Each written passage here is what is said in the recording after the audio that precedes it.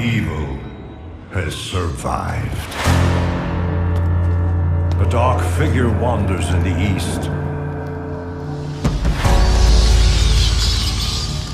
He must be stopped. At all costs.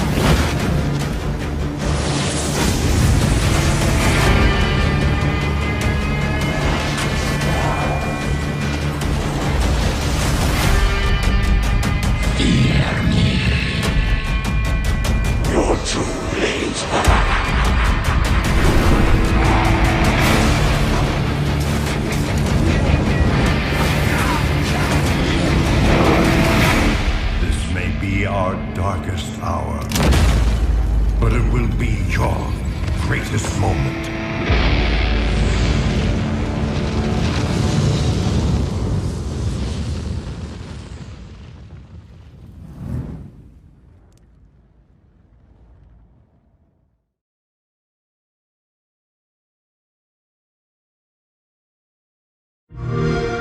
A new day is upon us. A new generation built to fight. Together, we are unstoppable! Are you ready?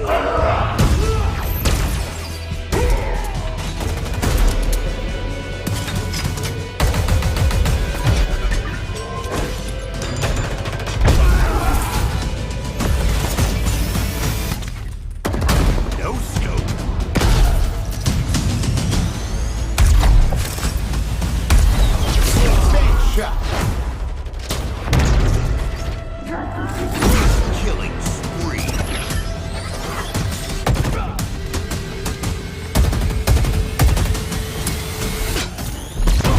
Double kill. Hello, let's do some damage. Skewer acquired.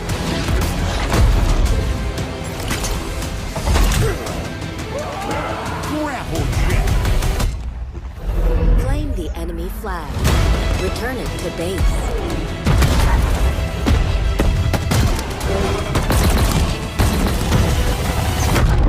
Ordnance drop inbound.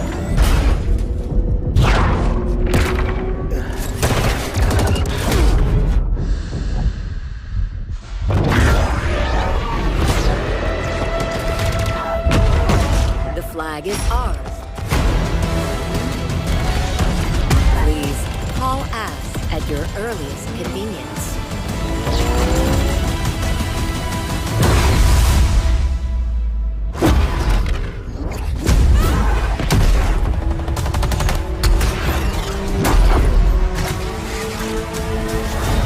Now, show me what you can do.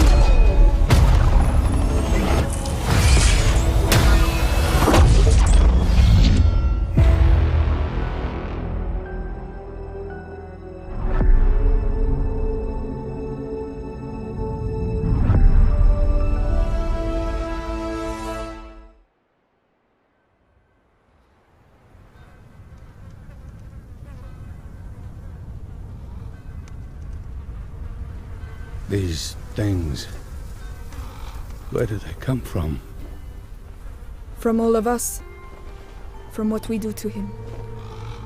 Can you stop it? I don't know. But he's my brother. And I would die for him.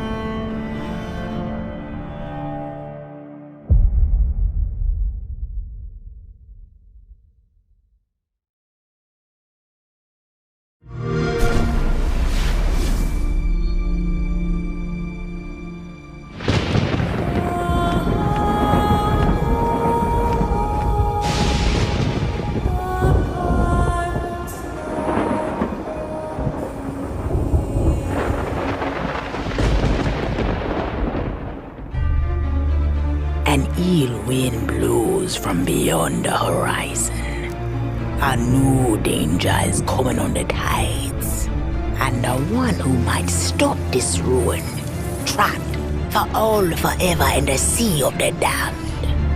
Now to save the pirate life, you must start by saving the life of one.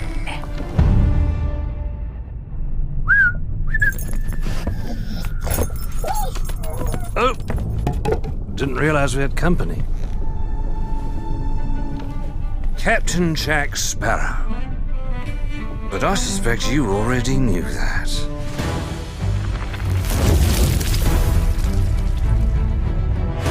Because of the treasure Jack stole, a darkness followed him here. And if it's not stopped, this world will sink into shadow. This sea holds many secrets. Ah, a new body at last. All I can do is show you the way. From what I hear of this so-called Sea of Thieves, it's nothing but cursed crews, bloodthirsty mermaids, a legion of dead, angry pirates. Oh yes, and now one Davy Jones. Hello! Well, I believe that now is the perfect time to use these cannons. A world without the attack our best is a world that refuses to face the truth. Nothing lasts forever. Destroy that!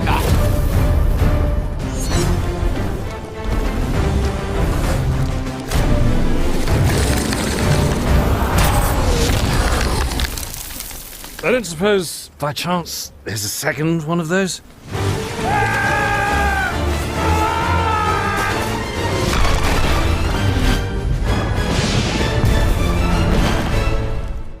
The Sea of Thieves, eh? Bring me that horizon.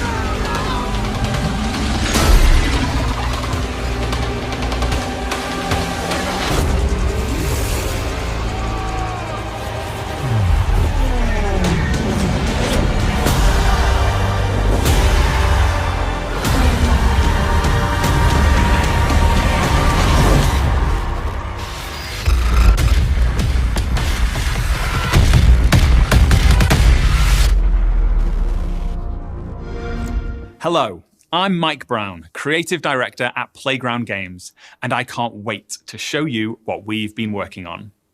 Horizon is known for fun, freedom, and beauty. This year, the Horizon Festival arrives in beautiful, diverse Mexico. This is the largest and most diverse open world ever in a Forza Horizon game. And there is no better car to explore it than the stunning AMG Project One Forza Edition. Rendered in unparalleled detail and with ray tracing in Forza Vista, thanks to the power of the Xbox Series consoles. I've invited along some of the team to help give you a taste of some of the amazing content that's waiting for you in Forza Horizon 5. Please welcome Bill, Maddie, Sierra, and Don from the Forza team. Hey, Mike. Hey guys, what's up? Hey, everyone. Hey, what's up, Mike? And we also have Abraham with us as well. He's one of the talented actors who will be appearing in the game. Bienvenidos a Mexico. I can't wait to show you what we've been working on. We begin in the rainforest on an expedition. This is a new campaign mode in which you set out on an adventurous journey across Mexico to explore new locations and discover places for the festival to expand. I'm on the river now. We're getting close. There you are. How's the expedition going? I'm racing a car through the Mexican jungle, Rami. Doesn't get much better than this. I can see some ruins up ahead. Bienvenida Alpsmal. Look out for the flamingos! This city is still a jewel of Mayan architecture. That's a peek at our adventurous campaign. But Forza Horizon has always been a game that's best enjoyed with others. Let's go and see what some of our other players are up to. The Xbox Series consoles allow us to capture every last detail, right down to the individual needles on these cholla cactus. The scene looks real, but there are no tricks. This is in-game. Maddie is behind the wheel of the AMG Project One Forza Edition in Mexico's lush, living desert. The perfect place to meet up with friends and head out for a drive. Thanks to the next generation of our Horizon Live servers, everyone else we see here are real players. And it looks like Maddie has been joined by some other members of the Forza team.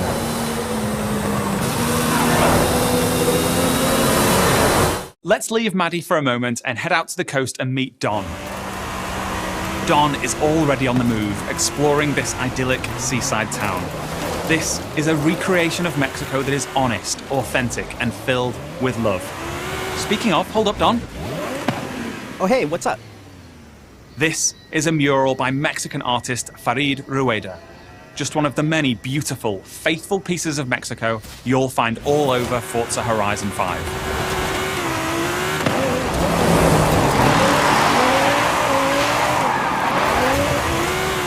While Don drives down to the beach, we'll jump over to the Gran Caldera volcano. Check out this geology detail, implemented with precision accuracy using photogrammetry data captured on location atop an active Mexican volcano. The entire world has been recreated at this level of detail. And here's Sierra in her favorite off-road buggy. The volcano Sierra and friends are exploring is the highest point ever in a Horizon game. And thanks to the power of the Xbox Series consoles, from up here we can see for miles in every direction. In the distance, we can just about make out Guanajuato. Let's take a closer look. Guanajuato is one of the most beautiful cities anywhere in the world. It's a colourful, undulating city full of vibrant architecture. It even has a sprawling network of tunnels. And these twisting, turning, overlapping streets mean that as well as looking good, it plays great too. As we see here, as Don is challenged in Horizon's open world battle royale, The Eliminator. While Don tries to win that race, the rest of our players are still out exploring this diverse open world. Let's head north to the canyon. The Horizon series is known for its uplifting beauty, and using our unique HDR camera rig, we captured 24-hour shoots of real Mexican skies at 12K resolution. And thanks to the Xbox Series consoles, these photorealistic skies result in lifelike lighting that dynamically changes every frame, making you feel like you're really there. Here's Maddie again. She's joined by Abraham and some other members of the team. Our players are using Forza Link, the new AI assistant that intelligently tracks the status of you and the people you meet online, and then helps you link up and play together. We'll now head deep into the rainforest and rejoin Bill and the rest of our players. Here we see our new volumetric lighting system filling the scene with god rays as the sunlight dapples through the dense rainforest. A Horizon arcade minigame is about to start. Forza Link knows that Bill loves minigames, so it intelligently prompts Sierra to invite Bill. Bill accepts, and they're seamlessly linked together with their GPS route set. With that Horizon arcade minigame starting soon, all of our players are coming together. This minigame is called Pinata Pop, signaled by the Horizon cargo plane dropping a payload of pinatas. Ooh, over this way. Gotta catch up to you guys. Our players now have to work together to find and pop as many as they can. Okay, go up here to the left. There's loads along the main road. Here I go! I'll take a look through the bushes here. There's some between the houses. Oh, there's a couple more over here. Sweet. While the team grab those last few pinatas, we're going over to the stadium because I have one more thing to show you. This is Event Lab, the incredible new toolset that allows you to create your own races, game modes, and gameplay experiences. You customize everything, right down to the fundamental rules of the game.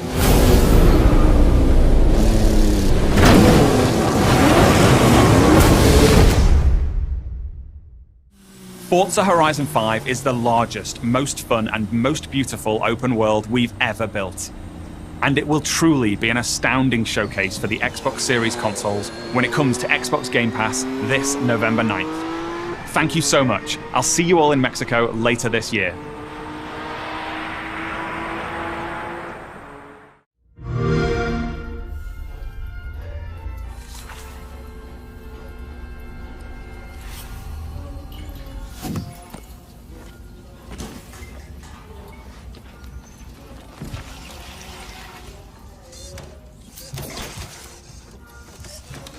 Pobre bribón. I'm gonna have to take you apart again. Hey, Dev, anything in? Ingredients exist too. Bendable, 25 centimeters. Dramatically elongated. Go on, make yourself useful.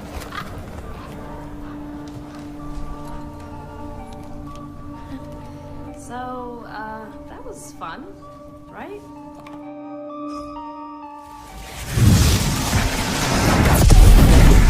That's your cue, mate! Sleep tight. You know what this reminds me of? My time in the Himalayas! Letty's later, Dad! You think they can't kill you anytime they want? Hey, asshole!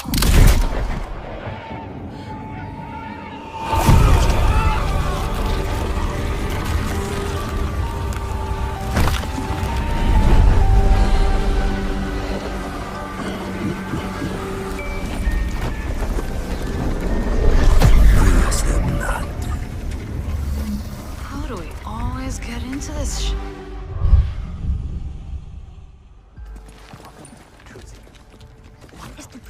In the field in Redfall, Massachusetts. Behind me, we are witnessing clear signs of cult activity as the locals engage. Hey!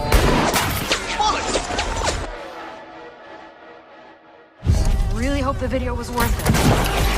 Everybody, fall back! People need to know what happened. Layla, with me! Get me on the roof, now! Thank you, Layla. You're the best. Oh, Jacob, don't even mention it. Come in! Now or never!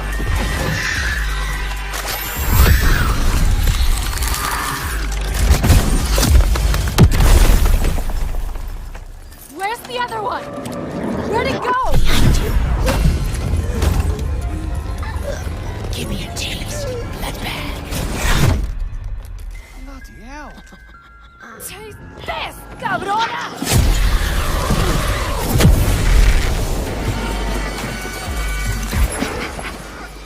Watching you. Ah! Jacob, there's something. Thumb goes through rabbit's Oh, shit. Dev's gonna love this one.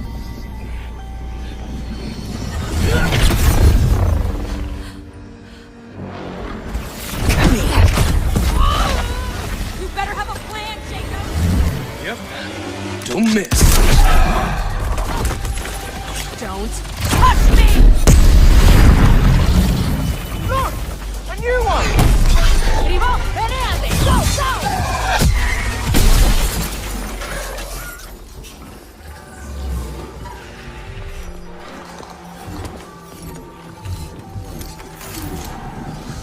Kill me, and you can break the blood trance. It's only just begun.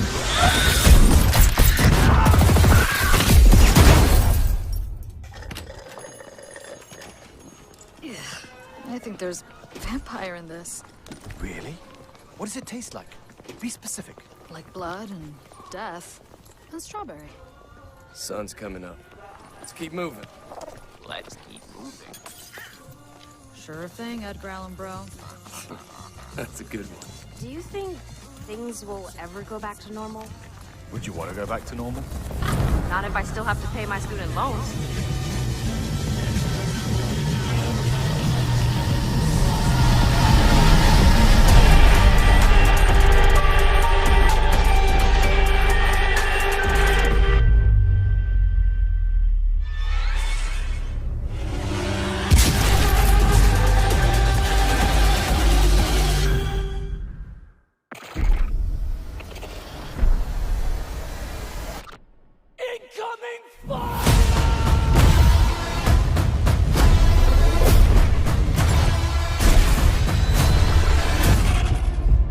Attention all squads. The Russian troops are falling back. Do whatever you can to secure the sector.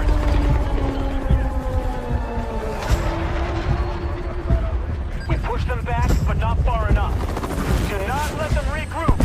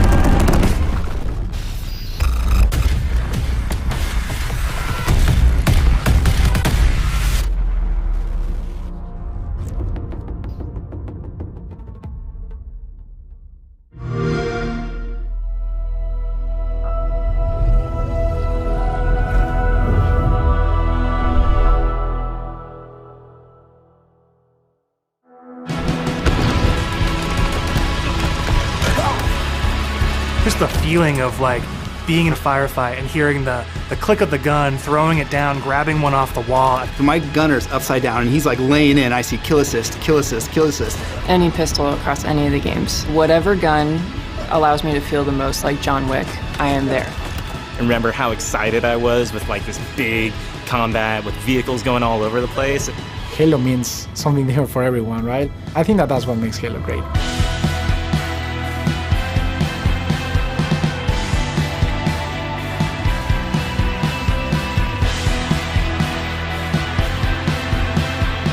what is Halo multiplayer? And for me, it boils down to this tight arena-style combat and big team battle, this wide open, vehicle-infused kind of combat. We're taking that awesome legacy or classic Halo combat experience and modernizing it in ways that'll feel fresh to old players and really exciting to new players. We're gonna give you great ways to customize your Spartan, really make your super soldier your own, and we're kicking off a journey, an experience that's gonna evolve month to month, season to season, year after year.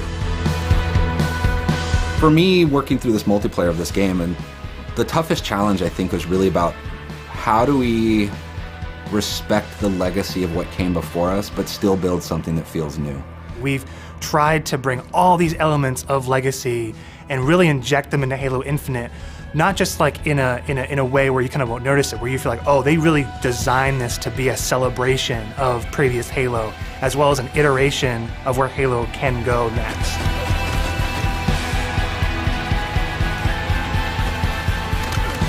The vision of Arena was all about a tight experience. It was all about being fair. It was all about earning everything on the map, earning everything, every kill you get. Going back to like what is the core foundation of what made the great Halo multiplayer arena matches great. Halo, it's really about fair and balanced starts. So everybody's on equal footing when they come off the rip. And then once they start running around, it's about scavenging. It's about finding new toys and kind of developing your playstyle as you run through the match.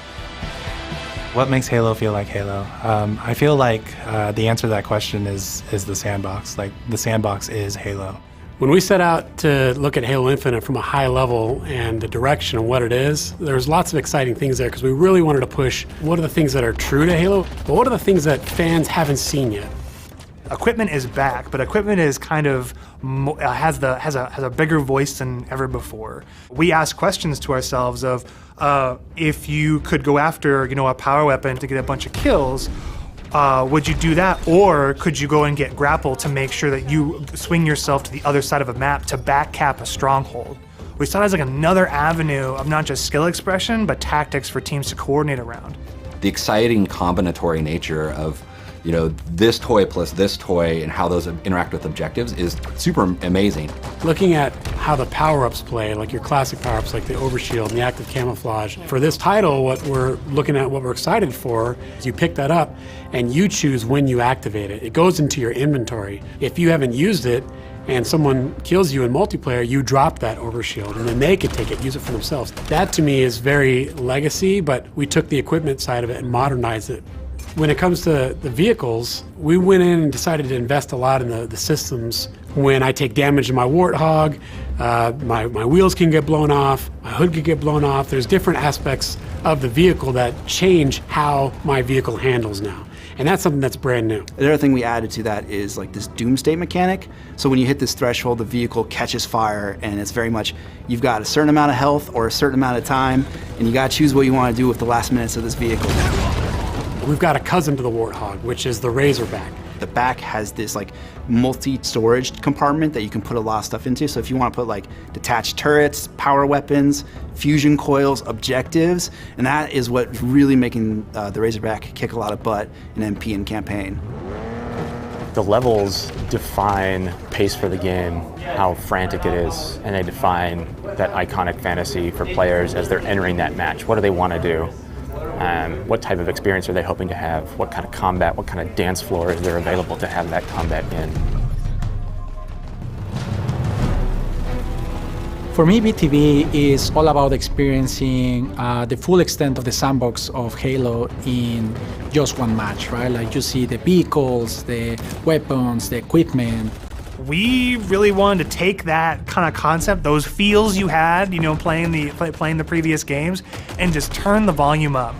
Vehicles are no longer just spawning at bases anymore. We have Pelicans delivering them, and we have a commander in your ear telling you that Pelicans are going to be dropping off these vehicles. Scorpion tank is inbound. We have Halo 2 style Delta Halo mission weapon pods that fall from the sky to resupply the field.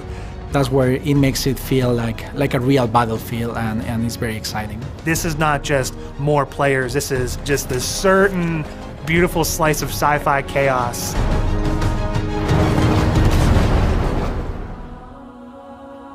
The announcer is your big gameplay moments, your game modes, just like the way it was before. Play catch. Personal AI is really a reflection and information for the player. Personal AI. Designation button. So if a player grabs a flag, your personal AI is going to tell you to, get that thing back to base and give you some like moment-to-moment updates. Our team took the enemy flag. What if we can let players choose their own AI, and each one of those are different voices, so that players can find the one that fits their personality and their mood the best? They add to the sense of like me as a Spartan being more important, and for us in multiplayer it is really about becoming a Spartan. You're Spartan. You are you inside of the Halo universe. The body of customization content that we have on day one ensures that there will be millions of customization combinations for Spartans on the battlefield. That includes things like armor coatings, armor emblems, various armor effects, down to the individual armor pieces. So your shoulders, your gloves, your knee pads, your helmet, your visor, your helmet attachments. Then you look at weapons, and we've got a whole slew of customization offerings there. Vehicles have a huge pool of customizations too. We support customization in the game. Players can do the same thing on HaloWaypoint.com, as well as the Halo Waypoint app. The player also customizes the Spartan, the soldier inside the suit. We want the Spartan to represent the player as much as possible. They can change their body type and their voice, as well as choose prosthetics for the first time. Coatings offer us a unique opportunity to craft some hyper-polished looks and let you express yourselves in ways you've never been able to before. We're coming at this from a player-first mentality. So what that means is that there's no random loot in this. There's no loot boxes. It's very important to us that everyone understands exactly how they unlock customization content, and we have a variety of places where they can do that. First off is the Battle Pass. The Halo Battle Pass will never be taken away from you. And what I mean by that is once you buy it, it's yours and does not expire. In future seasons, you can purchase old Battle Passes as well as the current Battle Pass and choose which Battle Pass to put your progression towards. All of these rewards are single source, so you're never going to be confused about where things come from. If you can unlock something in the Battle Pass, we're not going to let any other players circumvent that by purchasing it out of the storefront. A lot of our stuff is unlocked through playing the game and only through playing the game. All customization is just cosmetic. Every season will have its own theme and introduce new components, new looks, new gameplay for players, new opportunities to earn and collect cool rewards. We've seen the Samurai already. That's one of our event armor cores, and that's going to be something that players can earn through gameplay for free. With us going free to play for the multiplayer part of the game, like that was a big goal because, how do we have a way we can always bring players in, right? And they can, when we have a new update, they'll just dip their toes in if they even just want to see it. Not only are we free to play, but we're free to play on PC as well as console. And what that means is we're able to get the biggest audience we've ever had. Everybody gets to play with no barriers. And even better, your progression carries from one platform to the next. Getting our game to be on PC and console at the same time is an amazing chance for us to really just kind of excite new players about the game.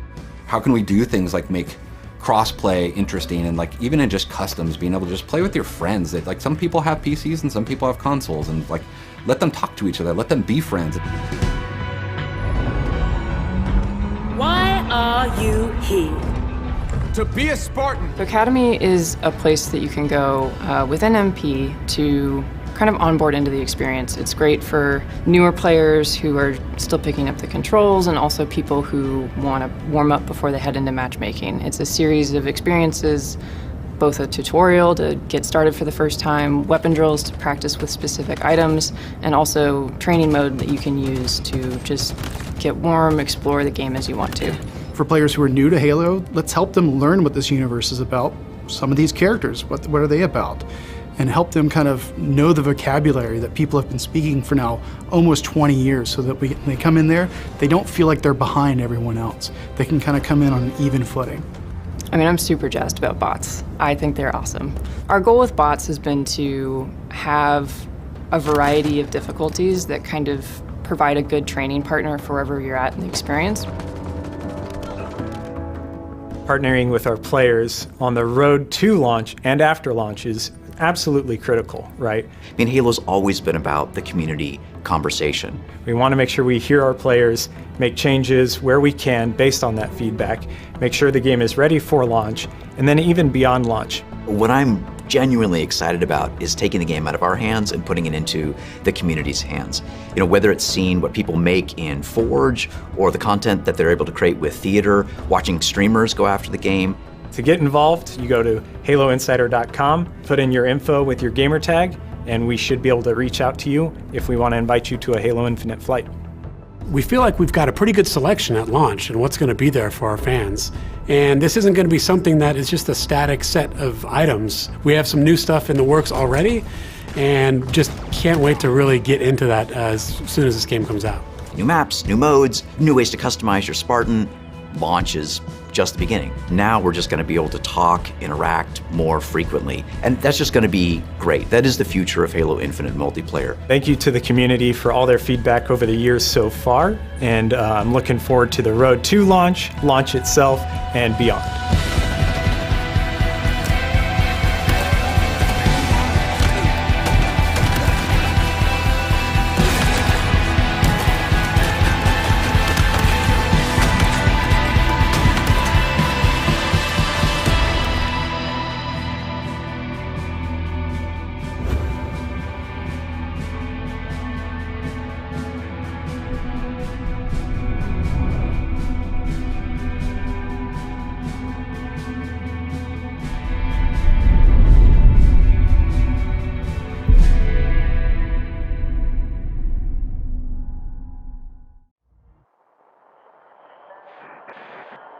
Constellation Starship Frontier.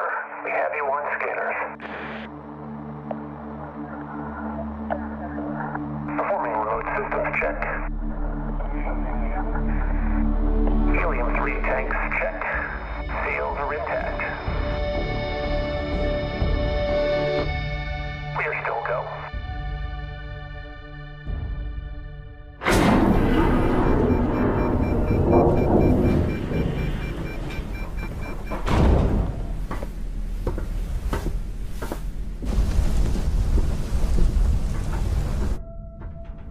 They say, the wonder is, not that the field of stars is so vast, but that we have measured it. You're part of Constellation now. Part of our family. What you've found, it's the key to unlocking everything. We reach your constellation.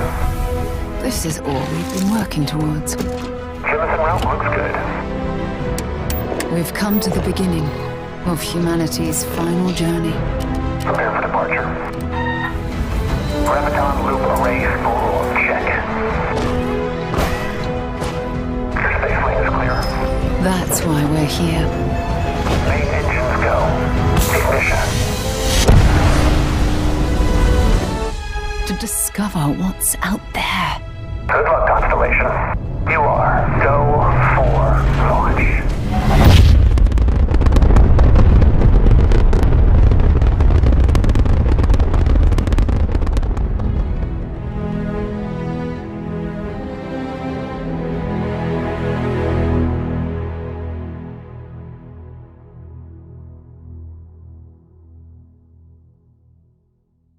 Welcome back to GameSpot's coverage of E3 2021. As part of Play for All, it is my great pleasure to be joined by Pete Hines, SVP of Global Marketing and Comms at Bethesda, aka Uncle Pete, aka the Keeper of Secrets over at Bethesda. How are you doing, Pete?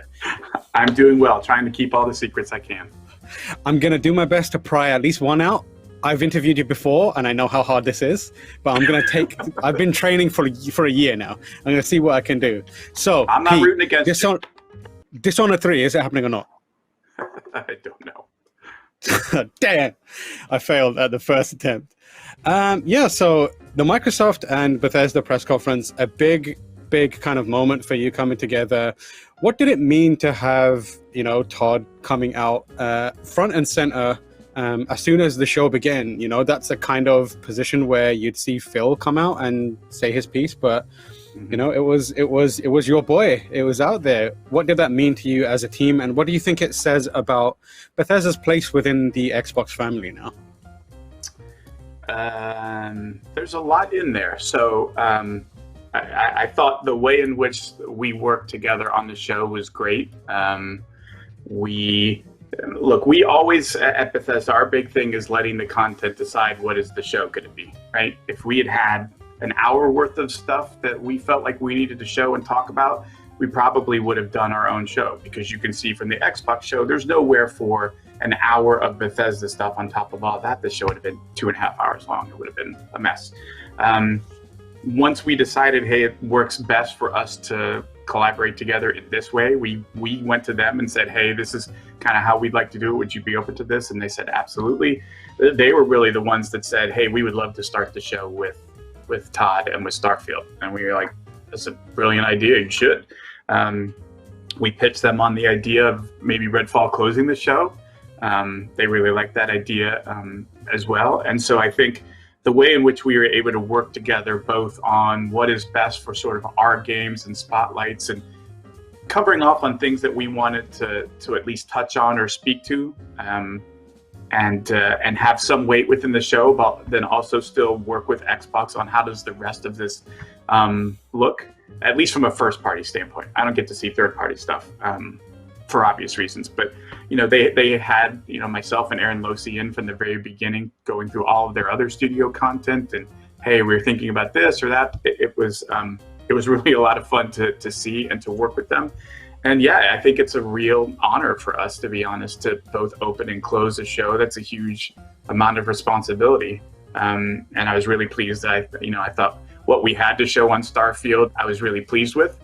Obviously, you'd love to be able to say, here's the whole game and it's done, and I can just show you the whole thing, but game's not out till next year. So we wanted to stick with what we knew we had and could talk about, and being able to show something in engine and game assets, I think for Starfield was super important to us, and the reaction so far has been great. It's very pleasing to see. Yeah, I mean, like, you certainly started with the showstopper with Starfield. I think a lot of people were thinking that would be the thing that ends it, so when it came up front, I think a lot of people were like, oh snap, that's awesome. Again, a similar kind of question. What was it like to have that game out there finally in a more meaningful way? We saw a teaser last year. It's a game that Bethesda has multiple times, even in the trailer, said it's a game that's 25 years in the making. What does that really mean? What does that phrase kind of like? What does it represent? A game 25 years in the making? Yeah, what are you talking about when you say 25 years in the making? Todd has talked about this a lot, and I think that's the important context to have, which is, as he's thought about it, they were working on the Elder Scrolls when I first got to Bethesda in '99. That's what we were known for. They always wanted to do more than just sort of classic high fantasy role-playing. Post-apocalyptic was the next place that they wanted to go, and the way in which we approached that was getting the Fallout license. They're like, well, we can go do our own thing, but if you could get us Fallout, that's the game we really want to make another one of. Like, we want to continue that franchise. And so we went and got that. The other game they wanted to go to after those two was a sci-fi game. It was something that Todd had tinkered with himself back when he was coding and making games. But I think to do the kind of game they wanted, and the kind of game that you would expect from the folks that made Fallout 4, Fallout 3, Skyrim, Oblivion, Morrowind, to make a sci-fi game, it was a tech lift in terms of being able to represent that in a way that, you heard Todd talk about it at the start of the show, that transportive thing, right? That it wasn't enough just to do a game in space, that it wanted to do a game, a sci-fi game, where you really felt like this is real. This is a real place, which is honestly, the comments that I paid the most attention to, because, well, I want to see 5 more minutes. Well, I would have loved to have given you 5 more minutes if we had it. I'm sure we would have shown it. It's not like we just arbitrarily don't show great gameplay because we're trying to be difficult. I think what we had to show, and showing folks the inside of that ship and all of the sort of lived in qualities of it, right? And I saw a lot of people talking about, it feels like you're watching somebody actually about to launch a ship, and all of the components and the little notes or the wear and tear on it. Like, well, I think that's part of what that team does really well, which is a sense of place that felt like a real location that you would really sit in and launch a ship, and that, you know, pieces of tape and things get knocked up, that they have a sense not just of how it looks, but also how it will work. Like, you know, these buttons all have to do something. You can't just be punching buttons and flipping things, and getting into that level of detail requires a lot of things that, quite honestly, the team didn't feel like they had until now to be able to execute on what they had envisioned. Right. I guess it's tricky from like the side that I'm on as someone who is really interested in the game, and fans who are interested in the game. It's difficult because, and it's difficult for you as well as a team, where once you show a small amount of it, is basically like opening the floodgates, and there's a demand for it now, and they want to see it. So I guess the question for that becomes like, do you have an idea of the cadence of how much you're going to show and when you're going to show more of it? Obviously right now everyone's just like, but what is the gameplay? When will we see the gameplay? And those questions are going to be incessant and lingering until you show the gameplay. So do you have a plan in place for when it's looking like you might show it more? Are you able to say when that might be? Like, otherwise I'm showing up to work every day and being like, hey, anybody want to say anything about Starfield today? Or like, of course we've got a plan. But that plan, as I said before, is 100% based on where's the game at. Because we're a big believer in not just telling you about it, but showing to you, right? Yesterday, the importance of that was not that we told you about that stuff, but we said, hey, in engine, this is the game. This is what we're making. It's alpha, so, you know, don't judge us too harshly. But this is the thing we're making, and we want it to feel like and look like, to give folks that sense. I just don't think you can shortcut that. We put out another tone piece today. You know, it shows off more concept art and gives even, you know, a little bit more of what the team is trying to create with this game. But it's, you know, we got a ways to go, and you know, we have thoughts around timing for when we want to talk about things and show things, but ultimately it has to be, is the game ready to show that feature? Because if not, it doesn't matter whether you want to or not. You can't show folks this is what it means to play the game, or to see this part of the game or that part of the game. We need to be able to show it to you. Right. I guess one of the big discussion points that exists around Starfield now is the Xbox and PC exclusivity is finally confirmed. And I guess the question around that is, at what point did that become a consideration for you over the course of development within Bethesda itself, and how did it impact both the development and also as something that you would know, particularly like your plans for marketing? Because you obviously go from speaking to a massive base of customers to kind of focusing it down a bit, right? When did that become a consideration, and how did you approach that?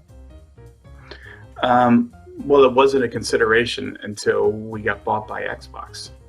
And then as part of Xbox, and we looked at what we were doing, it is going to be exclusive on PC and within the Xbox ecosystem. And I think it's important to phrase it like that, only because, you know, recently, within the last week, Phil has talked about how they're looking to expand that, right? And other ways they're looking to bring Xbox gaming to folks who don't own a Series S or X or even a PC, but want to play the kinds of games that, you know, we're bringing to Game Pass and we're bringing to Xbox. So wherever and however that Xbox ecosystem expands, obviously we're excited about that.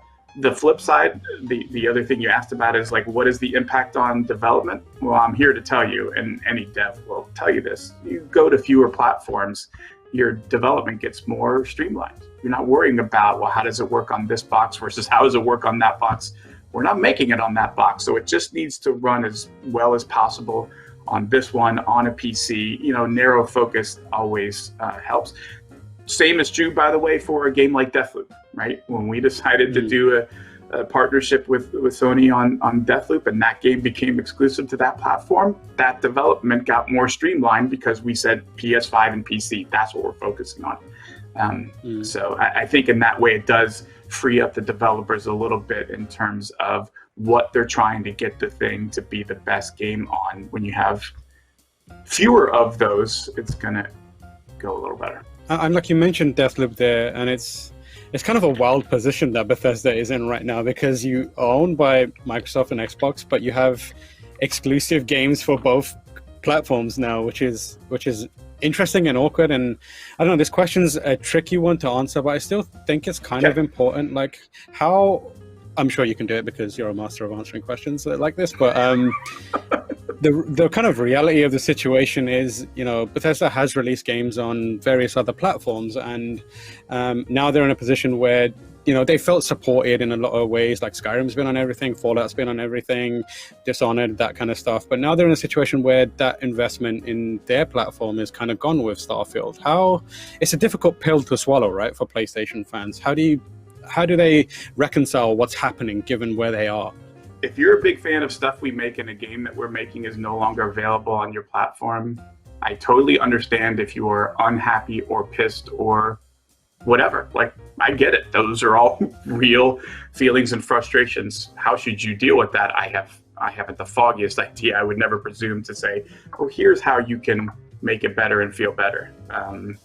At the same time, you know, there's only so much time I can spend on being focused on what we're not doing, right? I'm trying to focus on, yes, we're not. But the actual problem is we are making it for these other platforms, and how is that going, and where are we, and when are we ready to talk about, to your previous question, these different elements of the game, and what does that plan look like, and do we need to evolve the plan or change the plan based on the timing of things coming into the game or when they're ready to show. So I tend to focus a little bit more on the, like, well, that I can solve, that I can have a conversation around, should we talk, how are we going to talk about this feature? How are we going to explain how this part of the game works? Because those are things like I don't know how to allay the fears and concerns of PlayStation 5 fans other than to say, well, I'm a PlayStation 5 player as well, and I've played games on that console, and there's games I'm going to continue to play on it. But, you know, if you want to play Starfield, PC and Xbox, sorry. All I can really say is I apologize. Because I'm certain that that's frustrating to folks, but there's not a whole lot I can do about it. It's a good thing that Microsoft makes Game Pass such a compelling proposition. The kind of, you know, now more than ever, the idea of getting into the Xbox ecosystem is so appealing. And speaking of Game Pass, as a company, as someone who's been within Bethesda, how has your kind of perception of Game Pass changed, if at all? Because it's gone from being this kind of interesting idea to like absurdly successful extremely quickly, right? It's like absurdly successful, yeah. Yeah, it's like unreal. Look, well, you can trace it all back to one decision, which predates us joining Xbox. I haven't even gotten around to asking anybody like, hey, how did this happen or come about? But all of the folks who decided, hey, we're going to start putting our studio titles in Game Pass day one when they're also available for sale, that changed everything. It's remarkable how different Game Pass is now when you understand that, like, you don't have to wait, because the old way of doing it would have been like, well, a year from now, you know, maybe that game gets added, or 2 years from now. Even our own participation was always well post-launch. You know, they would say, hey, what do you think about putting, you know, a Fallout this or a Doom that into Game Pass or ESO? But it was always well after that content came out, and shifting to Game Pass day one, and how many people are going to play your titles. You know, the number of folks we've seen going into games like Prey or Dishonored or Doom 64 or whatever it is remarkable. And getting to now talk to that Game Pass team and really all of Xbox as a first party, which is still weird to say, and just learning how they think about it and approach it, and what Game Pass can do for your title in terms of player base and people active in your game is pretty amazing. And I'm super excited for where they are, and I'm even more excited for where they're heading and what they have planned. Like you said, I just think it's an obscene value. Somebody said to me on social media the other day, like, you could spend a lot of time trying to find every Bethesda title that you might want for your collection, or you could just sign up to Game Pass and like almost everything they've made is sitting in there waiting to be played. It's a ridiculous value on top of everything else that comes out and is in there. So I've become a massive fan. I mean, I was a subscriber to Game Pass before, but I would sort of graze it. I play a ton of it now, especially the xCloud stuff. I find that to be a really fun way to be able to take my games with me, and I've been using it a ton over the last 6-7 months. Did the conversation around it change from the Bethesda side in the same way that it did for people who are on the outside looking at it? You know, like people looked at it and they were like, I'm not going to sure if this is work. The idea of launching games into it seems like it's weird, and could that really hamper the performance of a game, to now where it's like, it makes perfect sense? Was it similar in the case of you where you're like, do we want to be putting Starfield on this for free, basically, to now being like, oh, it makes perfect sense?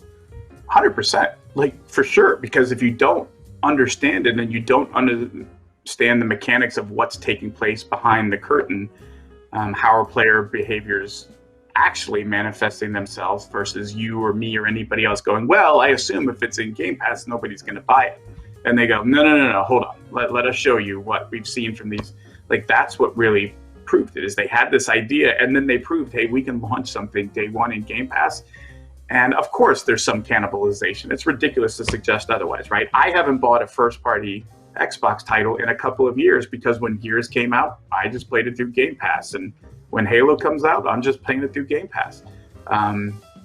But when you look at the larger picture of the sheer volume of people playing your game and how they engage with your content and how Game Pass is doing, like, it's honestly, Bethesda's mantra in all of the almost 22 years I've been here is pretty simple. We want to make great games and we want as many people to play it as possible.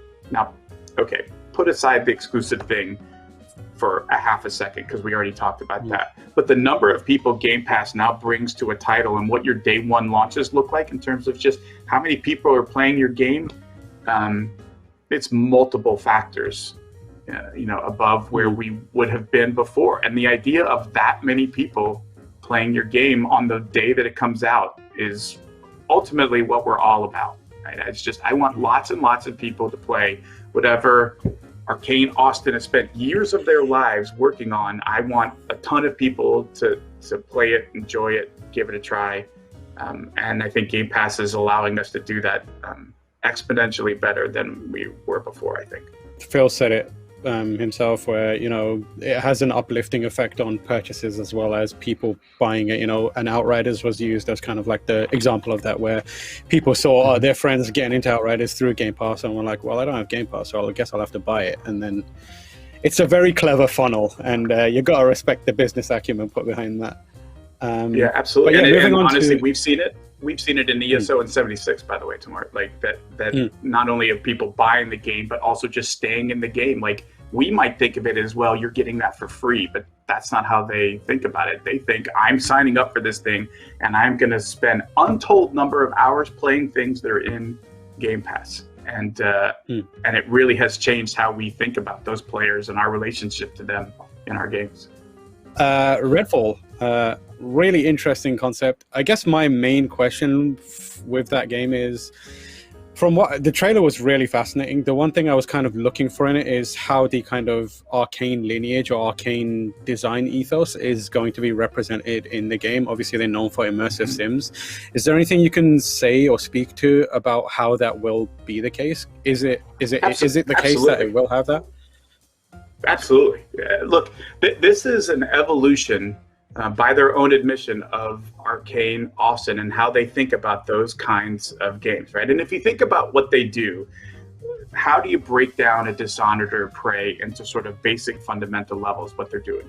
Well, one is very much non-scripted, right? They're big believers in systems-based games where they create some systems and they put them all together, and then whatever the player wants to do in those worlds, however they want to try and approach different situations is entirely okay, right? You want to jump off a giant building in Dishonored and before you splat on the ground, manage to possess a fish and suddenly be swimming in the water. Like, that's not a gameplay intended feature. That was a tester who figured out that the systems in the game allowed them to do it. And then Arcane said, we got to take that out because you're going to break the game. We said, well, now we got to support if you manage to possess a fish, and what is the player now going to do? So in a lot of those same ways, Redfall is very similar. It's systems based. Arcane does a great job of creating a sense of place, whether it's in Prey or Dishonored. It feels like a very realistic, tangible world, and I think that's the case in Redfall. And then just the way that they've gone about approaching the gameplay. Whether you're playing it by yourself, you can play it essentially single player, solo it, and play it by yourself, or you can play it with other folks. But it's going to very much, you're going to feel that Arcane DNA as you're playing through the game with how the game works. They've talked about ever changing. The idea is that you're in a game world that really isn't ever the same. Every time you play it, you're getting something different, that the world is changing from the last time you played it in ways that are meaningful from a gameplay standpoint. Like that a certain location isn't always the same thing every single time you play the game.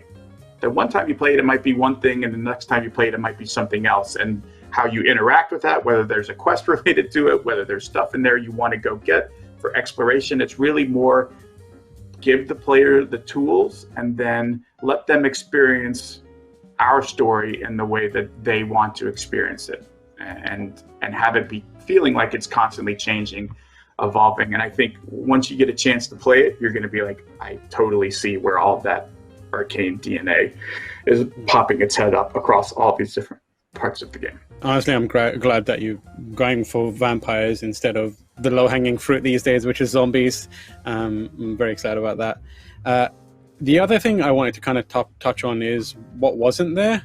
Machine Games, massive studio for you, great studio that produces some excellent games. What does a lot of people, especially in our community, very excited to figure out or understand or see what the future of Wolfenstein looks like? Is there anything you can tell us about, where that franchise is at and where even the studio Machine Games is at? Is it time for them to look elsewhere, or is it, they're working on a few things? So, what is the future of Wolfenstein looking like? They're working on the Indiana Jones game that we just talked about earlier this year, and obviously we literally just announced that deal, so you can make your own guesses at how far along that game is. They're in the very, very, very early stages of working on the Indiana Jones game. Where we are for Wolfenstein, or quite honestly any other franchise that we don't have announced plans on, we'll have to wait until we get to the point of wanting to talk about it. But you can put me at the head of the list of people who want to see another Wolfenstein game, so no worries there. I imagine the creative team, a lot of people are like, let's do something new and different. But at the same time, the fans are out there being like, I want a new Wolfenstein, I want another Doom, I want another Dishonored, I want another XYZ game. How do you approach finding that balance, especially now that you're owned by Microsoft and also you're working to Game Pass? I think we'll have to find out, because again, what you have to remember is we didn't have teams sitting around doing nothing, waiting for us to be acquired by Xbox so that we could then figure out, okay, let's figure out what you're going to work on next, right? BGS is already working on Starfield, then they're going to make TES 6. ZeniMax Online is doing ESO. They've talked about they're working on another project. We haven't talked about what it is up to, as they've finished doing updates and support for Doom Eternal. But Machine Games is doing Indiana Jones. We just announced Arcane Austin's Redfall. Arcane Leon is working on Deathloop. Tango is working on Ghostwire. So if you go through our studios, you actually find, oh yeah, I know what most of them are actively working on right now. So we don't have a lot of folks sitting around going, well, let's make something new, and should it be a sequel or should it be a new IP? We're just not at a point in this moment to start saying, okay, because we already have plans that have been laid out for what are these studios doing for years at a time. And one of the things Xbox said was, we are not messing with what you're doing or what you have going on. So there's been no change to any of our current plans, because their thing is just do what you're planning on doing. And, we want to work with you. Obviously, we want to understand what those are, right? Like, they're not just like, oh, Redfall. Matt Booty is always like, hey, how's it going? And, talking to Harvey Smith. So, those conversations are happening, but we're not really having what is Studio X going to work on next, because everybody already knows what they're working on for the next number of years. So I think those things will end up manifesting themselves as we go along. Final question very quickly. You mentioned it there. What's the deal with Ghostwire Tokyo? When we're going to see that again? Please, Pete, I'm begging you, let it out. Let it come out and play. I don't know. Hardball. The content, I like it. The content drives it. The content drives it, and when we feel like that game is ready, we've got plans, but all of those plans are based on dev. And as you know, nobody's development is going exactly the same as when we were all in the office together. So, we have to be patient and let teams take the time to make what they were planning on making in very different circumstances than we've been dealing with for the last year and a half. Pete, thank you so much for your time, and thank you so much for being candid Absolutely. with us. If you want to keep your eyes on GameSpot.com, you will be treated with plenty more E3 coverage content. Stay tuned. See you soon.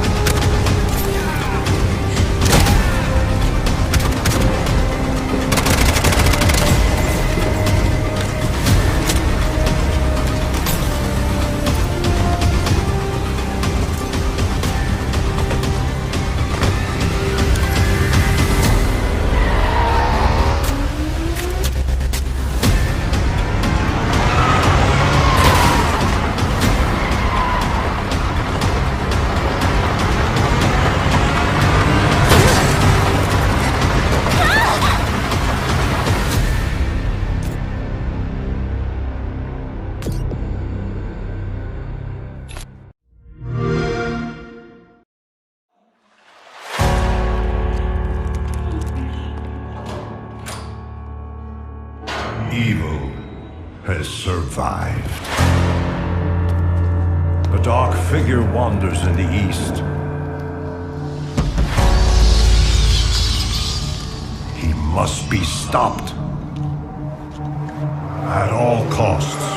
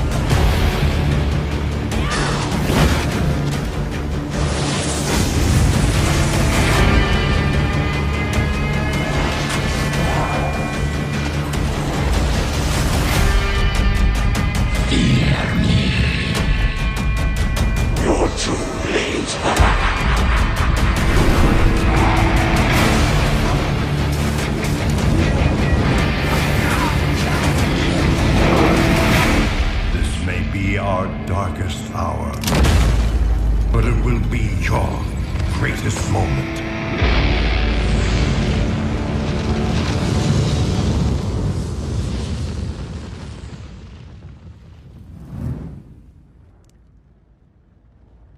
Nothing but illustrious guests here on GameSpot's Play for All, our charity drive and gaming showcase for the summer. I'm really excited for this segment because we have someone who shaped the Gears of War franchise and who is now shaping the Diablo franchise. Rod Ferguson, executive producer on the Diablo franchise. How you doing, man? I'm doing great. Thanks for having me. I really appreciate it.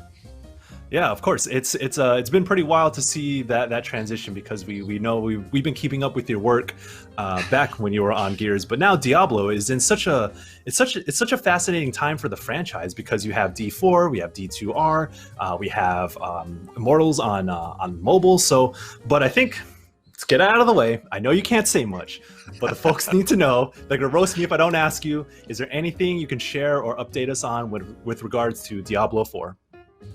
Yeah, well, I mean, since we did our announce, the dev team has been really focused on making sure we're communicating with the players. And so we've been putting out this quarterly dev blog, and we even had sort of a video one, if you will, or a visual one at BlizzCon recently. So our next one's coming. So at the end of this month, we're going to have a new dev blog. It's going to be really focused on character and character art. So we're really excited to share that with players. So that's the next big thing from D4. All right, sweet. Now we got that out of the way. We can focus on Diablo 2 Resurrected. What are we here to talk about? I have no idea. Oh, wow. Peep the shirt. So yeah, we're here to talk specifically about Diablo 2 Resurrected, because we are recording this before the Xbox showcase, but I'm going to ask you ahead of time, how does it feel to be on that stage now, showing off what you're working on? It is kind of weird though, because obviously Gears is so tied to Xbox, and now that you're like, yo, I'm with Blizzard now, and you're back on the Xbox stage, but how does it feel to represent Diablo on that stage now? Yeah, I mean, no, it's a little surreal, honestly. Like I was thinking about that, because I've been on the actual stage at E3 a number of times as part of being with Microsoft, and around this time we'd be like, you'd have had to go and get your clothes, because you always have to buy new wardrobe to be on the stage.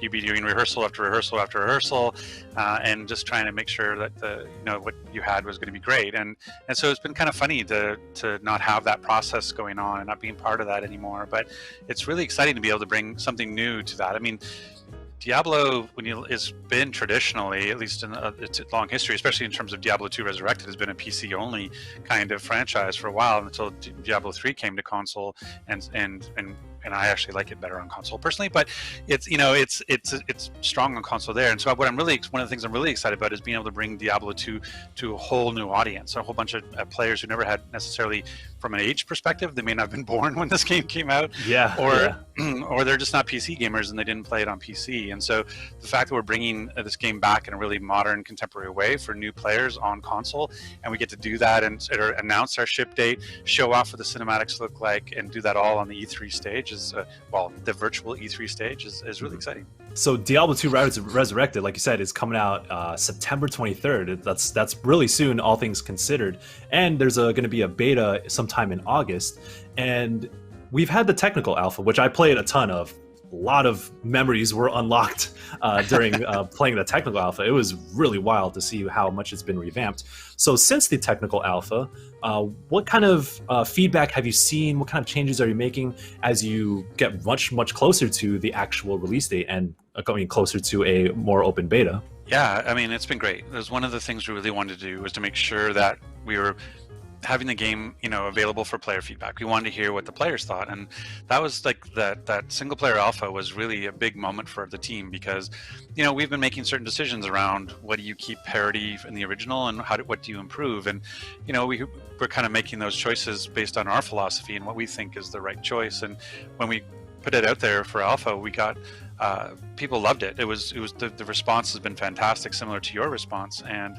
But we do get feedback, which is great, and we're listening to that. As we look at different things around big things around, hey, this is a little bit, like for example, that you spawn in before the load screen's gone, and so you can be killed when you spawn in. Like that's a big thing. We have to fix that, right? And then there are small things like, hey, I find the lightning too thin, or the blizzard isn't blizzardy enough. And so, it's a wide range of feedback, and we're able to sort of focus on it and really listen to what the players wanted. And we even took it a step further. One of the things I really wanted to do in the alpha is partner with able gamers, and so we were able to get disabled players to play as well and give us feedback. I mean, it's hard when it's a 21-year-old game you're building on top of. You can't necessarily do everything you want to do, but we at least wanted to understand, like, are there blockers, or how can we help? And so we've been really looking at what we can do with that feedback as well. Sweet, that sounds great. I mean, that kind of goes into my next question too, is trying to determine what you can and cannot change, or what you want and don't want to change. So kind of, how do you determine that as you step into a new role, you're got your hands on something that is very precious to a lot of players. Yeah, I mean, our key word was authenticity. Like, how do we keep the experience authentic? And so there are things about the game that can make it challenging in a good way. For example, you get a quest and it doesn't tell you, now go here to do the quest. Like, you have to go and discover and explore, and we think that's a big part of the game. And then there's things like the fact that you don't have a shared stash amongst characters means you have to create mule characters, and you're dropping stuff on the ground and relogging in really quickly, and it's not, it doesn't add to the experience. It's just part of what the technology was like back 21 years ago. So we've been really focused on making the game more accessible, and that's from, you know, how to play, from those types of things I just talked about, the workarounds that people had to do, from bringing it to console, and even, you know, some accessibility features as well. But we've really been focused on parity, and that's one of the nice things, is that the original Diablo 2 game, that 2D sprite-based game, is underneath the covers. It's the engine that's driving all the gameplay decisions. Did you kill that monster? Did you get that loot? All that is being driven by the original game. And what we've done is put a layer on top of it, which is this 4K HD surround sound layer that sort of takes all that engine and represents it in a higher fidelity. And so it has been tricky, but we wanted to bring quality of life. We know that people wanted things like a shared stash, and we know that they wanted things like auto gold pickup the way a contemporary game would. Yeah. But there were other things that we were just like, oh, that's a bridge too far. That's simplifying the game, not making it easier to play. Like, we want it easier to play, but not easy, if you know what I mean, or easier. Yeah. And so it's been a lot of that, but how we give people more access and make it and onboard them in a better way. Yeah, I think when I covered the technical alpha, I was like, oh, damn, I got my ass kicked.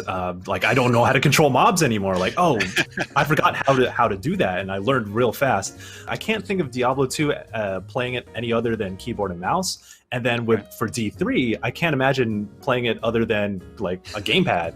And like those two games just like feel so different in my mind, and it really stood out when I played the D2R technical alpha. But how have you adapted the core of D2 onto a console experience? Because there's a lot of, like you said, the basis of D2 is still the core thing that's running this game. But I can imagine like things like inventory management and how you like control mobs, how you fire off skills and get away and move and pick things up in the environment. How have you, like broadly, like how have you just made this a sensible console experience? Yeah, I mean, it's basically a focus on understanding what the console and the controller is good at, and understanding that, again, it's one of those things where we try some things and we go, that's too far. Like we had for a while when you plugged in a controller, your inventory auto-sorted for you to try to keep, so you didn't have to do the inventory Tetris. And it was like, oh, this kind of breaks the game. This is kind of inventory Tetris is part of the game itself. Yeah.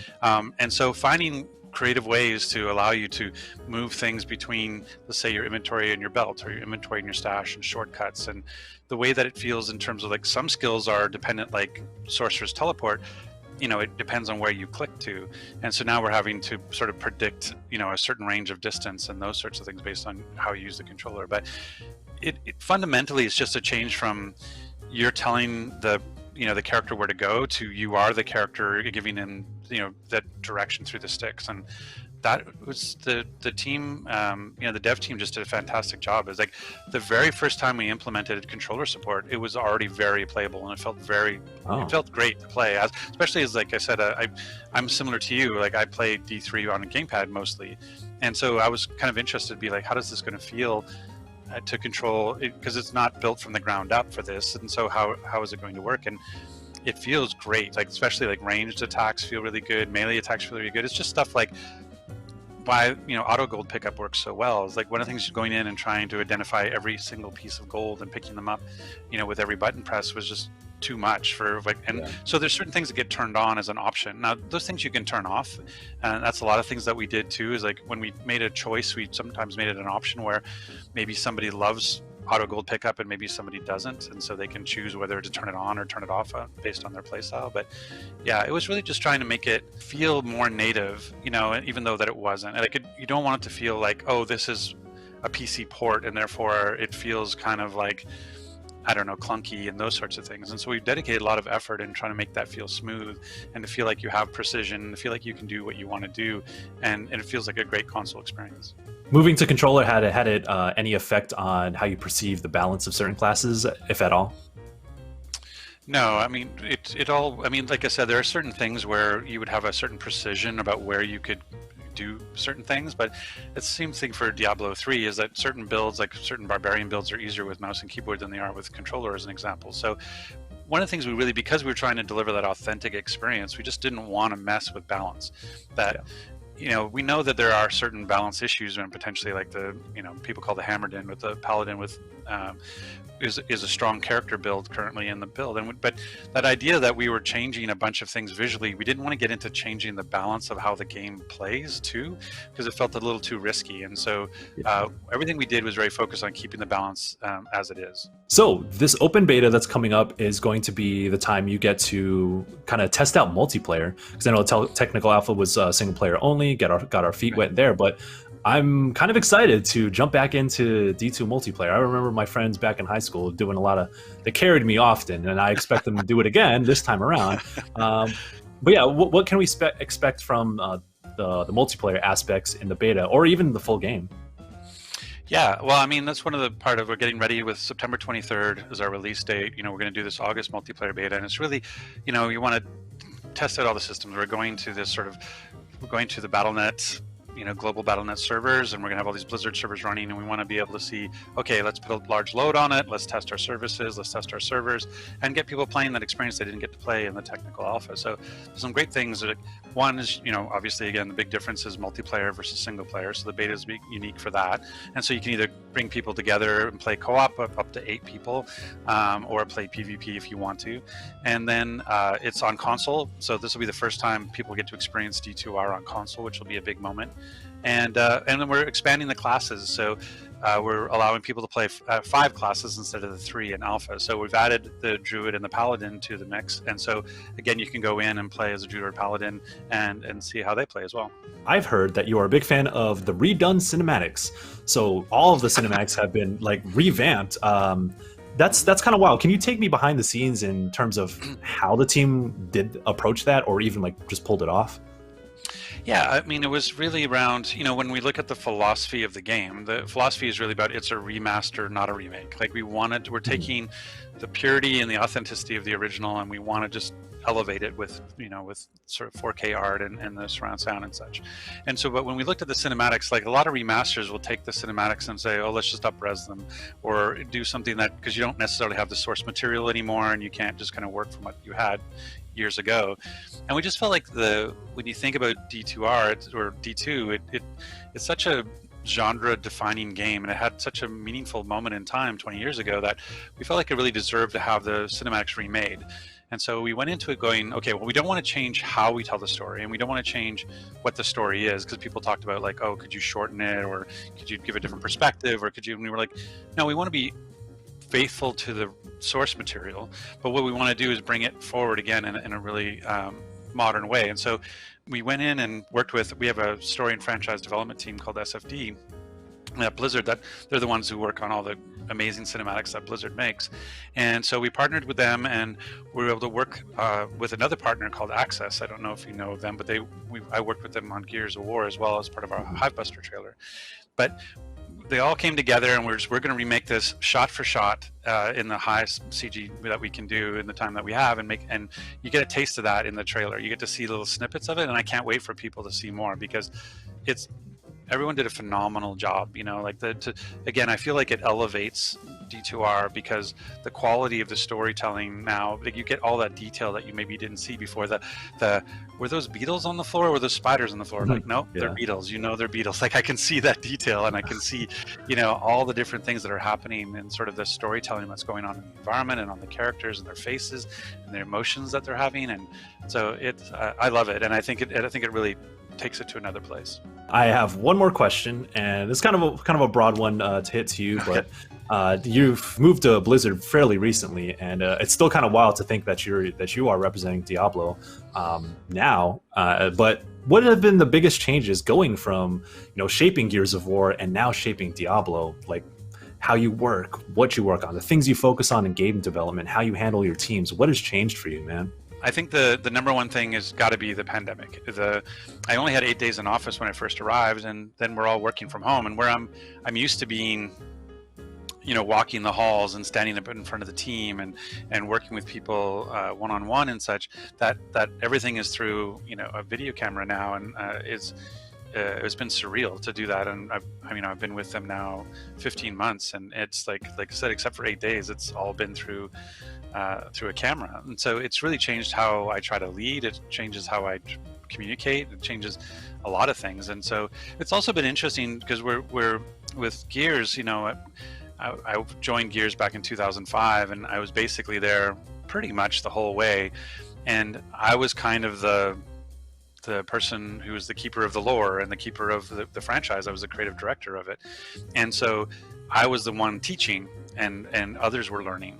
And now I'm coming into a franchise that I've loved, since the original D1, and having played it for all this time, but still I'm coming in as a student that I don't know all the lore, and I don't know every secret and where every skeleton is kind of in their closet around, like how the game works and the way that certain details about certain systems. And so I've had to come in much more as a student of the game than I was when I was the head of the coalition, sort of running Gears of War. So that's been really interesting. It's part of what, it's what helped inspire me to do this was just, it's a new challenge, getting to work on one of my favorite franchises, and getting to work with the caliber of talent I get to work at Blizzard. So it's been interesting. Like I said, doing it, from my dining room in North Carolina is a strange place to be trying to lead 3 Diablo games to ship, but it's been exciting. I appreciate the time that you gave to us to talk about Diablo and your work and your career. Is there anything else that you want to share before I let you go here? I think the one thing that I really want to call out too around the beta is just that the pre-order is happening. So that's one of the big things, is that with our announcing our ship date at the E3 event, we can now take pre-orders for console in terms of and what that also, those pre-orders allows you to get into the open beta sooner. So we're actually going to do the beta in 2 phases, and so there'll be a pre-order access phase and then an open phase. So I highly recommend, and we have a really cool, if you pre-order the game, you'll actually get a transmog in D3 that'll allow you to change your barbarian, both male and female, to look like the Diablo 2 barbarian, which I think is really kind of cool, to have that iconic barbarian look in D3.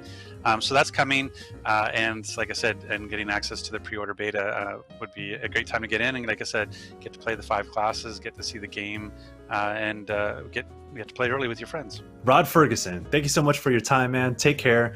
And Diablo 2 Resurrected is coming soon. Y'all should peep that too. And thank you all for watching this segment here on Diablo 2 Resurrected. I want you all to stick to GameSpot.com because we have so many more interviews, gameplay reveals, trailers, and live streams, because we are raising money for able gamers, and I hope to see you all around next time.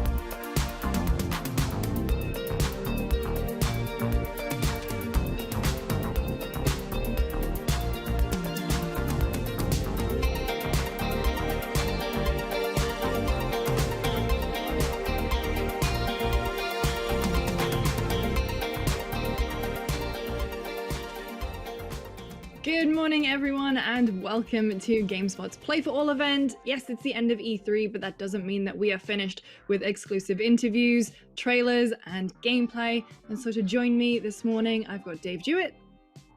Hello there. Did my Obi-Wan impression just for you again, Liz, since you roasted Thank me you. last time. I really appreciate it. Really enjoying the commitment to the bit. And Tamoor Hussain. Hi, how's it going? Oh, you didn't go for the Obi-Wan. No, I did it yesterday, and I was like, I'm good. Well, thank you both for joining me. We have got another packed day today, full of dev interviews. We've got stuff like Rainbow Six Extraction coming up in a couple of minutes. Dave, you spoke to Sven from Larian about Baldur's Gate 3. And of course, we will be showing the Xbox Extended Showcase, because just one showcase isn't enough. And it's going to be hosted by our friend Paris Lilly, and there are going to be deep dives in and updates on games like Forza Horizon 5 and Hellblade 2.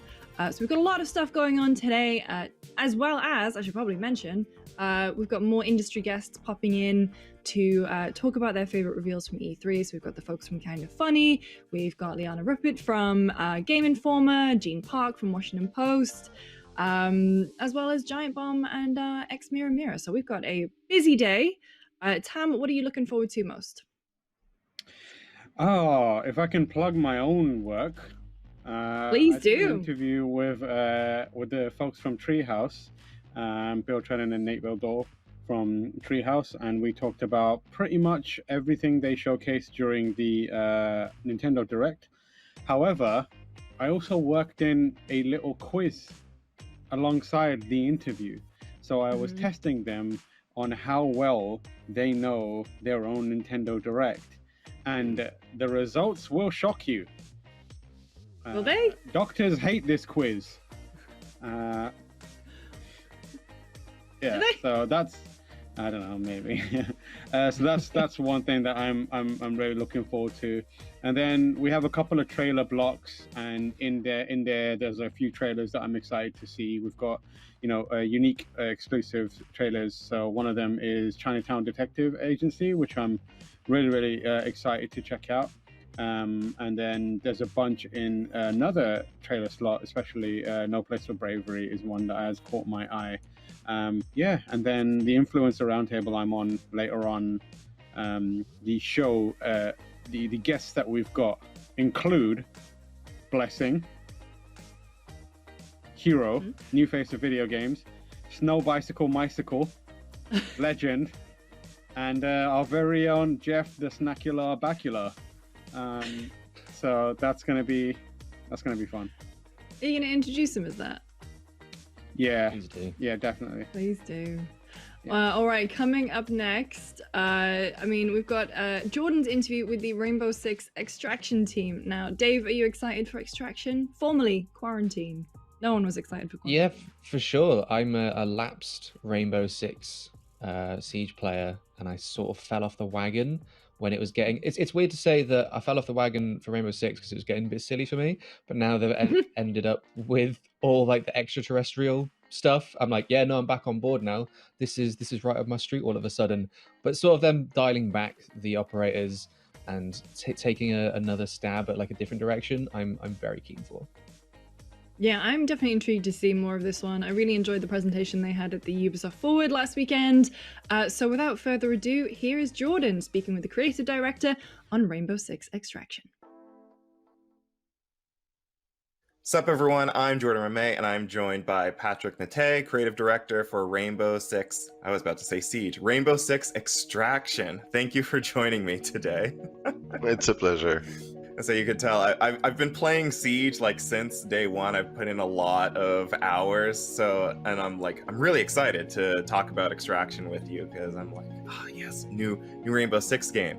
But like, if I accidentally say like Siege when I'm supposed to be saying Extraction, please just bear with me. I'll do my best. No problem at all. Yeah. I'm doing. I did it myself a few times, so it's okay. Okay, that makes me feel so much better. So now obviously, like, Extraction shares some DNA with Siege, like that's probably why sometimes I get a little mixed up in my mind. And I kind of want to pick your brain about that specifically. So starting off, Rainbow Six Siege has a lot of operators. It launched with just a few, but now there's just this massive roster of different characters that people are able to choose from. So how did you pick which ones would make the jump from Siege to Extraction? But like you said, a huge amount of operators available in Siege. So for us, it was very fun and also challenging to take a look at the roster and decide which one we would bring with us in Extraction. I would say there's too many points that we took. For sure, the gameplay aspect of each operator. Some operators are a best fit for a PvE experience, so we picked those operators. But we also chose a few operators either because we knew that they were really loved by the community, and in some cases, I would even go as far as to say we picked some of the operators that maybe didn't receive as much love as we would have liked in Siege, but that we think that they can shine in a context like Extraction. I would say it was one of those things that Aaron, who at GameSpot checked out Extraction ahead, he came back from the preview. Like my first question for him was like, is Hibana still there? Is my girl still there? Is my main still in the game? Totally. So Siege and Extraction are these two different games. So how does in-game progress work in Extraction? Does it work off of Siege, where if you've unlocked certain operators in Siege, you'll have unlocked them in Extraction? Is it a totally different process? Do the two games feed into each other? How does that work? Obviously, both games are built on the same foundations, but they're two different games. It's really Extraction is a standalone game with its own ecosystem. So there's no direct link in terms of progression between Extraction and Siege. What you do in Extraction, you will get the gain inside Extraction. I'm gonna have to probably unlock Hibana again, is what you're saying. Probably. Well, I'll do it. I'll put in the hours. I'll get my girl back. And I guess kind of like almost jumping off of that, why the decision to make that clean break away from Siege as opposed to just bringing Outbreak back as like a more permanent mode? Like you've decided to now go in this completely different PvE direction with a separate game. What was the reasoning behind that? There's two different elements that brought us to this place. First off is the Outbreak event. Like a few years ago, there was an event in Siege where it was a PvE event that lasted 3 weeks. The reception was very good. The community really loved it. And on the other side, at Ubisoft Montreal, we're big studios. There's a lot of different projects going on, and there was always this discussions about doing a PvE game. So it was like a bit like the stars were aligned to look at, could we take the foundation of Siege and come up with a standalone game to really push the envelope in terms of a real tactical co-op game, and that's what we did. And now that Extraction is coming out as this completely separate game, will Siege's future updates influence Extraction? Like if a new operator is coming to Siege, is there a possibility that it comes to Extraction, or now the two games kind of will they diverge and go down two completely separate paths? It's too soon to say. The only thing I can say at this point, though, and you hinted at it in the beginning, when Siege came onto the market, it started with a limited amount of operators, and it grew a lot from there. So I can not tell more at this time, but we have certainly different plans already in place for the very near future. The tease, you have my mind racing at the possibility of maybe getting brand new operators in Extraction, possibly even unique operators. I know you're limited. I know that you can't speak to it. We'll have to do another PR one of is these watching down the me. line. Yeah, they have their finger over the button. It's like, we'll cancel this interview right here, right now. Don't test us. But let's talk story a little bit. Like, so what is the goal that Team Rainbow's trying to accomplish in Extraction? So in terms of the context, 3 years ago, the operators were facing an outbreak, and at the time they thought that they dealt with the threat and it was over. In Extraction, they will very quickly and very abruptly realize that the threat is not only not over, but it evolved. It's not the same threat anymore. And a bit like the situation, worldwide situation that we lived in the last year, they don't know much about this new threat. So as an operator, you are going in incursion to go there and not necessarily to fight or to kill the enemy, but really to go and gather as much knowledge as you can on this unknown threat. And that way, the React team, the React Scientific, can analyze it and give you better tool to fight the threat. I say, and how exactly will Extraction tell its story? Is it just the traditional cutscenes? Is it like environmental world-building storytelling where people have to find clues during the levels? What's the deal? Yeah, I would say it's a mix of different things. For sure, at the core, the game, once again, it's a tactical co-op shooter. So we didn't want to put too much constraint and to force the players to listen to very long cutscenes. We know some players love it, some players have less interest for that. So we made sure that yes, there's going to be a few cutscenes. You'll have a lot of interaction with the handlers, the people that stay behind, and that gives you intel about what's going on, hints also about what you should do or not. And we also have what we call the Codex, which is basically all the knowledge that you will gather while doing the objectives will go in the Codex. So for the players that are very interested in understanding a bit more about the lore and the mysteries of the threat, the parasite, where it's coming from, what it wants, it will all be stored in the Codex. And like you've hinted, we have a bunch of Easter eggs hidden inside the different maps. So you might have the time to find some, although be careful, the game is quite challenging. So it's, yeah.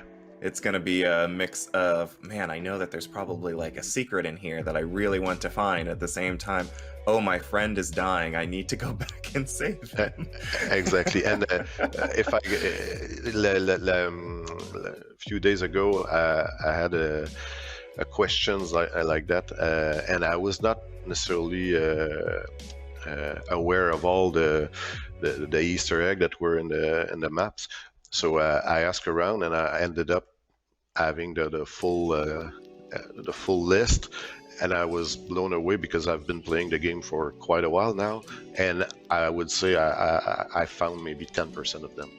The 98 other percent I was not even aware it was in the game, and some of them are quite impressive. Okay, cool. Like as an aside, when PR is not watching anymore, just like pass me the list, and we can discuss like lore secrets and stuff like that afterwards. I like to say, every man has its price. So let's talk. I say, so in your own experience playing Extraction, like you've mentioned already that there's like, it's still a bit of a tactical experience, but how does it, if in any way, like compare to Siege? Like, is it the same, like really tactical experience? Is it a bit more arcadey? Does it play pretty much exactly the same? What's the comparison? No, it doesn't play at all the same. Just the nature of it having only 5 opponents, but 5 opponents that are human in front of you is not the same as being in a PvE environment. But I would say that the best So the biggest difference is if you compare Extraction to what I would call other run and gun horde mode shooter out there. This is certainly something we didn't want to do. There's great games that accomplish it, but on our side it was really a matter of making sure that you feel like you're a SWAT team and you're outnumbered. But if you go gun blazing, you won't have the level of success that you might think you could have. It's really a matter of surprising the enemy, being ready to retreat quickly if things goes badly, and not go in an entrenched war against the enemy, because it's not going to be a recipe for success for sure. And could someone theoretically pick this game up and try to play through it completely on their own? Like, is there an offline version of this game, or is this like, no, you should probably find some friends online to play with? I would say for sure you can play the game from A to Z in single player, and it's very interesting. It's the same game. It's not something different. It's not a different mode. It's the same game, but the feel and the tension is not the same, because when you play alone, you are much more in control, obviously, because there's no one making mistakes apart from you. But at the same time, if things go badly, it's going to be much tougher.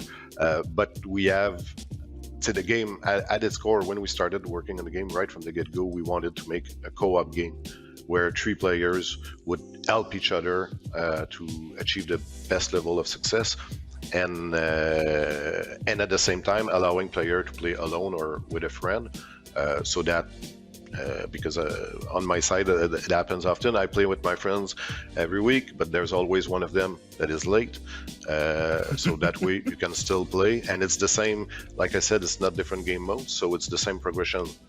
So you can still continue to play, and the progress that you'll make playing alone will translate in your 3-player squad and vice versa.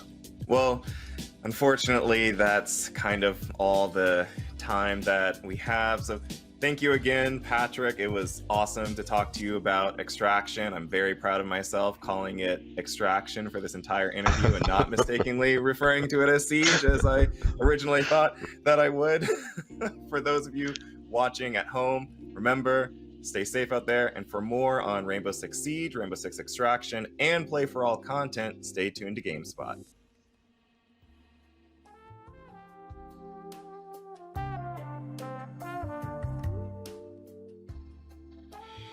That was a fascinating look at Rainbow Six Extraction, which I did not know had a single-player component or a non-online component. I'm interested in checking that out as well. Dave, you mentioned that you were into it. Did anything in there stick out to you as a big reason to come back to Rainbow Six?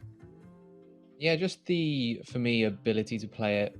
I feel like you'd get a closer knit group of people playing it together when, like, to be brutally honest, normal Siege made my friends salty. This feels like it's going to be something we can cooperate a bit more with. And I think it's beautiful that Sledge's hammer still has a place. It's like the most useful tool in this game, despite its simplicity. Yeah. Lucy, you up for getting in a bit of Extraction time? I definitely want to give it a go, but I'm really bad at just regular Rainbow Six Siege. I mean, I can barely... I'm also kind of nervous because I feel like there's so many different operators now. I'm not going to keep track of everyone and what they do. Also, the fact that I keep calling that one guy, is it Lionel? I know that's not his name, but for some reason that's what I call him. And like, that's my Siege. As long as people understand, that's saying I don't want to be doing bad shot calls, you know, because I'm not up to speed on lore and all the operators. But I am intrigued because we've talked about this at length, how much we want to find a new game. So whether that is Extraction or Back 4 Blood, then hey, I'm open to it.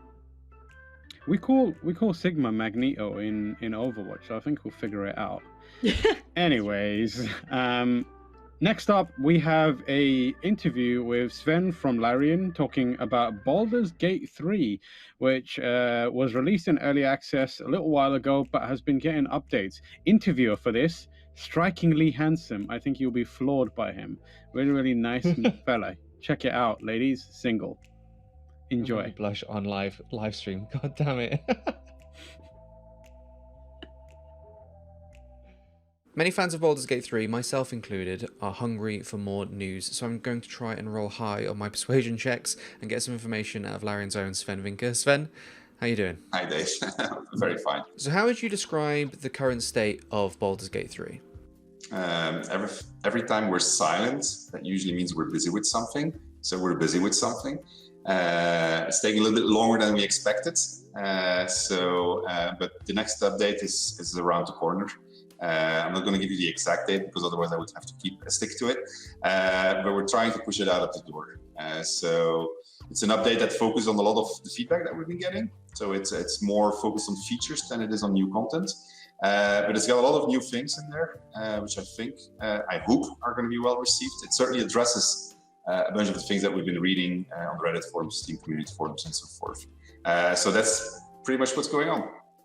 So the last major update was back in February of this year with the Druid being added. What has your team learned since then? So there's obviously, we are working on what's in early access, and we're also working on the rest of the game, trying to get it finished eventually at some point. Big things that we're learning from the players is onboarding is a big thing. So we need to work harder on the onboarding. So we're doing a lot of stuff.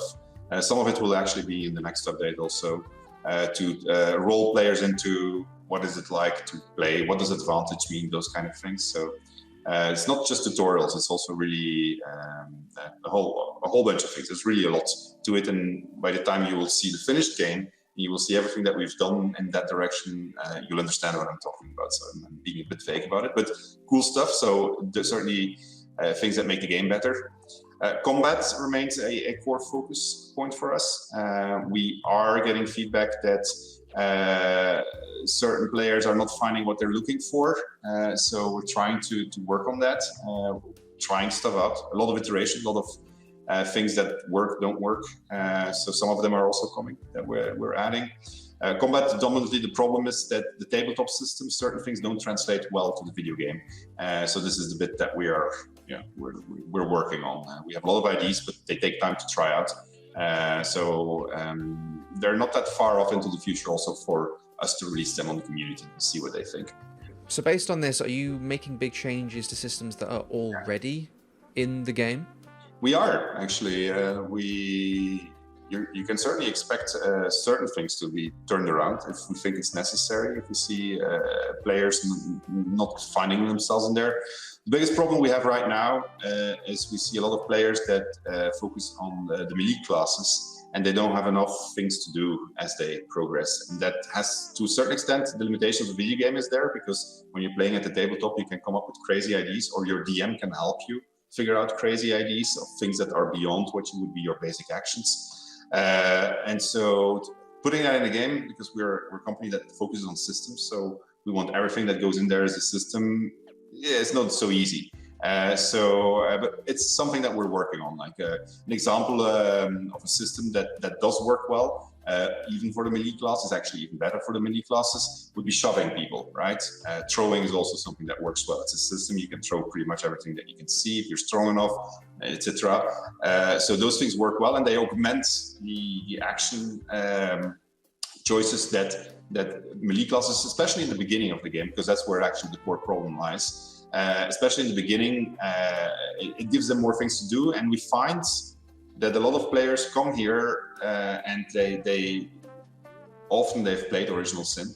They don't find the same type of gameplay back, and they want to be able to do more things than they would expect than you can do in D&D. And so we're trying to figure out solutions to this. this is not a criticism of D&D. D&D, the fighter class, is the tutorial class. So at the tabletop, it is used to teach you how to play. But as a result, it gives you limited things from the get-go to work with. And modern audience is a little bit our own fault because we educated them like this with Divinity. Expect to be able to do things that matter very rapidly. So we need to teach them this is not that type of game, it's different. But that doesn't mean that you can't do really cool stuff. And so we have to figure out ways of communicating that, because that's why I mentioned onboarding also. There's a bunch of things that you can actually do, but that are not necessarily clear, and maybe with a little bit of better user experience, we can fix those. So in terms of content being added to the game, can you give us any hints whatsoever to what you're working on? Yes, it's going to be more extensive than any of the things that we've done so far. So there's going to be things that people would expect that maybe not necessarily part of the next update are going to be coming down the line eventually. It takes us a lot of time to make these. It's because we are getting further and further in development. So we have much more things that we have to take into account now as we add stuff. So it's a bit slower, but we do have things that are cooking, which I think will be very welcomed once we're going to release them. So a little bit of patience is going to be necessary there. Our productivity is lower than it used to be. So we've obviously, like everybody else, we've been affected by the crisis. But there's still a lot of work being done. There's a lot of stuff happening. And when it's all going to land, I think it's going to make the game a lot better. If you keep up with the pattern of each update being bigger than the last, you're going to hit critical mass of what you can put out at some point, surely. That's when we'll release, right? That's, we're really trying to get the game done by next year. It's not going to release this year for sure. But we're working very hard on getting everything in there. But it's a very big game, and it deserves to have development time. So, and every single feature. There are features that you're going to see in the next update that you didn't expect, that you say, why are they doing this? And then when you'll play it, you'll start understanding, oh, this is why they're doing it. Or maybe it'll tie into something that comes later. But we're taking really a lot of time to polish these features, to put it through QA already before we release it to community. So we already have our initial rounds of feedback, so that we really, when it gets in players' hands, when we get the feedback, hopefully it's good. And if it's something that we overlooked, we can still react to it. And it takes time. That's the only thing I can say. It's like you can't. The cooking is slow, but there's a lot of meat that's really good when you cook it for a very long time. So in terms of Baldur's Gate 3 leaving early access, a full release, is 2020 just ballpark what you're aiming for? And we would be happy if we can manage to release it next year, yes. We're aiming for it. That's no guarantees. But we're definitely aiming for it. We took a big setback, especially in everything that was related to motion capture and voice acting during the crisis. So that has taken time. Also, teams working together is harder. But now, slowly, hopefully, the world is getting in a better place. We are starting to be able to pick up speed again. And so, but we still have a lot of work. It's not as if we're done yet. And it's a big game. On what I assume is a very long to-do list when it comes to Baldur's Gate 3. Last time we spoke, we didn't have the new generation of consoles in your hand. Is bringing Baldur's Gate 3 to Xbox Series X and PS5 something that you're working towards? You'll have to roll a d20 on that. I've got a d20 if you want me to roll it. I can grab it right now. Shall I give it a go? Does a 19 hit? Right now. Can you pass guidance? I can't re-roll or anything. I've got like a +2 to persuasion. Does that help? Man, I wish you had our next update in your hands already, and you might have done something about it. So the fans miss seeing you in armor, and you usually bust one out for big things like a panel from hell. Is there a panel from hell 3 in the works? I'm actually dying to put it on again. It's 33 degrees Celsius over here, so I guess that translates into Fahrenheit. I don't know what. So yeah, I mean, like there's going to be at some point a new panel from Hell. Yeah, the plans that we have for that one are very, very special. Big takeaway on this is like it's not because we're silent that we're not doing anything, but we are trying to focus on finishing stuff. And so that typically comes with some silence, which is not necessarily what community wants to hear, but it's the best way of doing things. Otherwise, you don't get them done. The difference between Divinity Original Sin 2 in early access and then full release was mammoth. Is that sort of going to be the same vibe when it comes to Baldur's Gate 3's eventual release? Is it going to be worlds different from what we've played now? Is there going to be giant leaps forward that we can feel as players? Yes. So I think there's 2 quantum jumps that are going to be the case with BG3. The first one is people that started it up when they got early access on day 1.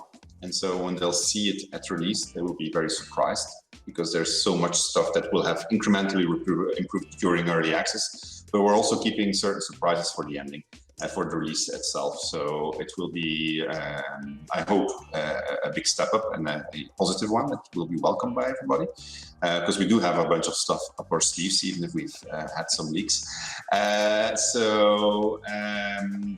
Then the second quantum jump, which should be the final update, and then the release version. So that's certainly the intention of what we're trying to do. But I mean, like the difference between BG3 and DOS is that this game is vastly more complex to make.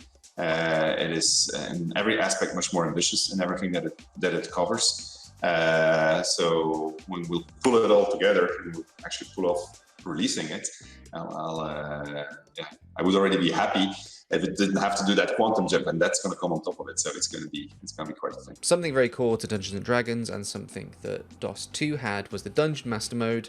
You've not really spoken about it much in the past. Is that something you can talk on now? No, because we honestly, we don't have it in development. Everybody asks us that question, but we are so focused on making the game itself, and it's such a beast to develop that the company has more than tripled in size to make BG3, and even then, if you look at the recruitment page, you see there's plenty of jobs openings, and this is just because it's so hungry as a game, and every single asset is being delivered at such a high level of quality that we just don't have the room at this point. It's and obviously this would be a setting which would really benefit from it, right? For us, really, the thing that matters is getting the game done, getting it finished, so that when you play it and when you replay it, or when you talk to your friends about it, you hear, hey, but my adventure was completely different. And you're going to say, yes, of course it is, because you made different decisions. So that's really what we're trying to build. And that's quite the endeavor for already. So is the Dungeon Master mode something you might look at doing post-release, or? Honestly, everybody right now is focused on just getting BG3 done. The fact that is still on an uncertain horizon in the future tells you how much work we still have. And if you see how we've grown, how much people are working at that and passionately on it, it also tells you exactly how much it is. If this were Original Sin, it was done already. We made 2 Original Sins already with the amount of stuff that we're putting in there. So it's just and it's not that it's that much longer in content, it's just that the permutations and the intensity with which each little minute of gameplay is being worked on is so high. And the ambitions of the team, they're super passionate about it. So there's so much love that they're putting into it and trying to. I like beaches in my games, right? So when you play so I often start up on the beach because it's the beginning of Act 1 once you've skipped the tutorial. And that beach keeps on getting better. Every single time I look at that beach, when you look at the early access beach, day 1 and now, that beach is so much better. And I know it's coming, so that beach is going to be so much better still. And it's just the beach. There's actually a big surprise on the beach in the next update, I can tell you that. Depending on the choice that you made in the tutorial, which has changes and so forth. So And those things, and you when you look at it, you'll wonder, well, why would they do all the effort of putting that in there?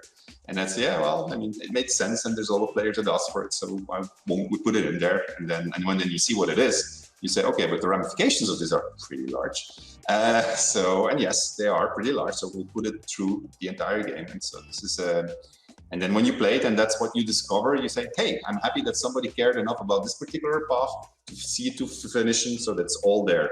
Just me and the other 2 people in the world will see this, but we're happy that somebody cared about doing this. And that's the bit where all the intent and the effort goes into, and things that you will never see. But when you see them, you're happy that somebody put love and care into them. People are going to go back to that starter beach now and try to figure out what exactly you're teasing here. They'll know. They'll figure it out. Well, they'll figure it out. I mean, like, it's maybe on the next time when we chat, you ask me, okay, well, you remember when you said that? And then I'll tell you exactly how many permutations this thing cost.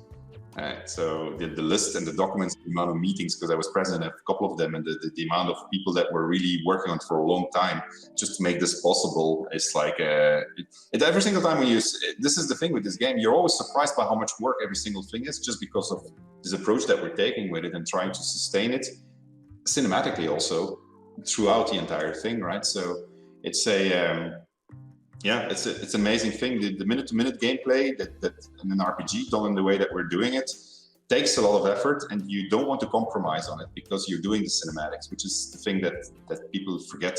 Because it's much easier if you make an RPG like we used to make, and just adding a couple of lines. Hey, here's a new branch in the dialogue. Let's just go and put it in there. No, now it needs the entire enchilada that comes with putting it cinematically in there. And in multiplayer, in single player, depending on which characters, which party member composition, and so forth, you know. But we're taking that step, and I'm very happy every single time when I see it. I said, okay, I'm really happy that they spend time on doing this. Like this, it feels good, but it is.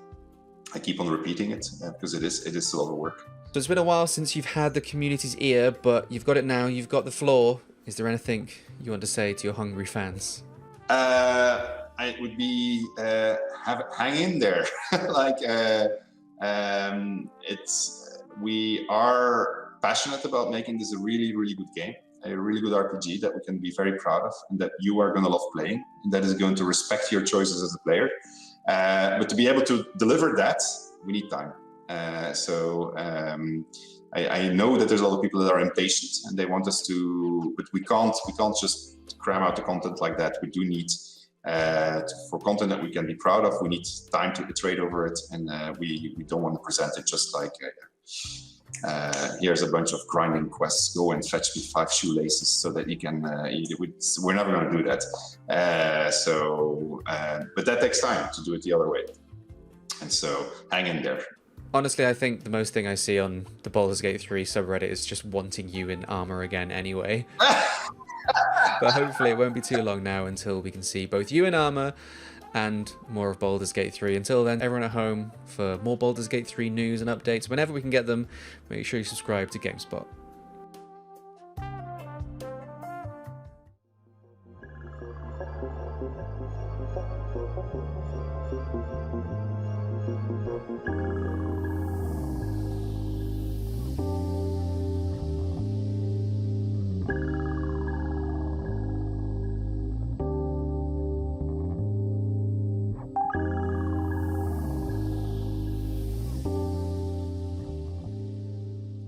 Welcome back to GameSpot's Play for All Showcase. That was past me. Now you've got present timeline me.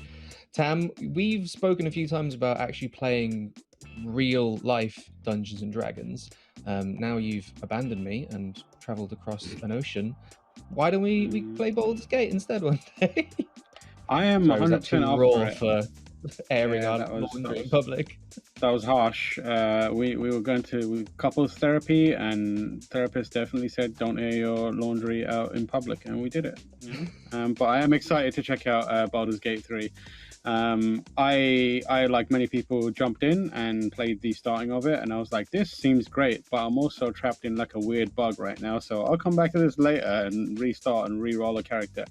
I'm tempted now to jump back in because they have made a lot of improvements, but I'm also super keen on seeing where it goes based on what Sven was saying there. Excited to see. I know it's going to develop into something cool. So you were saying similar that you sort of checked it out when it first came out of early access, but I know you're a big fan of RPGs and have recently been playing some CRPGs. Are you sort of waiting until the full release comes out, or are you tempted again? Yeah, because it really got its hooks in me, and then I realized that I would get to the point where like content would end and I would just be sat there waiting for them to update, and so I wanted to just kind of hold off as well. Like I wasn't having as bad a time with bugs, etc., as some people that I knew, but at the same time it still wasn't like the best way to play. I think I'm just gonna wait for the final product, but I'm very excited. I loved what I played. I'm honestly, I play Dungeons and Dragons on the tabletop, so Baldur's Gate is a game that I really adore, but I do want to see it when it's in its full version.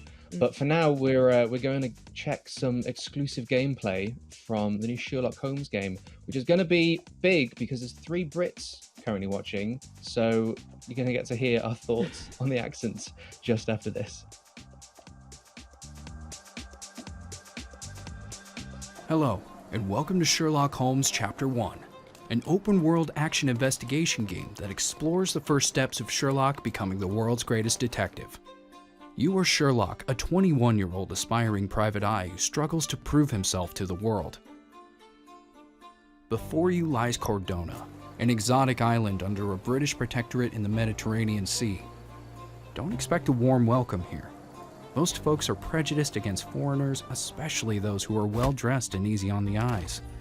That makes your job as a rookie detective even more complicated. Whether you're vaccinated or not, Sherlock Holmes Chapter 1 won't hold your hand as you investigate Cordona's darkest secrets. It's up to you to find your way around the island and to decide what your next step will be. In this video, we want to give you a glimpse at the seemingly elegant paradise, and more importantly, the tools that you will have at your disposal to analyze your environment and blend in. Let us also briefly take a look at the island itself. We designed it to be as varied as possible, with 5 unique districts for the player to explore. Each area offers fascinating vistas, colorful characters, and new side quests. The Old City District is an area mostly populated by the Ottoman descendants. Its architectural styles are influenced by Eastern and Southern European cultures. Giant fortress walls, famous Turkish bathhouses, the bazaar and the Caravanserai Hotel make it the tourist mecca. The Scaladio District is a bustling administrative center, mostly controlled by the British Empire. This area is as European as it gets, with City Hall, cathedrals, museums, banks, and hotels, all built by the Venetians in the before times. Here is Grand Sarai, an uptown district lined with opulent villas and luxurious establishments. It's a popular exotic vacation destined for the rich. Then we have Miner's End, the poorest district on the island. It is a shanty area, an abandoned silver mine with decrepit buildings and slums. And last, we have Silverton, an industrial district full of factories and warehouses, some intact, some abandoned. Rest assured, each and every one of those districts will treat you like a stranger. Most people won't take you seriously. You sure you're in the right place? We don't serve cocktails here. I'm looking for information about a sailor who recently drowned in Scaladio. Would you happen to know anything about him? Maybe, maybe not. Why would I talk to a landlubber about it, eh? In order to get closer to your suspects and gain their trust, you will need to change your overall appearance and how you act. This is where our new disguise mechanic comes in handy. What can I get you, mate? Nah, I'm good. Don't want to end up like that guy who drowned in the fountain after having one too many. Throughout the game, new outfits can be purchased from vendors or earned by completing quests across the island. There are dozens of outfits, hats, facial accessories, and cosmetic items at your disposal.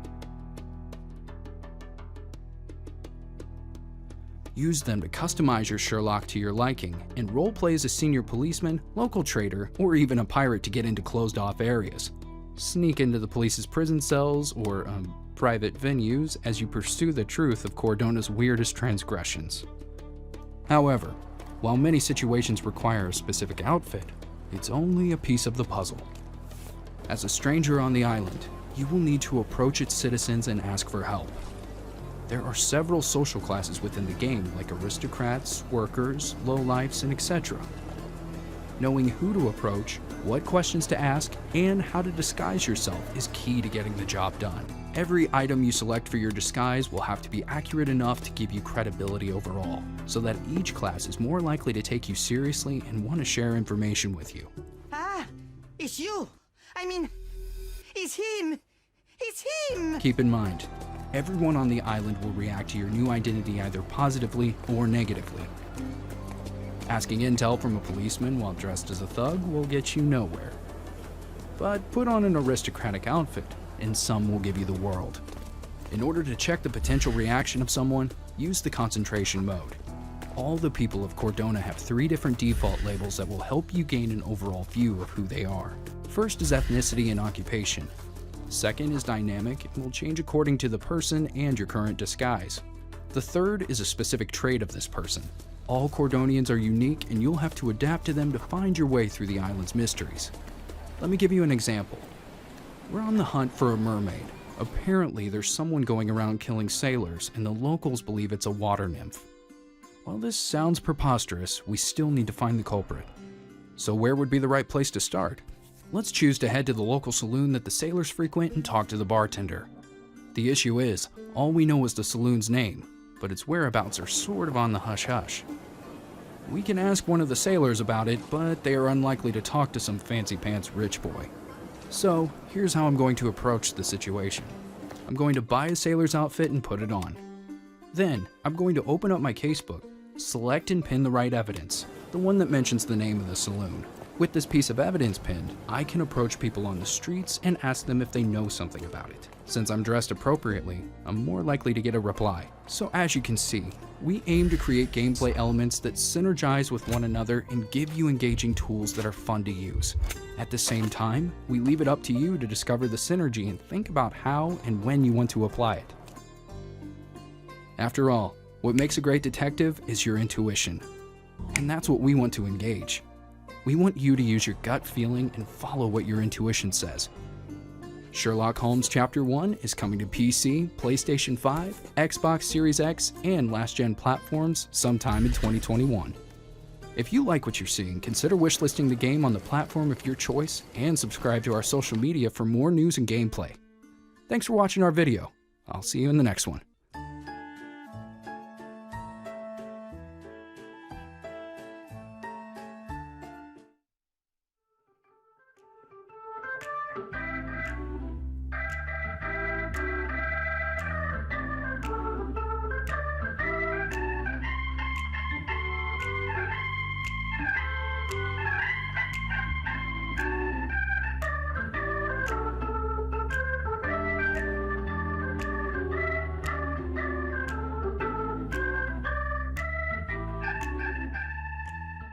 That was a look at some gameplay from Sherlock Holmes Chapter 1, a prequel to the Frogwares detective game series. Now, Dave, just before we went to the gameplay, you said we're going to be judging the British accents, but we were greeted with a, well, what I can assume is an American voiceover. However, we do know that the person playing Sherlock Holmes is a certified Brit. It is a friend of GameSpot, Alex Jordan, who's also the main male voice actor in Demon's Souls. So, very excited to play more. I love the Sherlock Holmes games. They, despite like being quite a lot to deal with, like puzzle game wise to solve the case, they do like really succeed at making you feel very clever when you do manage to solve.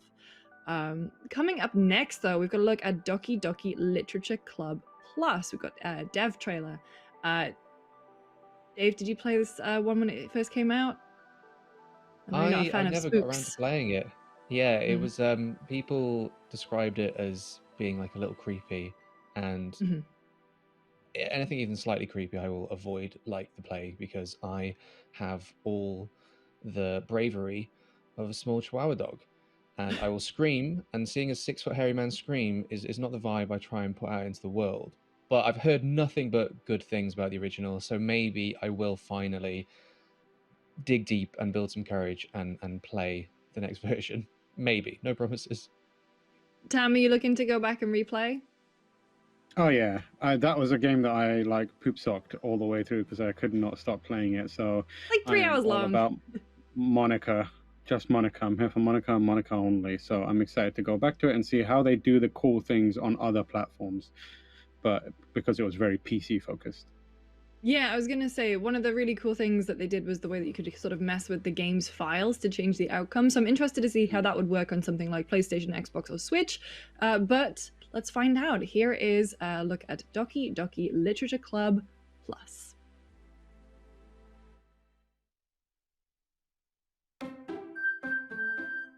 Hello, my name is Dan Salvato. I'm the creator of the psychological horror game Doki Doki Literature Club. And now, after a lot of really passionate work from a whole bunch of people, I'm delighted to share Doki Doki Literature Club Plus with you for the first time.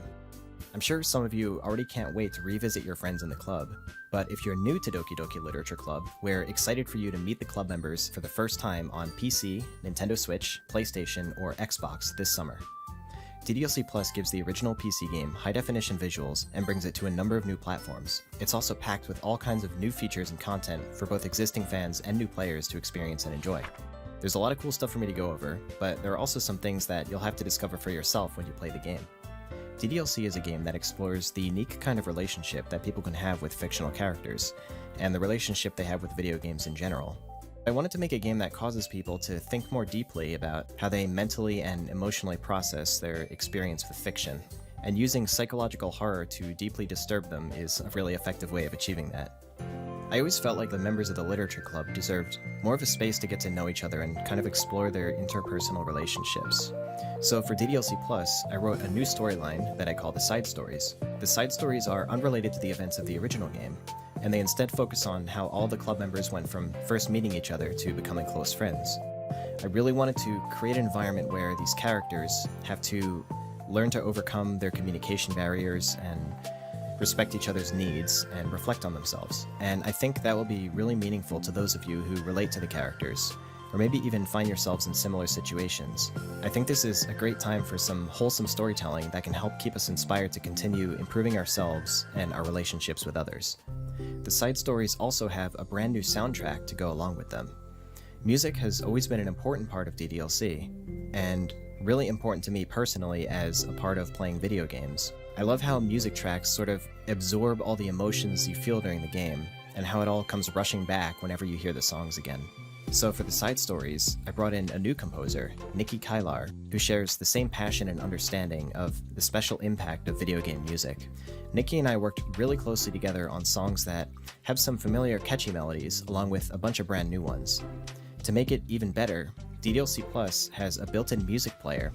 The music player has 26 music tracks in total. I really hope you enjoy discovering the new music as you play the side stories, which will also unlock them in the music player. Speaking of unlockables, another fun new feature is the picture gallery, where you can unlock pictures as you play the game. There are more than 100 unlockable pictures, like game artwork, wallpapers, and never-before-seen concept sketches of certain memorable scenes from the game. I think it's a fun way to encourage people to try new things in DDLC, and see if they could discover all the content. It's not easy to reach 100% content completion, but I bet if you and your friends share each of your own discoveries, you'd be able to do it together. That's about it for the stuff I'm ready to talk about today. For everything else, you'll just have to discover it yourself. I know that there's always a concern with re-releases or special editions having a whole bunch of changes to them or the original content being tampered with in some way, so we thoughtfully included all the new content in a way that ensures the main game, Doki Doki Literature Club, is as authentic and true to the original as possible. Overall, I really wanted to make DDLC Plus not only really special for existing fans, but also a fantastic and accessible way for new players to get in on the psychological horror experience.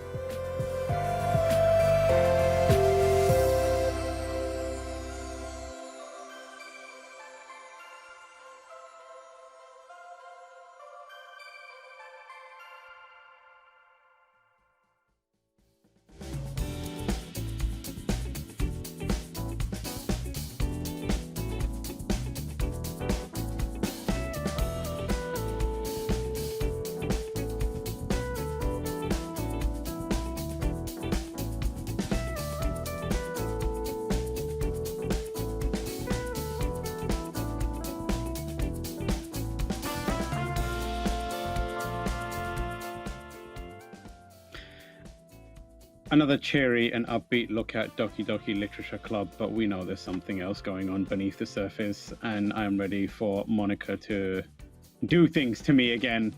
But did you see anything in there, Dave, that you're like, oh, that looks interesting, I'll check that out?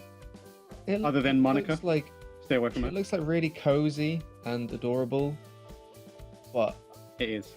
The vibe from like the conversations I've overheard, it's making me a little uneasy. I feel like I'm very out of my depth here because you both played it. You know exactly what's going on, and I can see just under the camera you're doing this, Tam, trying to get me to play it because you know it's going to break my brain in half. Lucy, anything? Are you going to go back to it? Oh god, absolutely. Like the fact that they're adding in sort of side stories, and he definitely had me when he said there's new music, because after I played Doki Doki for the first time, because I played it a couple times just to get different outcomes, the music is definitely an earworm that will stick with you for a long time. And Dave, you're very right. It sounds lovely and comforting, but it's really not. So I'm very excited to play it again. Totally. Next up, we have an interview with Johanna Ferris, General Manager of Call of Duty, to talk about everything Call of Duty, you know, the Battle Royale genre and the state of the game. So enjoy, COD fans. More tuna boy. So we can't be boots on the ground at E3 this year, but the GM of Call of Duty, Johanna Ferris, has kindly agreed to come join us and talk about everything COD. Thank you so much for joining us. Thanks for having me. Super happy to be here. So it was only a few years ago that Call of Duty was a singular beast, and now it's more of a multi-headed hydra of Warzone, the annual release, Call of Duty Mobile, and it's on people's radar all year round, not during peak season anymore. So who's playing all of these versions? Is there much crossover, or have you sort of seen sort of individual markets taking on each type of game? Yeah, I think it's really an interesting time for the franchise, to your point, because it's expanded at such scale so quickly. You know, you think about what happened, not just with the premium releases doing what they've done, but here comes mobile, here comes Warzone, and now you have a whole new VR component to the community. And it's just been a really interesting exercise, I think, in how to transform the franchise. It's never been stronger in many ways. So when you ask, like, who's playing, clearly we've seen a floodgate open as far as new, entrants into the system beyond what we were traditionally known for with the core MP predominantly or campaign driven types of experiences prior to those releases that I mentioned. And you also see new regions in the globe that have opened up. I think mobile has done a tremendous job sort of lighting Call of Duty up in all these different ways in regions where maybe we weren't as dominant prior to, just given the platform strategy that can scale in different parts of the world now with the same IP. So it's really amazing. I think we have cross-pollination. We also have these sort of region-specific identities that have emerged given that growth that I mentioned. And the franchise, in many ways, I think is undergoing sort of a renaissance to really consider ourselves differently. Who are we as a mega brand? Who do we appeal to? In ways that maybe have created new vectors for us, and it's really about connecting more players all over the world, removing the barriers, making it easy to drop in and play Call of Duty the way you like to play it, with you and with your friends, right? I'm glad you mentioned the VR aspect, because Warzone is really a pillar of that genre. Do you feel like there's a responsibility for Call of Duty Warzone, sort of keeping that genre healthy almost? Well, we're always going to look at how we make sure we're delivering top quality experiences, right? So if it's out there and it's got Call of Duty in the name, right, we're going to continue to think about what's next. How do we keep up leveling that experience and making it player centric? That's always just going to be the guidepost for us. But you're right. I think now, given how interconnected and dynamic the Call of Duty brand has become, we have to be sensitive to components or aspects or expectations of communities that might have been just much different or smaller, frankly, prior to Warzone's dominance and takeover and the way that it's captured such attention. So I love that, personally. I think there's so much we therefore can do to have a bigger canvas on which to paint, so to speak. But with it, you're right, comes new expectations, new ways of thinking about creative, new ways of thinking about connecting seasons, and what we need to deliver for a Warzone experience, let's say around, a season 4 coming up here, has its own intricacies, has its own dimensions that might interplay differently than what will show up for the core premium Cold War audience, right? All within the same messaging framework or creative and narrative framework. So we love that. I mean, we wouldn't have done it if we didn't think we couldn't deliver in a world-class way, but you're right, it adds more conversation around community expectations and behaviors. And speaking of that 4th season coming up, what can fans expect from this season? Yeah, it's a packed one. We've got a lot coming for players across both Cold War and Warzone. You've got new maps, you've got new operators and new weapons. I love personally the narrative arc of satellites now crashing onto the scene, and the way in which we're just going to continue to keep the content fresh. That's really the whole strategy here, is just keep giving players reasons to come back, come and play, and create that re-engagement in a much more consistent manner. And Warzone affords us an ability, right, to stretch in these ways and keep refreshing the content at a seasonal level, in addition to what we see in our major mainline release cadences. So it's fun to do it, and I think Season 4 is going to have something for everybody in many ways. And with all the structural, organizational, execution level challenges and opportunities that come with running not one but multiple Call of Duty games these days, at what scale are you sort of pushing forward with them all? Is there sort of a defining force or a singular game that you're focused on, or is it sort of spinning all those plates at once? Well, I think it's a little bit that we become our own biggest competitor in many ways, right? Because Call of Duty has scaled so tremendously in a way that most brands, not just in gaming, but also in entertainment, often aren't playing at that type of dominant level all at once. So yeah, it certainly invites, complexities to keep pumping out top tier engagement, top tier experiences year round, but we're well positioned to do it. I think it speaks to the health of the franchise that, there's dynamism sort of happening and firing on all these different cylinders. Specific challenges come with the territory of trying to be a true mega brand. But that's part of the appeal, in my opinion, is that, we play big and we love trying to set our own records and then break them all over again. So it's an exciting time when you think about it through that lens. How much of the health of Warzone and Call of Duty Mobile do you feel is tied to that annual release? Because obviously that's a huge time of year for you over there, and it brings in a lot of players. But are each individual Call of Duty games now strong enough that they can sort of stand on their own, or how much is that yearly release really pushing forward the separate games? I think there's no question that in many ways what COD Mobile is doing in and of itself, and then what Warzone is doing sort of in and of itself with its own community and its own inflection points, and then certainly with what Mainline is doing, you could make the argument that they stand on their own merit in many ways, just from the sheer scale of who's pouring into them.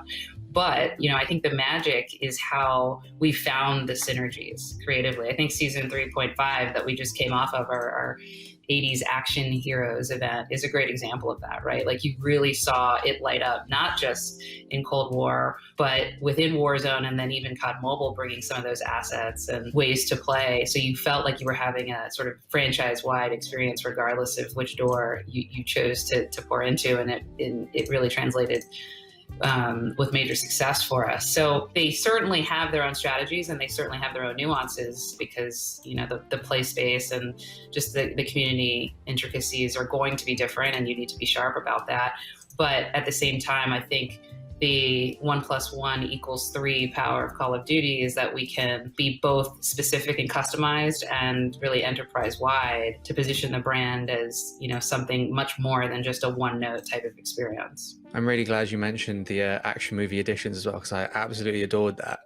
But nice. I want to know, is there more sort of action movie staples in the mix? Is this sort of collaboration between brands and already existing franchises something that you want to do more? And do you have any in the works? Whenever it makes sense, it always comes back to strategy. We're not going to just do something because it's cool to do or it's expected to do. It's got to make sense. It's got to happen at the right time. And you don't want to sort of, again, be one note or tripwire on just because it's worked before, you should do it over and over again, right? And so I think there's really careful consideration around the power of those types of partnerships. And as you mentioned, it's awesome to hear that you enjoyed it, and whether you enjoyed playing as Rambo or John McClane and Nakatomi Tower, like that felt in many ways on brand and another reason to re-engage with Call of Duty, right? And so we're always just going to think about the timing of those partnerships, the why behind doing it, right? And as long as there's a massive focus on fun, great gameplay, I want to drop in with my friends, so this is going to be socially connected for me, then certainly it's something we're going to take a look at. But we're always going to think about, does it make sense in a broader scope and strategy before we just sort of roll them out in too much of an expected way. If there was no objections, there was no speed bumps in the road, and you could choose any franchise that you could drop into Warzone, purely your choice, your favorite, no one could say no to you, what would it be? I don't even think I'm allowed to answer that question. I'm sure the phones will ring if I picked one, but I will say, as an 80s kid, I am kind of signaling a little bit of my age. I loved it, and in terms of season 3.5, and while I grew up watching a lot of Die Hard, so I was expecting to want to really go that route, like Rambo had my heart. It was just the one, it took the cake. And so, I love that. I think that the multiplicity factor of that was very cool too. And so we'll take that into consideration, and we'll keep seeing what we can do with it. All right, well, if you're taking requests, I'm a big fan of Fifth Element. I know you've already done Bruce Willis, but Fifth Element or Demolition Man, that'll make someone on our staff very happy if you put Demolition Man. I love both of those suggestions. Noted. This obviously very much speaks to the evolution of Call of Duty, but now it's evolved so much from the Call of Duty that we knew 3, 4, 5 years ago. Now it's evolved so far. Has its main competitors shifted somewhat? Who do you feel is the main competitors in the market at the moment for you? It's a great question, and the reason I love the question is because the brand has stretched in all these different ways, whereby the competitor set is actually really, really dynamic and wide-ranging.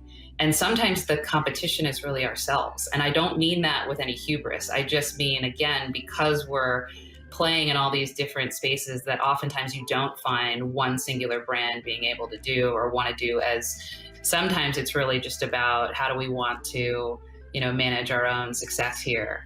I say that too because even coming up the ranks through the esports side and the competitive part of Call of Duty, right? Like a lot of the vision there is competing with sports and entertainment properties, and not just top tier esports, but really the NBAs and the NFLs of the world. So Call of Duty sort of entry into these different discussion points around who are we competing with, it really depends on what part of the franchise we're seeking to light up. The other thing I'd say though is like, competition is good. Like the more that gaming is becoming this more transformational industry worldwide, I think it's just good for Call of Duty. It's good for esports. It's good for entertainment. It's good for events. So, while we are always going to look at the competition, we also sort of welcome it, because all boats certainly shall rise with, the innovation that's just pouring into the industry as we're seeing it right now. Now you've come from the esports side of Call of Duty. Can you speak a little to to the importance of esports to COD? Well, of course, I'm a little biased when I say that it's very important, but I say that because these are the LeBron James of our sport, and while that may be lost on traditional, let's say, mainstream culture in certain respects, I think what Call of Duty is doing to really change the narrative around not just professional competition, but world-class production, world-class broadcast events, world-class ticketed events where you can go in and have a Call of Duty experience and also see the best of the best in the world. The other reason I say it's important is because when you think about how much our player base is just expanded, right? And hundreds and hundreds of millions of people worldwide playing. The fact that, our esports community not only is engaged as avidly as they are, but they have to be so tremendously good, just statistically speaking, to be able to consider themselves a pro. And I think that often gets lost in the conversation of how good these guys and women have to be ultimately to compete in Call of Duty, just given the franchise's scale. So it's something that I think we love because it extends people's attachment. Now I can tune in and watch Call of Duty and have an affinity for the brand in addition to dropping in and playing. But I also, I think it's about giving pro players the respect that they've so rightly earned and really putting them on the map as truly the stars of tomorrow, not just in gaming, but in sports and entertainment more broadly. And this is very much the time of the year where people, including myself, are chomping at the bit for more Call of Duty. But can you actually share any details when you're actually going to start announcing the next Call of Duty? Because we're too excited to sit still at this point.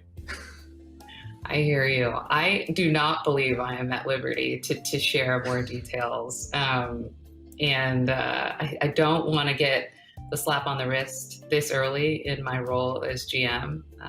But I will say there are great things coming. And it's, I think, the reason we all feel super energized about being a part of Call of Duty right now, because the days ahead just look so promising and so exciting, and Sledgehammer Games is working on the next release, and it's going to be a tremendous thing. So we're excited to share more details here as we get closer to prime time. Well, I greatly appreciate you spending a little time with us today, and everyone watching, when we do hear news about more Call of Duty, we will bring it to you. So make sure to like the video, subscribe, and stay tuned for more content. Johanna, thank you so much for joining me. Thank you.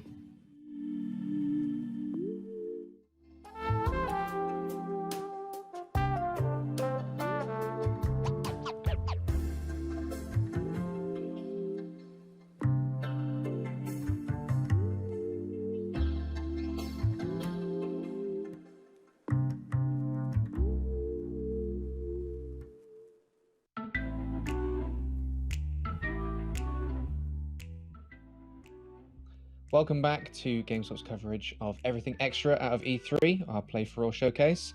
Tam, you know as well as I do the Demolition Man question from the last interview, which I featured in. I'm sorry that you're getting so much of me today, by the way. There are other interviewers available.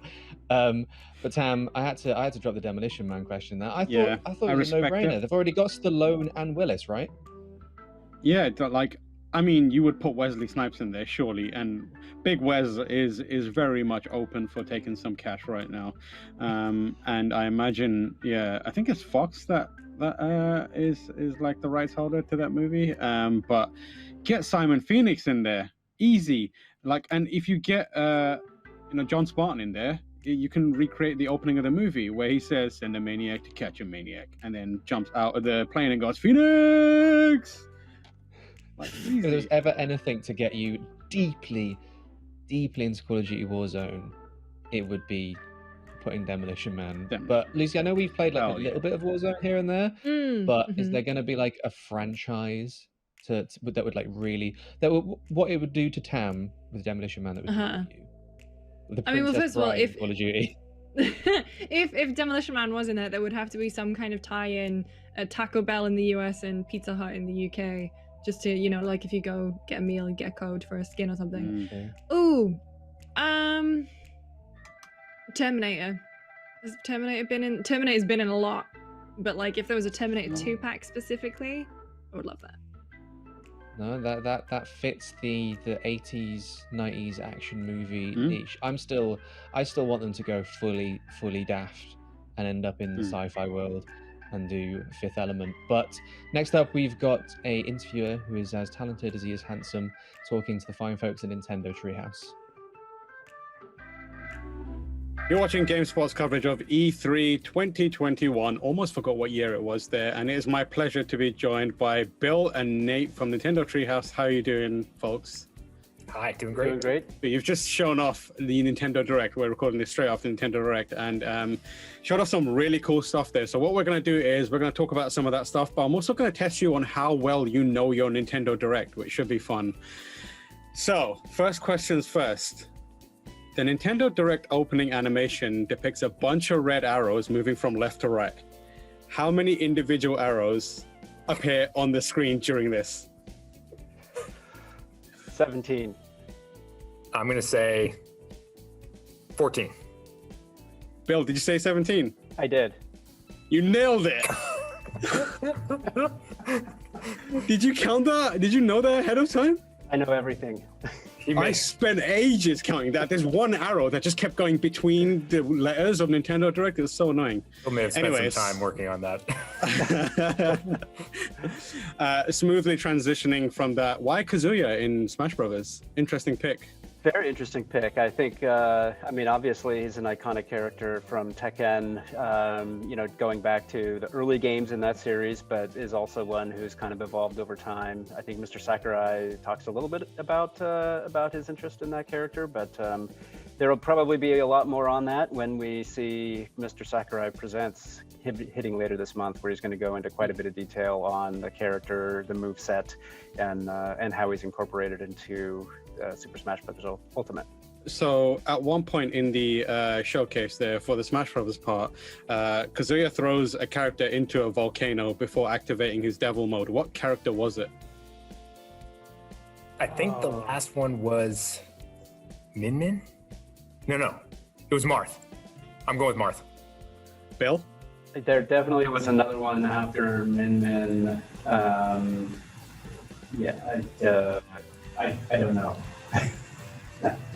Nate got it. It was Moth. Yes! It was Moth.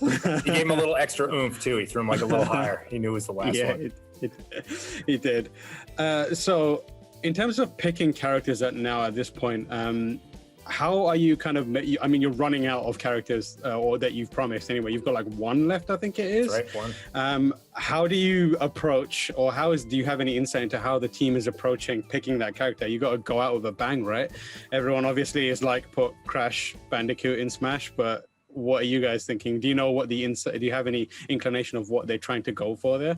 Just finishing it up. I think they're probably like this at this point to the internet. Like, stop telling me what to do. I don't know, Bill. It's like I have a feeling that in general, you always know that you're never going to please everybody. There's far too many picks out there right now. So I do agree, though, it should end with a bang. So Crash Bandicoot then. Kazuya in the Smash gameplay demo has a 10-hit combo. What is the official name of that move as shown on screen during the Direct? Oh. Nate, you should know this one as well. I think it was just 10-hit combo, wasn't it? Bill? I thought it, no, because I'm confusing it with the final Smash. I guess I'll also go with 10-hit combo. You're correct. It is 10-hit combo. Trick well question. Done. Yes. So Nintendo's a very wholesome company, but you've once again decided to release a game that ruins friendships and tears families apart. Interesting approach to go with an all-star version of a Super Mario Party. What does that allow you to do in terms of putting together a package for fans of Mario Party? Well, for me, it allows me to revisit all the games I worked on the N64, which was so long ago. But I mean, honestly, I think what's great about about Mario Party All-Stars is that with it being button controls, it becomes the first Mario Party game on Switch that's fully compatible with Nintendo Switch Lite. It also, of course, brings back the board games from the N64, which I think everybody loves. I'm a big fan of kind of the 1v1 duel mini games that we used to see in Mario Party 2, which I think will also be making a return here. And then, you know, I do think, you know, Super Mario Party is going to remain a game of choice for people who maybe are new to the Switch system or who prefer to play with Joy-Con controls, and that Super Mario Party All-Star or Mario Party All-Stars is going to be or Superstars. Getting that wrong. Too many stars. Mario Party Superstars is really going to be, I think, the game for people that have either already played Super Mario Party or are longtime Mario Party fans and are really eager to kind of dig back into the roots of the series. Awesome. I'm not sure if you're aware of the discussion around it, but the stage with the cake has got a giant version of Donkey Kong's, let's call it a dumper on show. So you might want to look into that because the internet definitely is. So Mario Party Superstars, Rosalina rolls a fat snowball and then pushes it into another character. Do you remember what character was the victim of this horrible incident? I am going to say it was Donkey Kong himself. Oh, Nate, do you remember what character it was? Luigi. Okay, it was in fact Birdo. Both wrong there. Gosh, I was going to go Birdo too. One of my highlights for the showcase, obviously, I'm a huge Metroid fan. I was gonna wear the Metroid T-shirt, but I thought I was gonna wear the one with the outline of Samus's visor, which was real cool. But Metroid Dread, that's the exact one. That was the one. It would have been awkward if I'd worn it. But, Metroid Dread's been knocking around for 16 years now as a thing publicly, and it was thought to be in development limbo, and then referenced in Corruption, and then some people said it was completed. And kind of how much of what we see today is represented in that lineage, or is this something that was kind of like entirely thrown away and rebuilt from the ground up? I think, obviously Mr. Sakamoto would really be the one to answer that question in detail. He touched on this a bit in the interview that he gave that we aired right after the Direct, in the sense that the core idea of Samus being pursued by this relentless enemy, I think, is really the germ that was always Metroid Dread. And really what he articulated was that he's really waiting for technology to catch up, and technology and the perfect partner in the form of Mercury Steam, which, after their work on Metroid Samus Returns, proved that they just understand Metroid, the DNA of what makes a Metroid game. And so, as far as the particulars of exactly how much he doodled out on cocktail napkins as far as the overall game is safely locked within Mr. Sakamoto's head. But I think suffice to say that what we've seen of that Emmy gameplay, where you're, the sense of creeping dread as you're wandering through those zones, that I think probably emerged intact from 16 years ago. Do you think that there's more? I mean, like, it's hard to say probably, but do you think there's more of an opportunity now to have like these classic side-scrolling Metroid games that have more of a presence within Nintendo's kind of future? Because they've been gone for so long, and now they're back. Do you reckon this is something that the company wants to explore a little further? And what can people do, like Metroid fans like myself, to show that we really want this to continue? We don't want Metroid to go into a vault again for another 20 years or something. Like, how do we make sure that doesn't happen? Well, I certainly want it to continue. I mean, I grew up with Metroid games as well. They're some of the first games that I played, and I've always loved them, and feel like it's a genre unto itself that certainly should never ever go away. So I'd say, certainly play this game. That's step one when it comes to supporting it, and I have a feeling that you're going to really like what you experience. Yeah, I think the one thing I would add, as Nate mentions, Metroid is genre defining. I think everybody recognizes that, and when you look at how Sakamoto-san has defined this game as sort of closing the story arc of the 5-game series of 2D Metroid games. To me, this is a moment that whether you are a Metroid fan or not, whether you've never played the game ever, this is sort of one of those moments in gaming that everyone needs to experience, and that to me, for a Metroid fan like yourself, is get that message out. Let people know, this is a series that has defined a genre, and this is going to be a pinnacle moment in that series. You've got to try this out. That to me is the message that I'd like to see all Metroid fans delivering. Is there any more of an impetus to kind of make classic Metroid games more available? Like, I know Super Metroid is pretty much on everything at this point, but Fusion's a classic, and outside of, I think, in the 3DS Ambassador program, you can't really get it. Like, is there any discussions happening? Like, we're releasing a sequel to what is effectively a sequel to Fusion, but there's a decent chance that a whole bunch of people, a generation of people, can't play Fusion. So how do you approach that? The way that each of the games is designed is as, yes, there's connective tissue between all of the games, and there's a story arc between them. But each game does actually a really solid job of reintroducing what's happened prior in the series. So you can sort of start at any point. And then it also, over the course of the action exploration, will sort of drip feed these little bits of story to you, and you can piece it together. I would also say that as we're approaching launch, you can expect to see a kind of a steady cadence of information that'll help get people who are new to the series up to speed on what Metroid is, who Samus Aran is, and what the story has been up until now. It's also never the wrong time to go on NSO and play Super Metroid. I'm doing it constantly, trust me. What's your fastest clear time? Oh, I don't play fast. I play slow, and I play to absorb the atmosphere, and I play it to just love it for what it is. Like, I often will boot it up and just watch the title screen. I think that's the best title screen ever created in a video game. So I take it slow and steady when it comes to Metroid. So in the Metroid Dread key art, there are a number of Emmys in the background behind Samus. Do you remember how many there are behind Samus? 7. Bill? 5.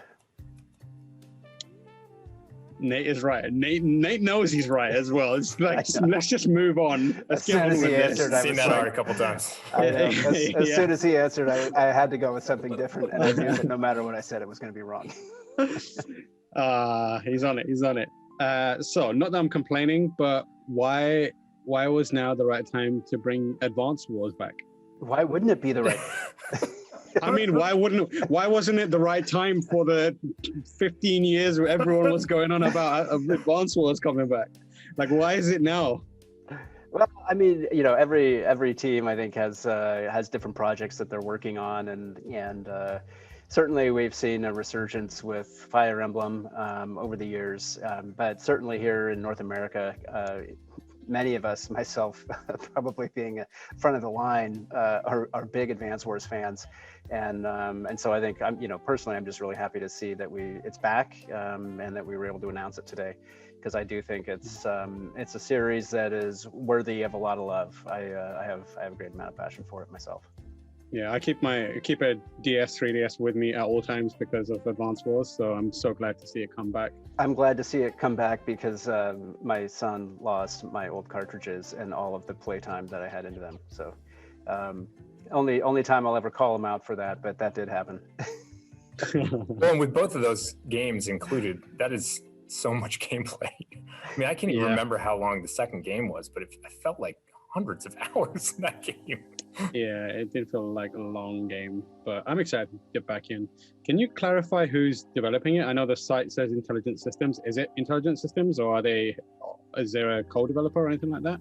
In fact, we just confirmed earlier today that the developer is actually WayForward, and they are working together with consultation and advice both from Nintendo and from Intelligent Systems on the project. Fantastic. That is a great team to put on that. Yeah, we love working with them. We've been fans of them for a while. What is the move stat for the medium tank in Advance Wars? What do you got, Nate? Man, I have no idea. Let's go, Nate. It was on the screen for a whole 2 seconds. I have no idea on this one. Bill, you gotta save us. The medium tank is 5.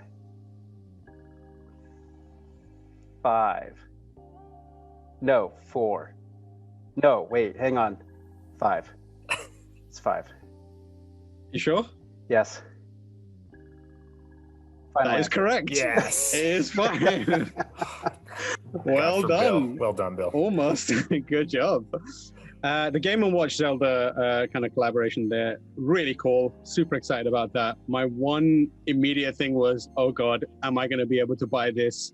Can you talk a bit about kind of availability, and are you prepared for it to be like super in demand, or should I brace for another I don't know, SNES Classic situation where it's just going to be gone and I'll have to be begging people to try and find it for me? Well, hopefully the special edition of Metroid Dread is already unavailable. So like I looked away from my screen for 5 minutes and then I came back and it was gone. And I was like, oh, great. Yeah, it's I mean, it's certainly challenging these days, but I think with any just the perfect storm of COVID and people getting out to retail and you know, generally a high demand for everything, I think makes it challenging. But certainly with the Legend of Zelda Game & Watch, we'll hopefully be able to provide enough to cover for what we expect to be a really enthusiastic response. I certainly know I need to grab at least 3, one for me and a couple for a couple friends. So we'll certainly do our best to anticipate that demand and make sure it's available. Tam, this is your chance to ask Nate if you are one of those friends. Yeah, I'll slip one. Nate, am I one of those friends? Yeah, let's go. Moving on to Breath of the Wild, the sequel to Breath of the Wild. One of the main things that are in my mind is like how much more of a focus from what you can say is narrative for the game, because it's very much, you know, the original game was a very light touch on the narrative. Do you know if there's, but everything I see of it, it seems like it's setting up a very strong story to tell. Is that the right way to come at it and think about it, or should we brace for something?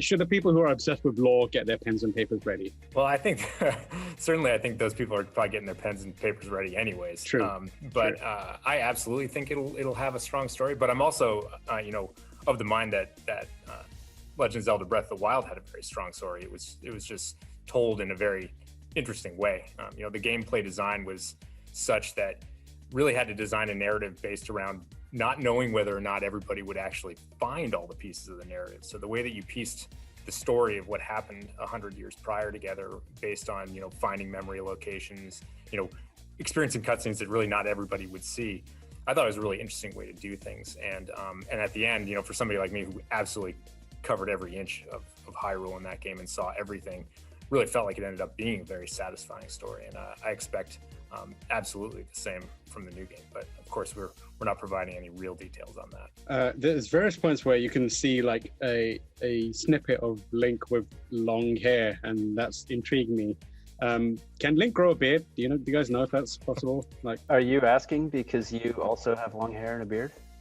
Yeah, I would love to see a long hair beard Link, but I'm just wondering, like, is he too young to, like, does he have the hormones to grow a beard or not? Is that, I think like you need to figure that out and then maybe reissue the Hyrule Historia to like update that stuff. Get a handlebar mustache. I do want to, on the subject of hair, I do want to give a shout out to in the first Breath of the Wild game, the ancient armor. I don't know if you ever got that full set, but if you wore that set, he achieved maximum mullet on that one. He had the longest set. So yeah, I'm holding out hope as you are for some serious hairstyles in this game. Yeah, I mean, yeah, if you can just like let Anuma-san know that a beard would go a long way, please. Right. I think, I mean, like the fan images are going to be incredible if that happens because everyone loves a beard. You really know. During the Legend of Zelda portion of the discussion, Anuma-san was wearing a badge on his shirt. What was the badge of? I'm gonna just go safe and say a Triforce, but that's an easy answer. Interesting. Bill? I am going to say that he was wearing a pin in the shape of the Z logo for Zelda. Oh, both wrong. Both wrong. Nate, you were the closest. It was the royal crest. Oh, the crest. The wing crest. I was gonna say that. It was very small. It was very small. A couple of final questions for you both. Interesting lack of Animal Crossing during the direct there. Can you talk a bit about that? Mainly because people are like, we're still playing Animal Crossing. What was the decision behind not having Animal Crossing, and what's the kind of plan going forward for Animal Crossing? Is there still life in it left? I was just playing Animal Crossing this morning.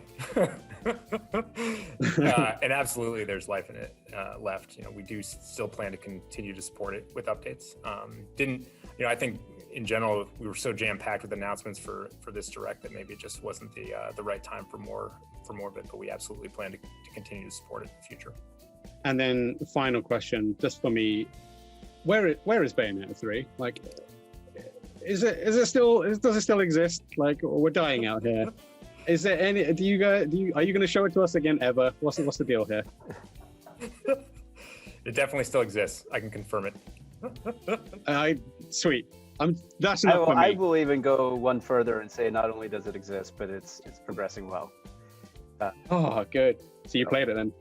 Well, I think we have a habit of we like to show things when we're ready to show them, and certainly we like to show things when I think the developers are ready to show them. So we didn't have it here at E3, but stay tuned. Oh, well, I appreciate you telling us that. Bill, Nate, thank you so much for your time today and for entertaining the quiz shenanigans. When I conduct quizzes, everyone's a winner. So as far as I'm concerned, you both won. Great job.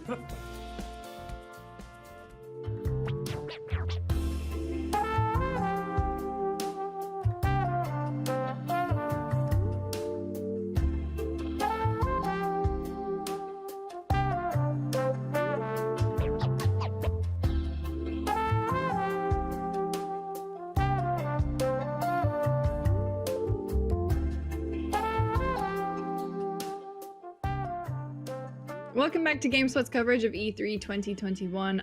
We're now in Play for All. This is our own show where we have a bunch of exclusive trailers, gameplay, and of course interviews. That was Tam's interview with the folks over at Nintendo.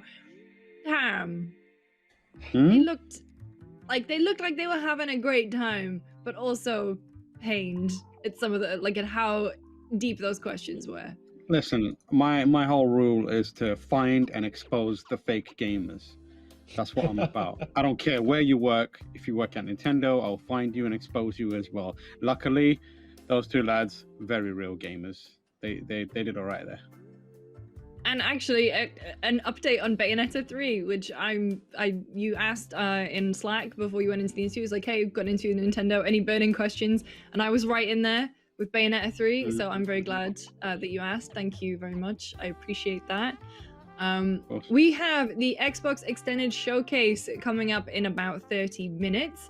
But before then, we also have another block of exclusive trailers. So we've got a lot coming up, including Endless Dungeon, Skatebird, Golf Club Wasteland, and Chinatown Detective Agency. So that's coming up in just a minute.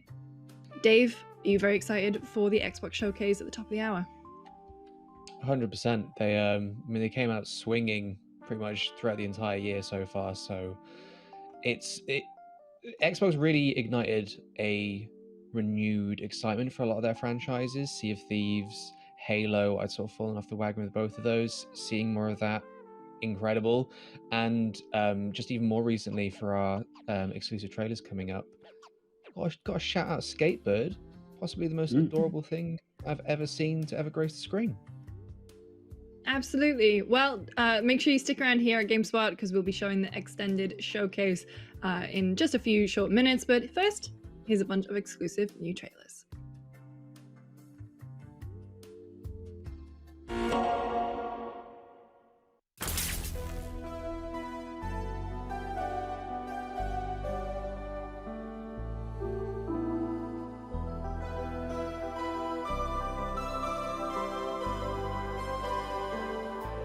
At Amplitude Studio, we have built expertise on strategy games with titles such as Endless Space, Endless Legend, and more recently, Humankind. When we released it in 2014, Dungeon of the Endless was our first venture into the roguelike genre, a unique mix of strategy, action, and RPG mechanics never seen before. In Dungeon of the Endless, the player has to protect the generator of his crashed ship while exploring an almost infinite dungeon, all while facing waves of monsters as he tries to find his way out.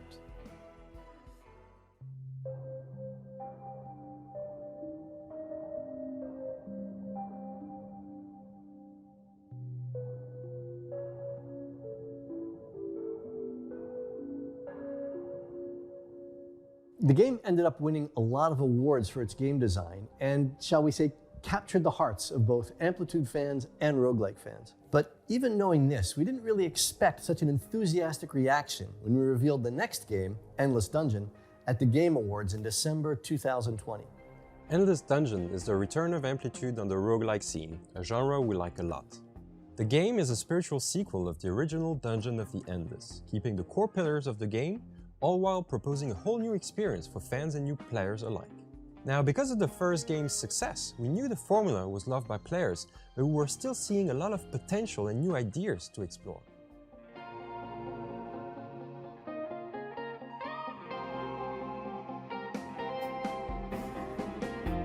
I remember exactly how the project started. We're all together having like a big party at Amplitude to celebrate something. I have no idea what it was. And we had a lot of beer. And someone came with the idea of, and what if we made our own? So for the first time, we had the project validated in maybe like 5 days, after like, and that's an amazing moment. That's, pretty much how it started. Now, the player will still have to escort the crystal using the hero skills plus weapons, turrets, and a good dose of good thinking to be able to make it all the way to the exit. The heroes will also be more important than ever in Endless Dungeon, as you'll be able to unlock and recruit a bunch of colorful characters, each one with their specificities, special attacks, their biography and backgrounds, and the way they react to events in the dungeon. We've already discovered 4 of them in the previous trailers now, but I know everyone's asking, will the pug be there? Well, we know she'd love to be there. We'll have to see what happens.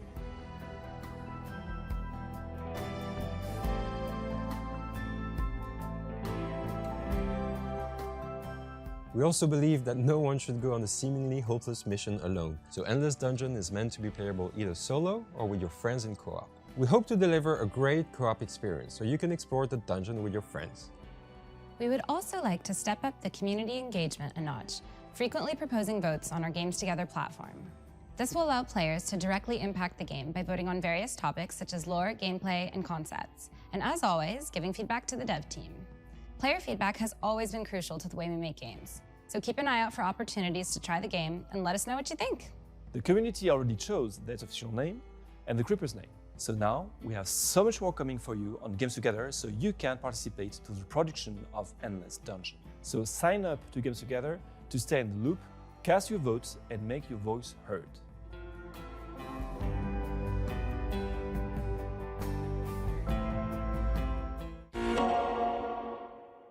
Product not yet rated. Hi, I'm Luke Goldspink, one of the producers at Team 17, and today I'm going to introduce you to the dark fantasy, medieval-inspired action RPG, Thymesia. Launching on Steam for Windows PC later this year, Thymesia is one of our Team 17 Indie Games label titles and is being developed by our friends at Overborder Studio in Taiwan.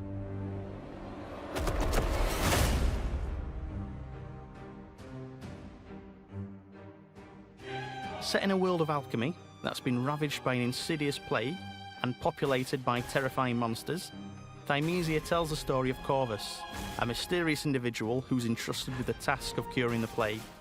As the quest unfolds, Corvus will discover untold truths and secrets that ultimately lead to a decision on how to handle the plague, to vanquish the source of the ever-spreading malevolence or let the kingdom fall to its own hubris. The destiny of humanity is up to him.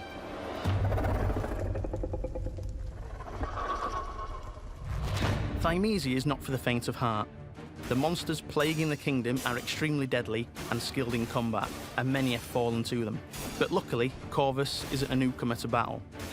As the quest develops, this half-human, half-raven would-be saviour must use every tool in his arsenal, from his uncanny agility to dual-wielding sabre and dagger and raptor-like claws and feathers.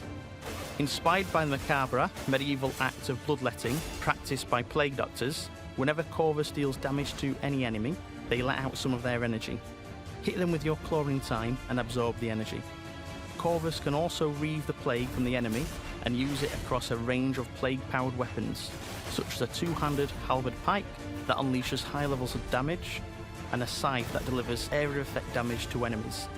Give them a taste of their own medicine. This is the only way to survive this desolate kingdom. Corvus's combat ability can be further enhanced and upgraded through Thymesia's talent tree system, whether that's turning parrying into defense, unleashing longer and more devastating combos, linking together different dodges, and a whole lot more. These abilities, when combined with the Plague weapons, allows players to develop it to suit their own style of play, or even adapt it as challenges evolve. We'll share more on Thymesia over the coming weeks ahead of its launch later this year. Thanks for watching.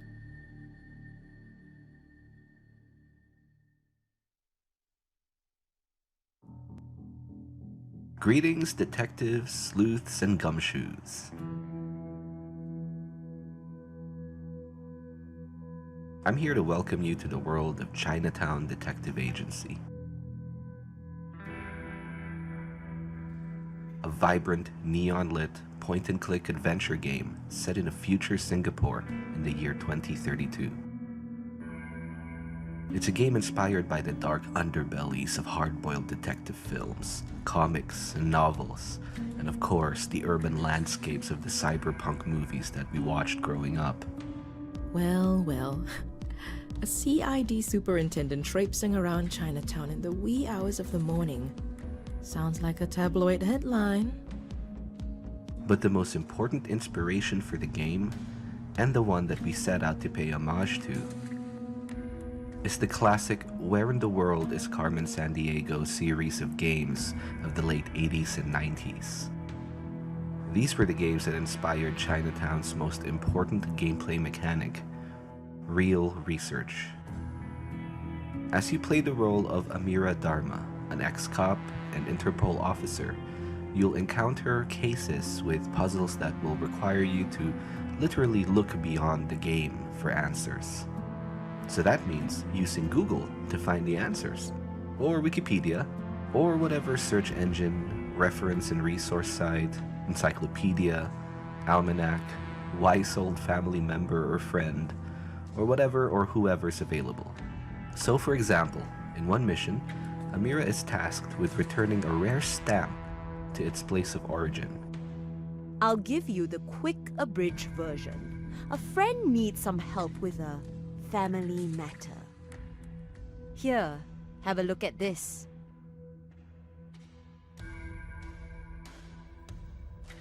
Nice looking stamp. Sure, if you're into that kind of thing. You'll be able to view the stamp and all its little details, but you might also need to run a search online for any clues that might lead you to its country of origin. You'll need to find answers to puzzles that cover a range of topics in history, art, science, and cryptography.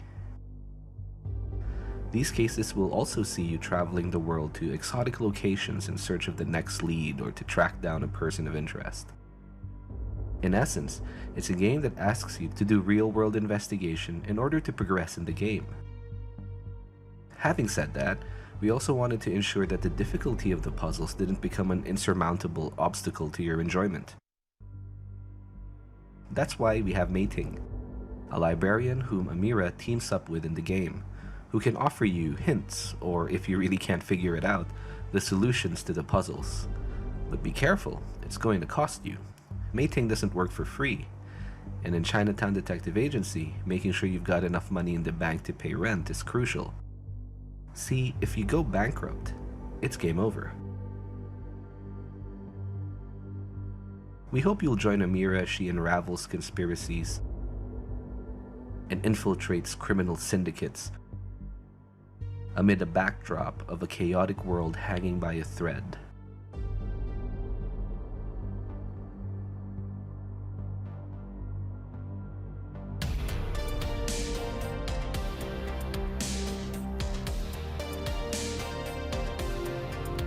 Chinatown Detective Agency comes out later this year on PC and Switch.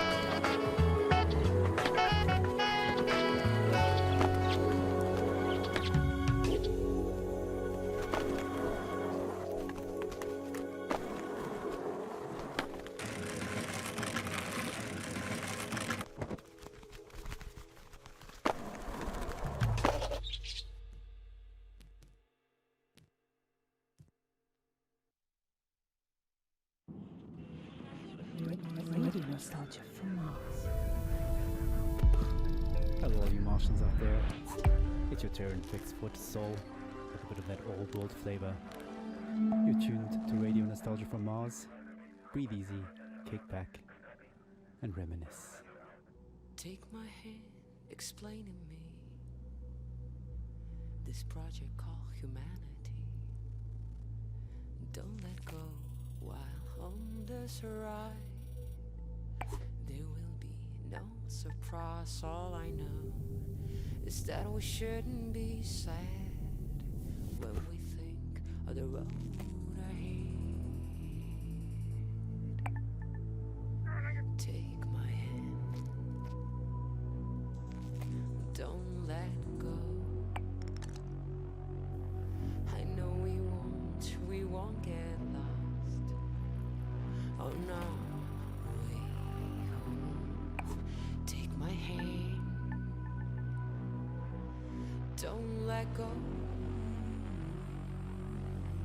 The signs are fake and the maps are false, but we must go on.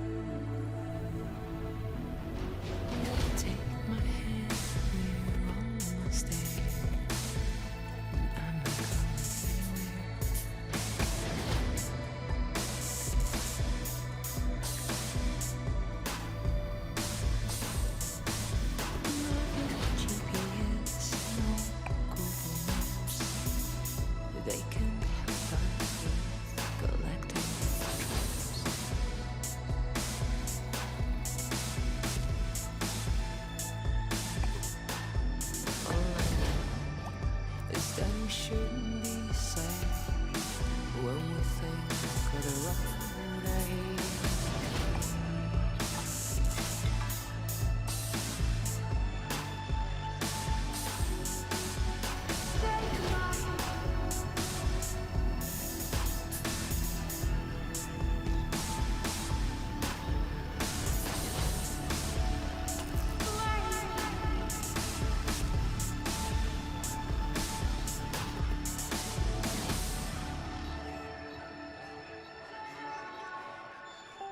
Radio Nostalgia from Mars. Wow, what a way to start the show.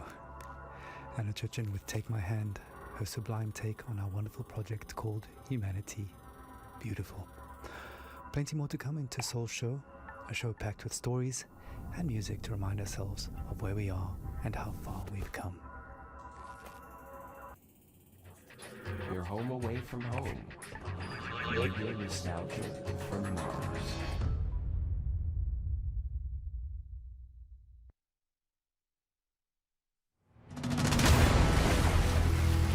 Welcome to Bang On Balls Chronicles, Exit Plan's roundest, most fun and ambitious game to date, and coincidentally also their first title. Crafted by a team of veterans with years of experience creating the most complex and groundbreaking games, yet, despite that, could not animate a 3D character properly, thus having to simplify it down to the most basic shape they could think of. A ball. This exceptional team is hard at work, creating an epic adventure that beautifully blends bewildering ball mayhem, beefy ball brawling, and bodacious ball exploration.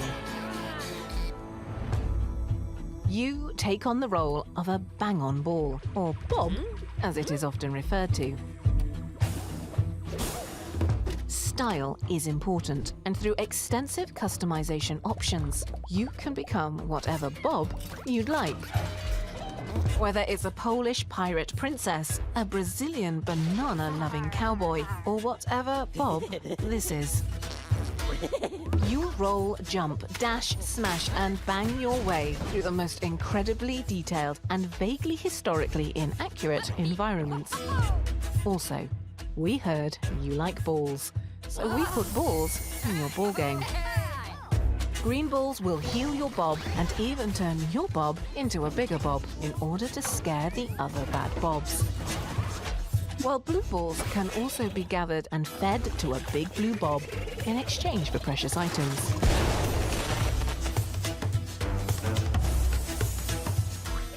There are challenges to complete, secret locations to find, treasures to unlock, balls to bang, and many items to collect. Some of these may have a special effect that can help you explore the world, or give you an edge in combat as you burn, freeze, zombify, or simply turn your enemies into chickens. And if you don't want to roll alone, you can always play with your bang-on friends in up to 4 players online mayhem. The team at Exit Plan will continue to expand the game's universe with new maps, items, enemies, and mini-games for all bobs out there to enjoy. This is the next generation of banging ball games. Grab your bob now and go have some bang-on fun.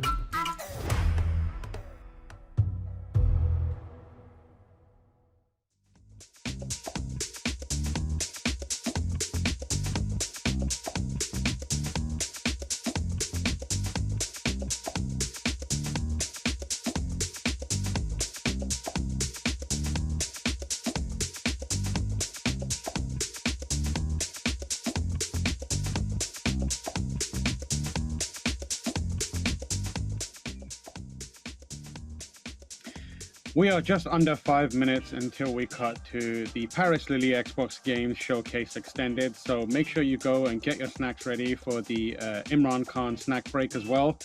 But before we get to that, we're going to talk about some of the games that were shown in that block. There were some really cool ones. Let's start with Skatebirds.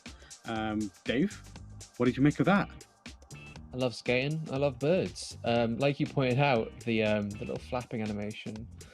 It was adorable. Like it's very much reminding me of the old school Tony Hawk's games, where whenever you grind or stall, it like snaps to like the corner of the environment. I love it. It's adorable. It's skating. What more can you want? Lucy, you into it? I am. It looks very, very cute. I'm just excited to see more of it. I hope they get like little puffins and stuff in, just like other little bits. Bird DLC. Same. What? Yeah, get loads of birds in there. You give the bird fans something finally. Golf Club Wasteland was one that I was very, very into. I love the chilled like golf games, and this one's got some interesting stuff going on. I kind of like the radio thing happening. It's got like lo-fi sci-fi beats to golf and relax to. So I'm into that. Any of you into that idea? The idea of that, Dave? Yeah, 100%. Like you were saying, there's a certain niche of very chill sort of lo-fi golf games. There was I can't recall the very silly, strange one that came out on What the Golf? Apple Arcade. What the Golf? What the Golf? Incredible game. So yeah, I'm very into the sort of chilled golf vibe. Lucy, you want to play some golf?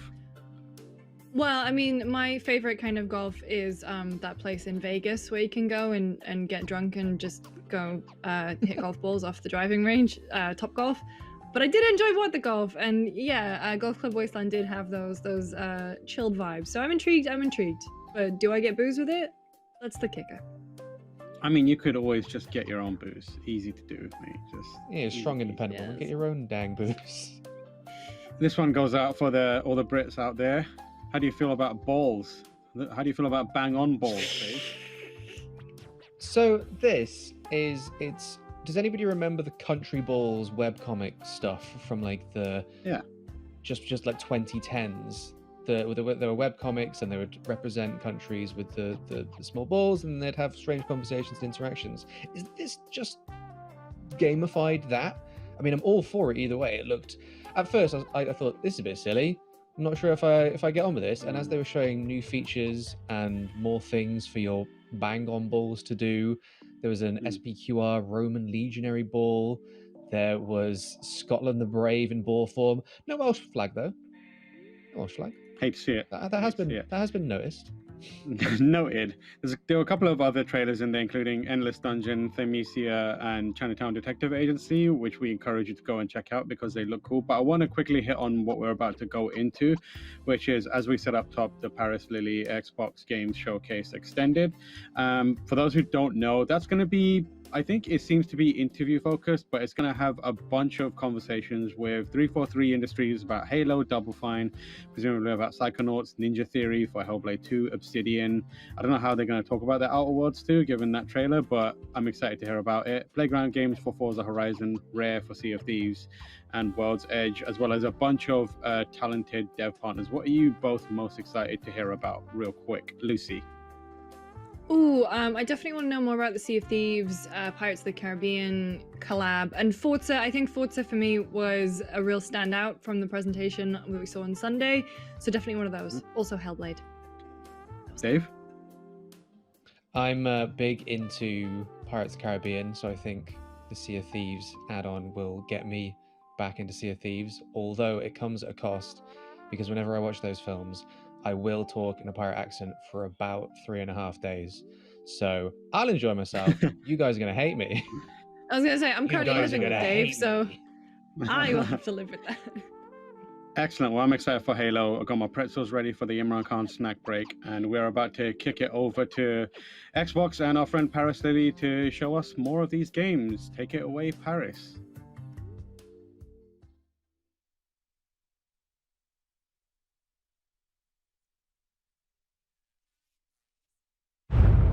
If there is wonder, that place in our dreams,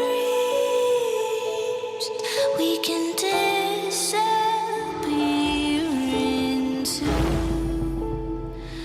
our world beyond.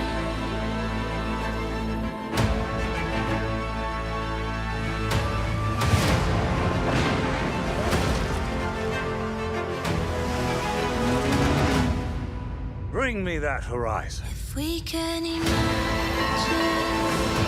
the new world to we can fall into the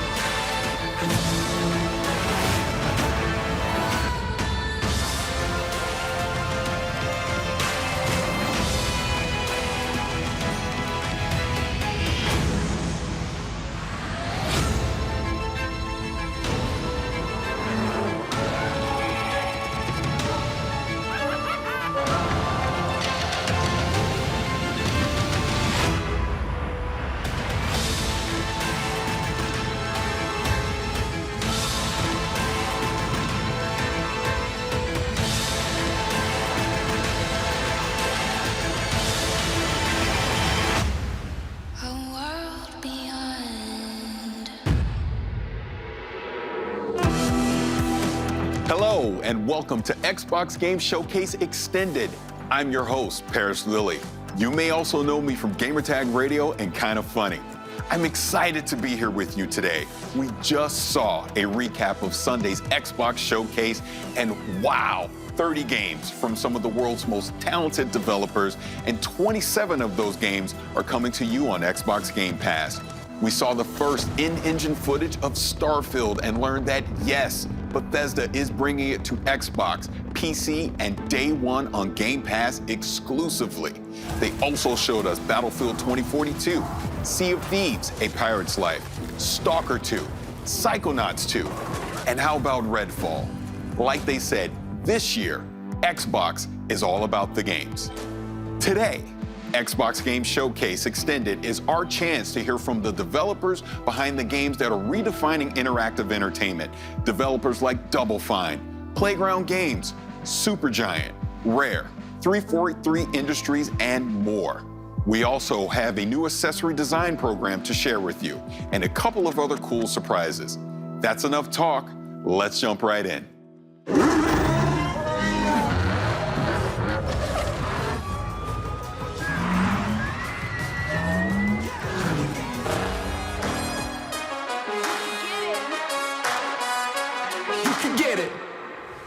You can see it for yourselves. Forza Horizon 5 looks phenomenal. And here with us today, all the way from the UK, is Mike Brown from Playground Games. Mike, thanks so much for joining us. Hey, great to be here. Now, Mike, Forza Horizon has taken driving fans to Colorado, France, Italy, Australia, and the UK. How did you decide on Mexico for Forza Horizon 5? Yeah, so we knew right from the start that we wanted it to be the largest Horizon yet. But it's not far down the path from that you realize you don't want to go big if it's just going to be more of the same. So we also knew that it needed to be the most contrasting, most diverse open world we'd ever built. And then when you start to look at Mexico, it really is like the whole world in one country. It's got snowy peaks, tropical jungles, epic canyons, amazing beaches, beautiful architecture, incredible historic cities, but also modern cities as well. It really has everything. And then you add in the culture, the music, the artwork, the people, the history, and there really is no more exciting location for the Horizon Festival. Now that we're in Mexico, what are some of the authentic elements that we can expect in the game? Yeah, totally. So we've got the largest and most diverse world we've ever built. And as I mentioned just a moment ago, something that really excited us about Mexico is the culture. So we've worked with creatives from all across Mexico. We've had Mexican artists produce beautiful mural artwork that you'll find on the walls around the game. We've worked with Mexican music acts to produce original compositions for the game. We've worked with Mexican scriptwriters and actors so that all of those Mexican voices you hear in the game will sound really authentic. And perhaps not as obvious, but the other thing that is super authentic is all of our light data and skies. So we had a team out in Mexico with our 12K HDR sky capture rig. We captured more than 400 hours of sky data, and then we recreate that in game. So all of the light, the shadows, the color information, all of it is recreated in game based on real light data captured from Mexico. So everything you're seeing there just has that real authenticity, that feeling of reality. Now, we got a peek at Event Lab. Now, what can you tell us about that? Yeah, so Event Lab is a really exciting new suite of tools that will allow people in the community to create whatever they can imagine, really. If we look at the video right now, all of this that we see has been built using that Event Lab tool set. The bowling pins that have been placed, so someone's gone along, they've placed those, and then they've created rules that touch on them as well. So as we see, every time they're hitting them, a rule has been set up such that it gives players points. And then also in that clip, you can see that everyone else in that multiplayer session is hitting bowling pins as well, and all of that is adding into a collective team score. The rules could have easily been set up so that it wasn't a team score, that it was competitive. All of that creative freedom is open to players. It's as a game designer, I think it's the feature that I'm most excited about in Forza Horizon 5. And I would say as a gamer, it's a feature I'm definitely excited about because this really is going to open up some unique features between me and my friends. Now, with the power of the Xbox Series X and the S, what are some of the new technical features that we can expect? So in Forza Vista, we're really able to turn up everything, ramp everything on, turn on ray tracing, and we have the cars looking more realistic than they ever have before, unparalleled detail. But that detail, it does apply to the rest of the world as well. During the Xbox E3 showcase the other day, I mentioned we'd modeled the detail on everything, right down to the individual needles on the Cholla cactus. That was just the plants that happened to be closest to the camera at that point. That level of detail is applied to everything that you see. And thanks to the power of the Xbox Series consoles, it's not just things that are right in front of the camera as well. We've really been able to push out all of the LODs and the draw distance and everything so that everything in the scene is full of that detail. And then, as I mentioned earlier, we capture that light data from Mexico, so you get this realistic lighting, shadows, AO, all of it comes together to create a scene that just looks real. Now, Mike, when can the world expect to play Forza Horizon 5? Sure. So we're launching this holiday on the Xbox Series consoles, the Xbox One consoles. We're on PC, on both the Windows 10 Store and Steam. Of course, we're in Game Pass and Game Pass Ultimate. And you can play us on your Android device with Xbox Cloud Gaming. And players who purchase the Premium Edition, or if they're a Game Pass subscriber and get the Premium Add-ons bundle, you'll get early access as well. So you'll be able to play a little bit earlier than everybody else. Now, Mike, this was a huge moment for you and the team. What does this mean to you? Yeah, well, for me personally, I mean, I've been working on the Forza franchise for a really, really long time, but this is my first game as creative director. So in this period over the last few days and week or so, as people are seeing it for the first time, for me, it's probably been one of the most exciting experiences of my life. It's been absolutely incredible. Again, Mike, thank you so much for being here. Thank you so much for having me. It's been a pleasure. Later in the show, we'll be hearing from the developers behind games like Age of Empires 4, Shredders, and Grounded. But first, the team at Ninja Theory has something to share with you. Here's Tamim, Chief Creative Ninja, to explain what they've been hard at work on for Hellblade 2. Hello everyone, and welcome to our brand spanking new Ninja House in Cambridge. I wanted to give you an update on the work so far for Senua's Saga Hellblade 2. What we're doing right now is building a good chunky slice of the game before we then move into full production to build out the rest. Hellblade was very special for us, and we didn't want to do a straight sequel. We wanted to do something extra special, and so we're making our lives as difficult as possible in that pursuit. The game is set in Iceland, 9th century Iceland, so we've been sending out art and audio teams out there, doing photography, photogrammetry, and combining it with satellite data to recreate large swathes of the landscape. On the character front, we're building real costumes, scanning them in. We're collaborating with Epic Games to bring you next-generation digital characters. On the combat front, we want it to be extra real and brutal. And so Melina, our main actress, has been training for 2 years, and all of our animators have undergone combat training. And so what you're going to see here is not a trailer, it's not a gameplay reveal, but rather a montage of the kind of work we've been up to. Hope you like it.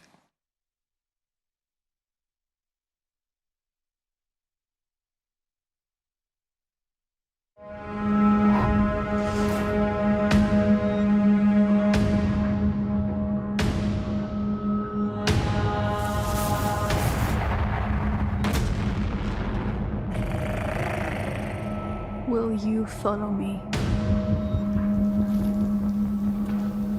on this journey? By sea, by land, and dreams, through the valleys of despair, over the mountains of rage, to the depth of fear in my mind. You might see me as weak, but I will show you what lies behind my eyes. With our swords, we will forge new stories to strike the gods that haunt us. We will embrace our suffering, soothe our scars of grief, and break their siege of our minds. They may see them as gods, but we will show them what lies behind our eyes. Gá í á fjalli, undis njóta.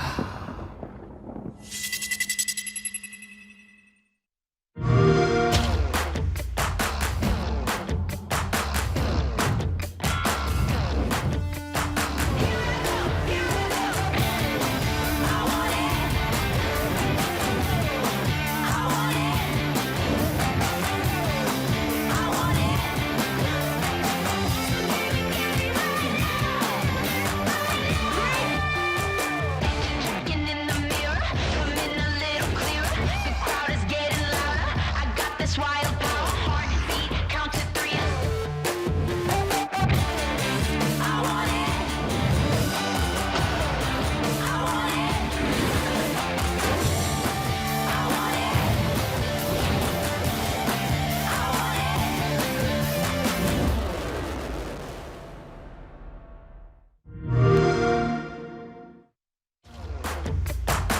That is Xbox Design Lab. And here to tell us more about Xbox Design Lab is Naveen Kumar. Naveen, thank you so much for joining us. Thanks, Paris. So, what is Xbox Design Lab? Design Lab is a controller customization service on Xbox.com where you can choose nearly any color combination you want for your controller and really make it yours. You can design a controller based off your favorite video game character, your favorite sports team, or whatever inspires you. You can think of Design Lab as your own personal design studio. Now, we've originally launched Design Lab 5 years ago and have since sold millions of controllers to fans around the world. But then we had to take a pause as we brought up our latest generation of Xbox hardware. But now we're back offering customization on the latest generation Xbox wireless controller. Now, we have so many awesome controllers here right now. Can you kind of talk a little bit about them? Yeah, well, right off the bat, you can see there's tons of color options to choose from. For most of the parts on the controller, you can choose among 18 different colors for all the different pieces on the exterior. 3 of those colors are brand new to Design Lab. We have Shock Blue, Pulse Red, and my personal favorite, the Electric Volt color. Most of the colors include post-consumer recycled resins in them. So there's a portion of things that are ground up, like automotive headlights, recycled water bottle jugs, things that make the controller more eco-friendly. We also have new button options for the ABXY button set and the View Menu Share, including a really cool button option for ABXY that's a throwback to the original Xbox 360 controller. So you got to check that out. And yeah, this is just the beginning. We're excited to introduce more customization options over time. Now, 2 of these controllers were inspired by games. Can you talk about that? Yeah, so there's a blue and green and purple one that's inspired by Psychonauts 2. We just love the key art for that one, so we work with our partners to develop a controller to help bring that to life. And there's also one that's inspired by Grounded and the aphid character from that game. We had a lot of fun in designing that as well, as the controller kind of looks like an aphid if you look at it from the right angles. Now, I created my own controller. I'm going to pick it up now. I'm a huge Los Angeles Lakers fan. World champion Los Angeles Lakers, and my design was inspired by that. So I went with the yellow on the front, I went with the purple on the back. I designed the buttons kind of with the black accent along with the shoulders and the triggers. But I also did an inscription on it, and my inscription says, "Ka can't cook." And that is inspired by my good friend, Khalif Adams.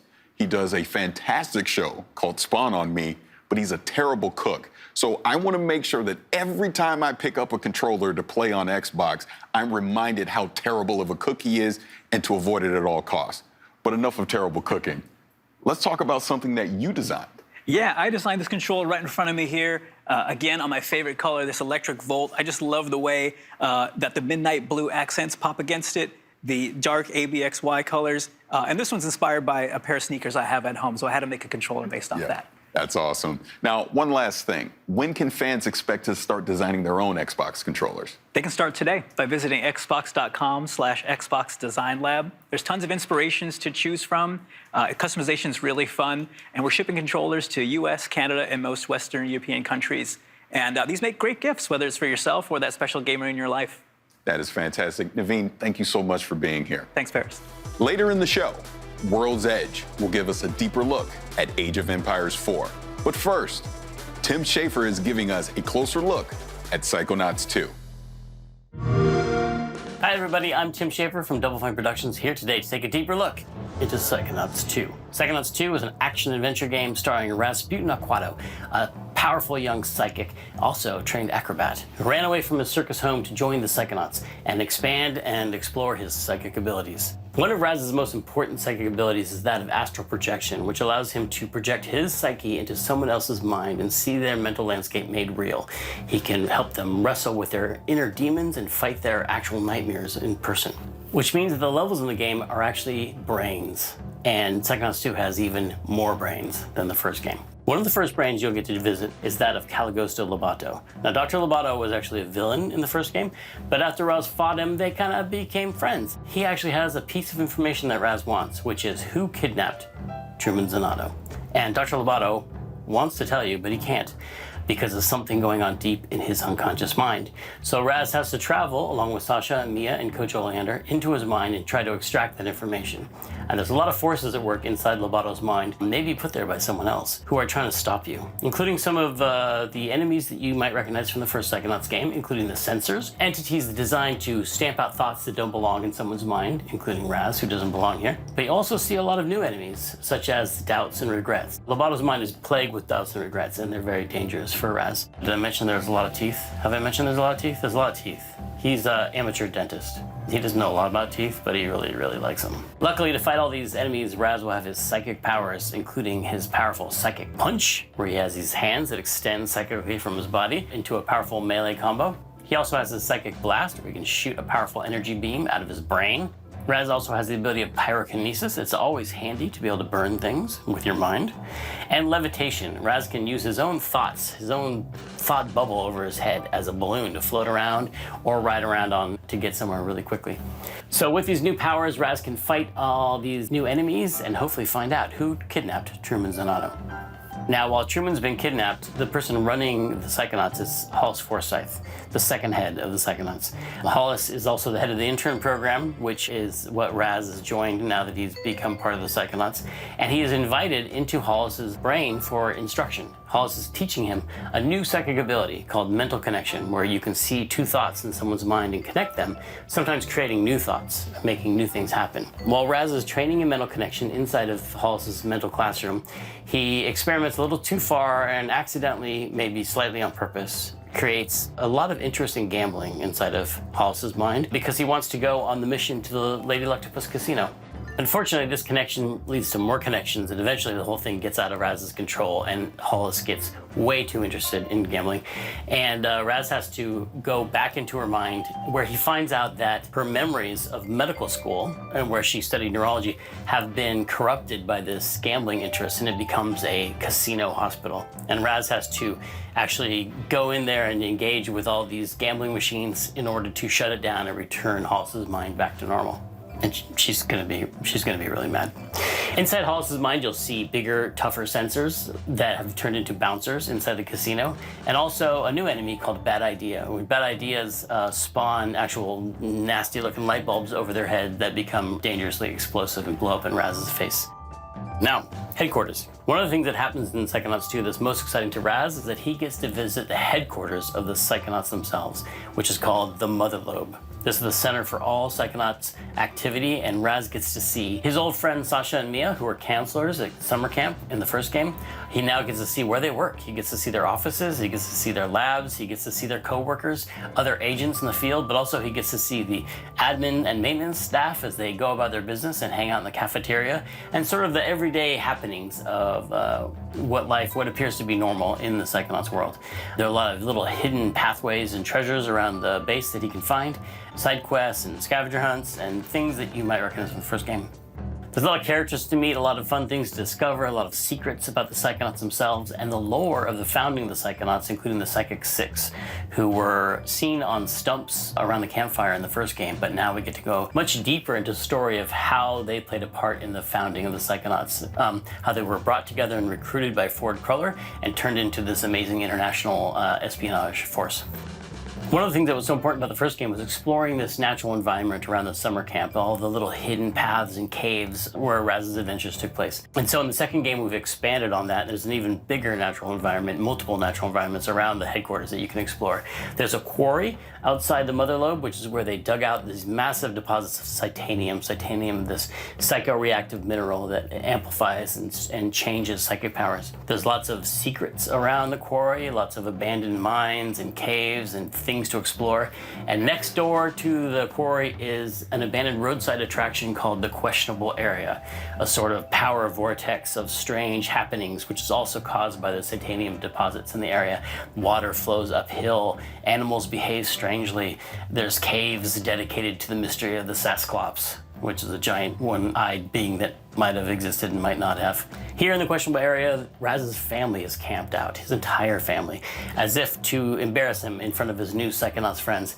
His family has showed up and they want him back in the circus. It turns out some of his family members, including his own father, have a little bit of psychic power themselves, and they'll be exploring that in Psychonauts 2, and you'll get to find out who put this curse on Raz's family to die in water. The Aquatos have been cursed by a mysterious character to all die in water, and this manifests itself in the form of the Hand of Galokio, which is this hand that comes out of the water, which is really just Raz's psychic construct. Raz is so afraid of water because of the curse put on his family that every time he comes near water, this creepy hand comes out and tries to grab him and pull him under, which is all happening inside of Raz's head. In Psychonauts 2, you'll get to find out who put this curse on Raz's family, where it came from, and what he can do about it. The story you uncover about the curse put on Raz's family links back into the story of the foundation of the Psychonauts, and Raz finds out that his family and the Psychonauts family are actually more intertwined than he believed. So there's a lot of mystery to discover for the player and Raz and his family and his friends as they explore the connections between his family and the Psychonauts and what it all has to do with Maligula. Maligula is one of the first villains the Psychonauts ever fought. She's a powerful psychic and she's a mass murderer, and she's been believed to be dead for many years, but there's a lot of unknown things going on behind the scenes and a lot of mysteries and a lot of plots for the player to uncover in Psychonauts 2. So that's it. Thanks for taking this deeper look into Psychonauts 2 with me. The game is coming out August 25th, and you can pre-order now. So I'll stop talking so you can go and do that. Thanks for watching.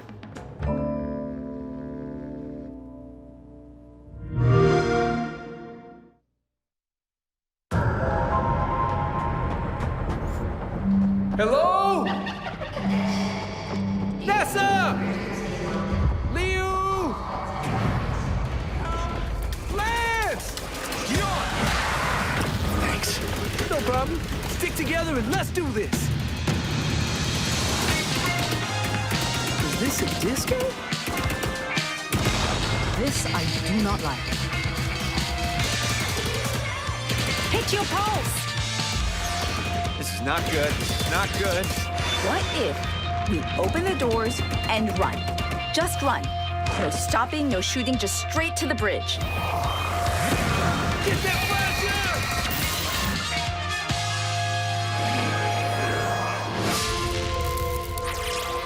Heavy. Really? We call them tanks. I call them brutes. From Latin, Brutus. We'd sound smart calling them brutes. Eon, you don't want to get in here and help name these? Nah, I'm good. Brute!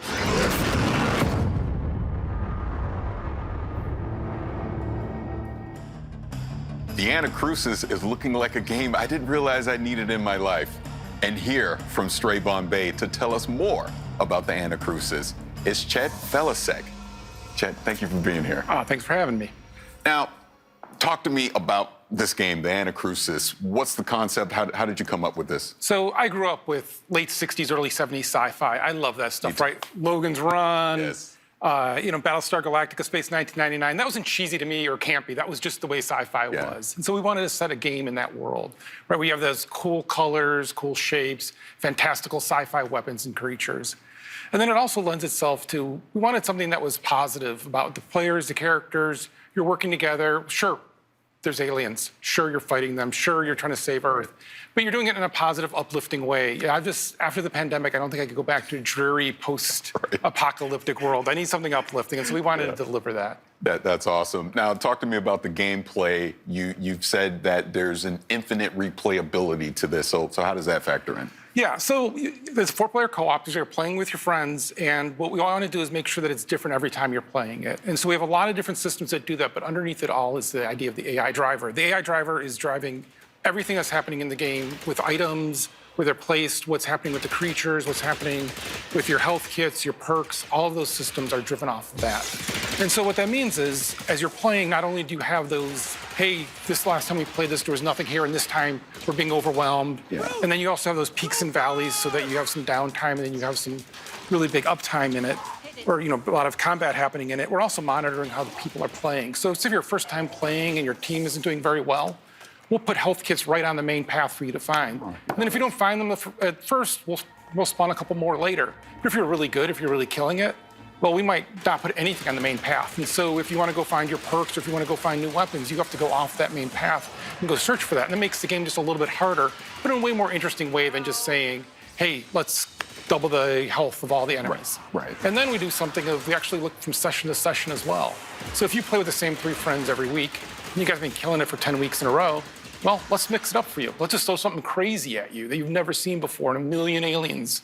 And we can do that because normally when you do difficulty, you've got to be here because you don't know what happened before or after. But here, we have these really big peaks and valleys, so we can bring you to nothing for a little bit, and then have it go crazy. I love that it's scaling to your basically your skill level, right? Exactly. So that's fantastic. Now, kind of deeper dive more into the perk system that you're going to have in the game. So for the perks, we looked at a lot of games where you start with, let's say, a class-based thing, and then if you're playing with your same friends, well, I'm going to be support, you're going to be carry, someone else can be help. Like we kind of get into a rut of what systems we're playing and how we're playing. And so we want to be able to mix that up so that every time you're playing, you're also kind of choosing your role based on the perks you're getting. So perks come in this thing called the meta compiler, and you have to go find the meta compilers in the world. And once you find one, you'll have from 1 to 3 perks to choose from. And then over time, you're essentially building a deck for your character. And so you might have it where, if you saw in the trailer, there's a pulse, which is kind of like a melee shove. Well, you can invest into that, and you can have one that you can now recharge your pulse faster, and now it protects your other players around you. And then it gets more powerful, and you can actually do damage with it. So all of a sudden, you went from being a support character playing in the back to leading the charge going forward and knocking down aliens and everyone else blasting them. Or you'll get a bunch of perks that are about investing in one weapon and making it where when you do headshots, it actually does damage to other aliens around. So now you're the sniper hanging back. And so it's really mixing up that kind of experience that you're having. And you'll earn these perks as you play. So the more you play, the more perks you have. But since we want the game to always be great to play with your friends, if you've been playing, let's say you play with me. I've been playing 400 hours. You're brand new. Yeah. Well, we share the perks. So you get all the perks that I have available to me as well. So that way you get to have that experience of all that craziness in your game as well. Because it's all about having fun with your friends. Right, the shared experience with your friends. Now, we kind of already talked about the inspirations, like 2000. I looked at that and it was like 2001: Space Odyssey was the first thing I thought of. But let's talk more about the enemies in the game. What was some of the inspirations for that? So the enemies is we kind of look at it of how we want the players to behave as well as feel. And so we bring in outside playtesters every week. They play our game, we watch them, and what we'd see is really good teams would stick together really tightly. And even if we send something like the Brute at them that spreads them apart, they'd quickly form back together. So we created something called the Spawner. Yeah. And this is just a good example of kind of how we approach the design. The Spawner, you hear off in the distance, and you'll hear it, and you know what it's doing. It's spawning things. It spawns these little turrets that come at you. They're not the worst thing, but they're going to be unrelenting until you kill the Spawner. And so you'll be sticking with your team, and you'll be like, oh, wait a minute. If the Spawner comes now, and this turrets come, and we've got a guy down, we've got to go over there, I'm not sticking with my team. I'm going to go hunt that thing down. I'm going to go kill it. So you go run off, you kill it, you're feeling good about it, and then all of a sudden you realize, wait, where are my teammates? I'm all alone. There's other specials here. Oh, I'm in trouble. And it's trying to create those kind of moments where it's mixing it up, where you always want to have it where it kind of almost takes turns of one player's the last one surviving, they're the last one up, and they're helping everybody else up and get it going. And so really looking at having those enemies give you those moments for how it affects the players. Bonus question for you. What does the anacrusis actually mean? So anacrusis is a musical term. It means the notes before the song, the little kind of intro. And for this, we have a character, Boris, that you never meet. And all the players just talk about it, because I thought it was fun to have this character that you never really are sure who they are because it's everyone else describing it. And she named the barge that you're on, that you're launching these missions, the Anacrusis. And her thought there was, this is not the main event. This is not us against the aliens with fighter pilots and everything else. This is just regular people. This is the pre-battle to the battle. This is finding out about these aliens and what just happened. Oh, that sounds so cool. Again, the Anacrusis, everything that you talked about today, it sounds amazing. I can't wait to get my hands on it. But Chet, thank you so much for being here. I really appreciate it. Thanks for having me. We've got so much more coming in today's show, including Obsidian Entertainment with Grounded, iLlusions and Let It Roll with Shredders, and 343 Industries with a deeper dive on that incredible multiplayer trailer for Halo Infinite. But first, the original Stalker was one of the most intense and eerie games of its era. Next year, we return to Chernobyl, for Stalker 2. And Zach from GSC Game World has a closer look at the game. Let's check it out.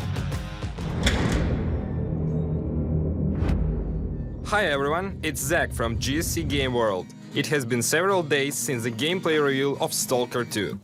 Our game now has a subtitle, Heart of Chernobyl, and a release date of April 28, 2022. By the way, the pre-orders are open for both PC and Xbox. You're obviously here willing to learn more, so here are several details about Stalker 2, Heart of Chernobyl you probably didn't know yet. So let's dive a little bit deeper in our trailer. This section of the trailer is a bandit's gunfight on the chemical plant.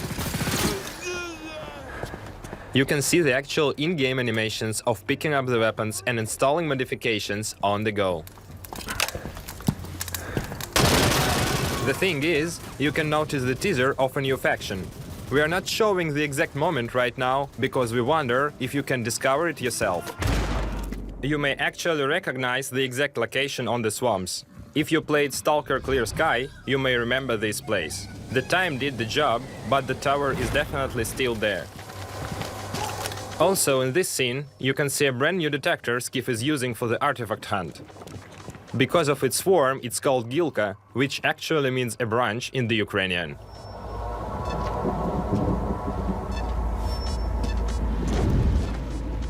The artifact Skiff is going to collect is called Jelly. In-game, it recovers your stamina. Moving to the Dancing Man scene. Before you ask it, yes, there will be a lot of characters with an interesting fate in the zone. His hideout is located in Chernobyl too. That's a town not so far from Pripyat you have seen in the gameplay teaser. Узнаешь мотив?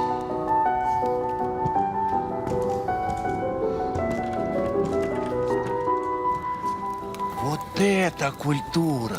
А ты одно и то же по кругу лобаешь. Сам же просто. The campfires. A small isle of safety in the unwelcoming zone. A place where you can finally have a little rest before another foray. You have seen the campfire during the first trailer in the Rookie village. Of course, it wasn't the only one. The zone is full of dangers and mutants. The monsters are the result of the numerous experiments. We're not ready to show you all of them, so let's stick to the old good Bloodsucker for now. Считаешь, я не думал, как обойтись без его смерти? Она не могла быть свободна, пока он жил. Зато теперь посмотри на нее. Нет, Скиф, я не отдам ее никому. Зона дала мне жизнь, новую жизнь. Жизнь, которую я готов вернуть, если потребуется. Я буду защищать ее. Всегда. In this rooftop scene, we are truly proud with the quality of the animations. We made a small behind-the-scenes video from our motion capture studio. The face photogrammetry process makes the final result as close to the reality as possible. Она не могла быть свободна, пока он жил. Я буду защищать ее. Всегда. The Gauss gun you're seeing in this section is one of the most powerful weapons from the arsenal.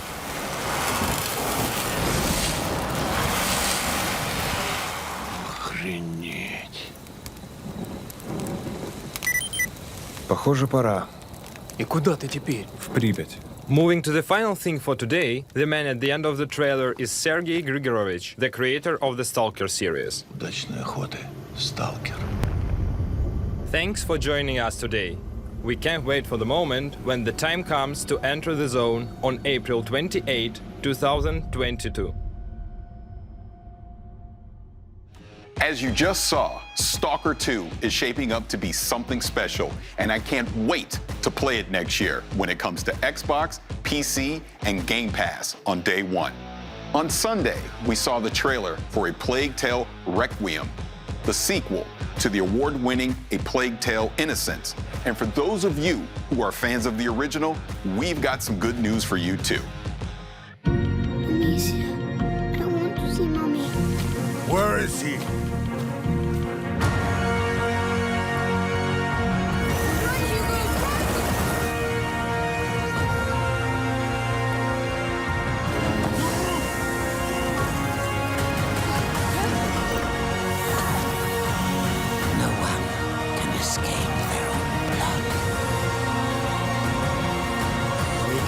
less odorous. Where is your son?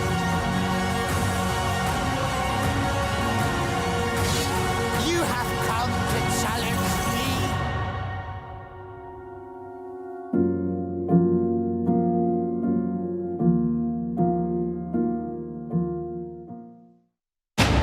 If history was in your hands, what would you build?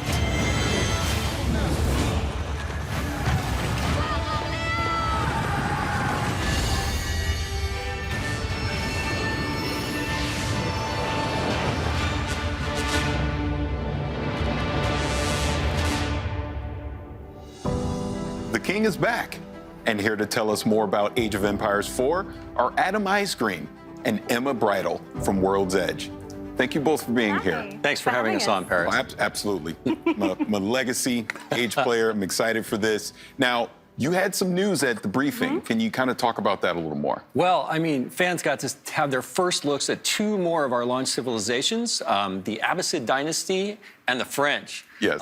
And they bring a lot to the table, totally different ways to play. But I'm really excited to show them those. And then also, people got to see their first taste of naval gameplay, which we haven't shown off at all, except for a little teaser at the end of fan preview. Paying off that tease. And we also revealed one more of our campaigns, the 100 Years' War, and Joan of Arc made an appearance. We also announced that the game is coming October 28th, and it's coming to Windows Store, Steam, and of course, Game Pass for PC. Now, earlier you mentioned the two civilizations, the Abbasid dynasty and the French. Can you kind of go into detail about that? Sure. Yeah, I guess I'll start. The Abbasid. So the Abbasid dynasty is this amazing technological powerhouse of a civilization that has a really unique mechanic that we're bringing to them in Age of Empires 4. It's actually unique across all the civs that are in the game, in that they construct this bastion of knowledge called the House of Wisdom, and they can keep upgrading it with different wings, and that gives them a host of incredible technologies that leverage their army, their economy, their resources. But beyond even that, they have an incredible amount of fun units, especially camels. Unique to the civs again, the launch civs for Age of Empires 4 is camel units. And these camels have amazing abilities to buff the other units in their armies. And so you have these wonderful diverse mixes where you always want to be throwing different units together, but always including camels for the different kinds of buffs and advantages you can give to your civilization. It's great. And the French are really, really strong with trade. They've got some great options that are going to make your late game really, really interesting. They have a landmark called the House of Commerce. And for your units, you're going to really want to focus on knights and lancers. Those are your powerhouses. But the French actually made an appearance in the trailer as part of the 100 Years' War campaign. And as you can see, Joan there, I'm actually wearing her around my neck. She's a feminist icon from history. This young woman who led with her convictions and led a battle, and she was a teenager. And so she's beloved. She's in Age 2 in a campaign, and so we know Age fans are going to love seeing her again. And the 100 Years' War, with the multiple missions, like the Battle of the 30, are really going to bring that period of history to life. And all the live action footage that you saw in the trailer on Sunday, that's all from within the game. Wow. We have these multiple documentaries that will play between the missions to storytell and really bring it to life as you journey through the 100 Years' War. Yeah, taking a completely different approach to how we're telling a story in... Matter of fact, I don't think I've seen any game that does what we're doing in terms of how we're showing the story and how we're getting people involved with history. So it super really, exciting. really brings it to life. And I've learned things about English history from these documentaries I didn't learn in school. So they're educating as well as moving the game forward. Now, community feedback is always important in any game, but especially in something like Age. Now, how have you taken some of that feedback into development for Age 4? So we formed a community council back in 2017. We wanted our community and our players to have a seat at the table for development. We're making the game for them. So they've been hands-on with the game for a really long time and giving us their honest feedback. And we then take that to the game team and they look at making changes based on what they've told us. So they've influenced things from the look of the UI icons, the influence system that's built into Age 4. They've really, really helped us with their viewpoints make the game better. And one thing they really pushed for actually was naval. Yeah, it's amazing. We actually, if you look at a lot of the data, we see data on all of the Age of Empires games that people play. And naval is one of those things that in Age 2, a lot of people don't use it, which is crazy, right? But if it wasn't there, people would miss it so much. And sometimes we have to ask those hard questions when we're making games, right? We say, like, do we need to do this? And it was something that we felt weird about. And we went to the council with it and we're like, hey, you know, not even you guys don't play naval all the time. Like, do we need it? And they're like, yeah, no, we see your point, but you know, you have to have this. Yeah. And it was great. It was a great reaffirmation. And we throw a lot of things like that at our council to make sure that we're making the game that's great for all the different kinds of players that love Age of Empires all over the world. And now we're heading towards launch. Yeah. We're branching out beyond our council. People are going to get hands-on for the first time. So we had a fan preview event back in April, and we looked at the feedback from that and have made changes since then. So, you know, you let us know that you didn't feel like the weapon scaling was quite right. So we've gone ahead and we've improved that. That is fantastic. Now, you actually hit on something that I wanted to jump into because Age has been around for a while. There's been previous games, but you continue to make content for those. So what's some of the news you can share as far as development with some of the legacy Age games? Well, we have a new expansion coming in August for Age 2 Definitive Edition called Dawn of the Dukes. And in that expansion, we're going to be adding 2 more civilizations, the Bohemians and the Poles, and 3 new campaigns for the Lithuanians, the Bohemians, and the Poles. And those are great stories about really cool, like, brother and sister teams that work together to kind of rise up these empires, and I can't wait for people to get their hands on it. And the great thing is that if you pre-order Age of Empires 4, you get that for free. That's part of the deal for pre-ordering Age 4 on the different platforms. And for Age 3, of course, because we don't want to leave them out either. No. Age 3 Definitive Edition, we're hard at work on an African PDLC with new civilizations and campaigns. Cool. Yeah. And I can't wait to show more, but we're not ready to talk about that one just yet. But if you don't want to miss out, go to ageofempires.com, become an insider. You get little sneak peeks at things we've got coming and chances to get hands-on with content early. Yeah. Now, shifting us back to the present in Age 4, what's some of the things people can expect as we lead up to launch? Well, we've got a bit of an exclusive for you today. We're going to name our remaining launch civs and our remaining launch campaigns. We're not going to show them just yet. That'll come closer to launch. But our 2 remaining civilizations are the Holy Roman Empire and the Rus. And the names of our 2 remaining campaigns are the Rise of Moscow and the Mongol Empire. All that sounds fantastic. Please. No, I was just going to say I'm so excited. I get all gushing about things like this.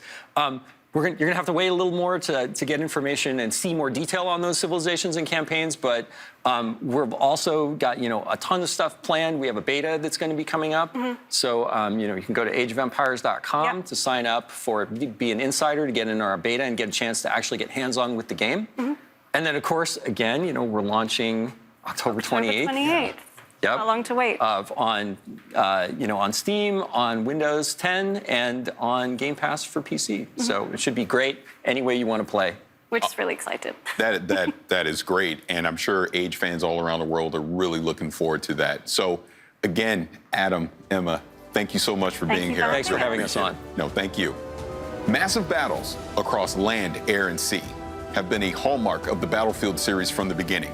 In this next video, design director Daniel Berlin will tell us more about what DICE can do when it brings all-out warfare to the world's most powerful console. Incoming fire!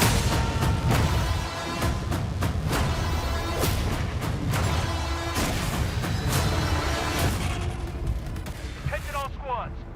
The thing that will really excite players is the introduction of all this cutting-edge technology that we're just infusing into the sandbox. I think just having the comeback of the helicopter on the battlefield, it just introduces a whole new layer to the sandbox. It just gives players so much more tools that makes it more Battlefield than it's been in a very long time.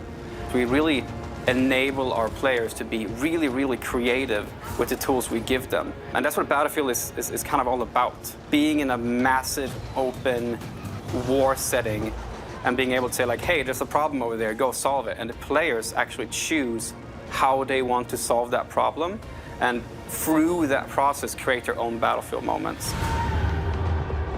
So in 2042, you will experience 3 really distinct experiences. The one we're talking about right now, we're talking about today, is the experience that we call the all-out warfare experience. Now, this is the place you go in 2042 when you want to have those classic Battlefield experiences, this massive war where it's, air, land, and sea just coming together in these massive battles. But we've actually made a distinction between 2 separate experiences within the all-out warfare experience. And that's Conquest, which is a very much a staple for our franchise. It's something that our fans know and love, and we're just taking the Conquest experience to the max this time around. Conquest is all about the freedom, the access to the sandbox, being able to choose where you fight, how you fight, where you want to go. But it's also experience that will allow players to kind of choose their own pacing. And there's moments in Conquest where it's complete chaos, when a lot of players they just converge on a single point and the chaos goes up to the maximum. But there's also moments within Conquest where, you know, you've just had that big battle, and now you've won that battle, and you go like, okay, you bring up your map and you have a conversation with your friends, and you say like, okay, where do we want to go next? Oh, we need to go over there to that state. Okay, how do we get there? Oh, let's call in a vehicle. And a vehicle, you can call it in wherever you want, and then your friends, you hop into the transport vehicle and you go across the map and you go to a new location where there's a new fight. So Conquest is just that full freedom to the sandbox. And right next to that lives the other experience within All Out Warfare, which is Breakthrough. And this is a significantly more guided experience. It takes you on a journey throughout the entire map. And in Breakthrough, there's an attacker and there's a defender team. And we kind of compress them into fighting head-on in a specific space. So the time to action is short, and the level of chaos is really, really high. There's helicopters, and there's tanks, and there's infantry. There's just everything happening, and it's just complete chaos in Breakthrough. So All Out Warfare kind of takes these two fan-favorite staple modes, and we make them distinctly lean into their specific strength. And that's on the Xbox Series X and the Xbox Series S, you will actually be able to play All Out Warfare experiences up to 128 players, which is a double to what we've done in the past in the franchise.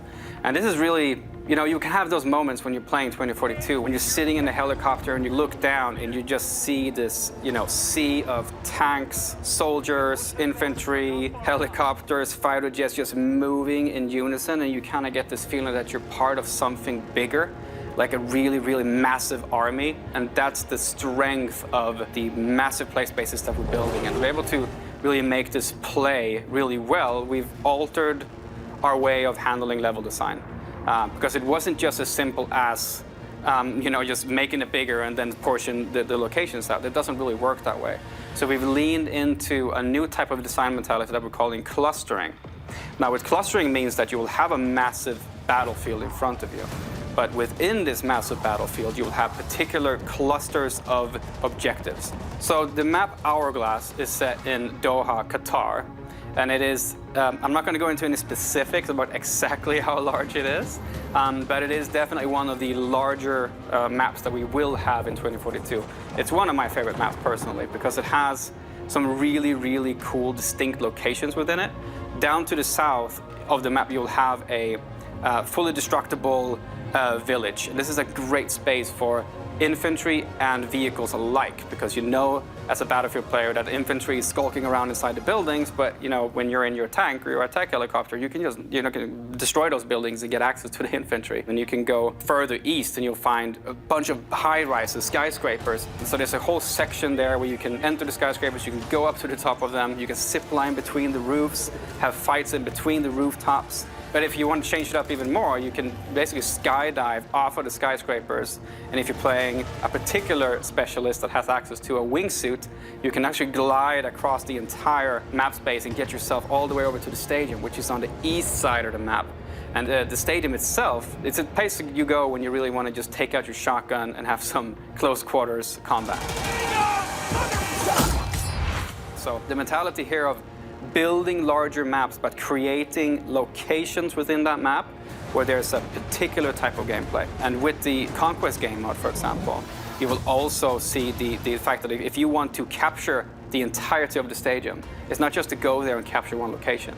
You actually have to capture multiple locations within the stadium in order for you to kind of to consider it yours, that your team can actually get benefits from it. So lots of dynamic moments on Hourglass. And if you saw in the gameplay trailer as well, there's a massive wall of sand moving across the entire gameplay space. So what happens when this massive wall comes, of course, it engulfs you in the storm itself. But as it passes by, it leaves the entirety of the map in a different mood, in a different light, and it changes the visibility for the player. And this is a really good time for you to lean into our Plus system, where you have the capability to actually alter the customization on your weapon. But I'd also like to mention, though, that the Wall of Sand is one thing, right? But there's also the possibility of the tornado.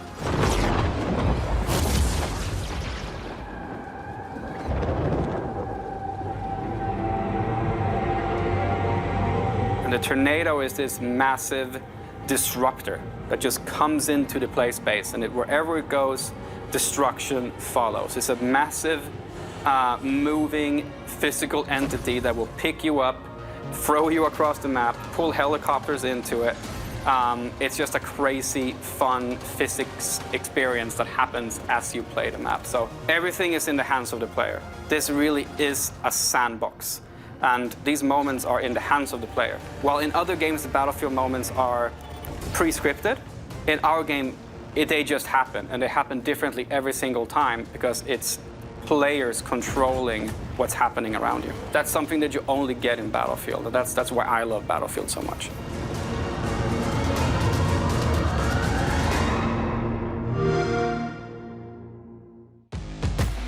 Epic action at an epic scale is what we all want from Battlefield 2042, and DICE looks poised to deliver.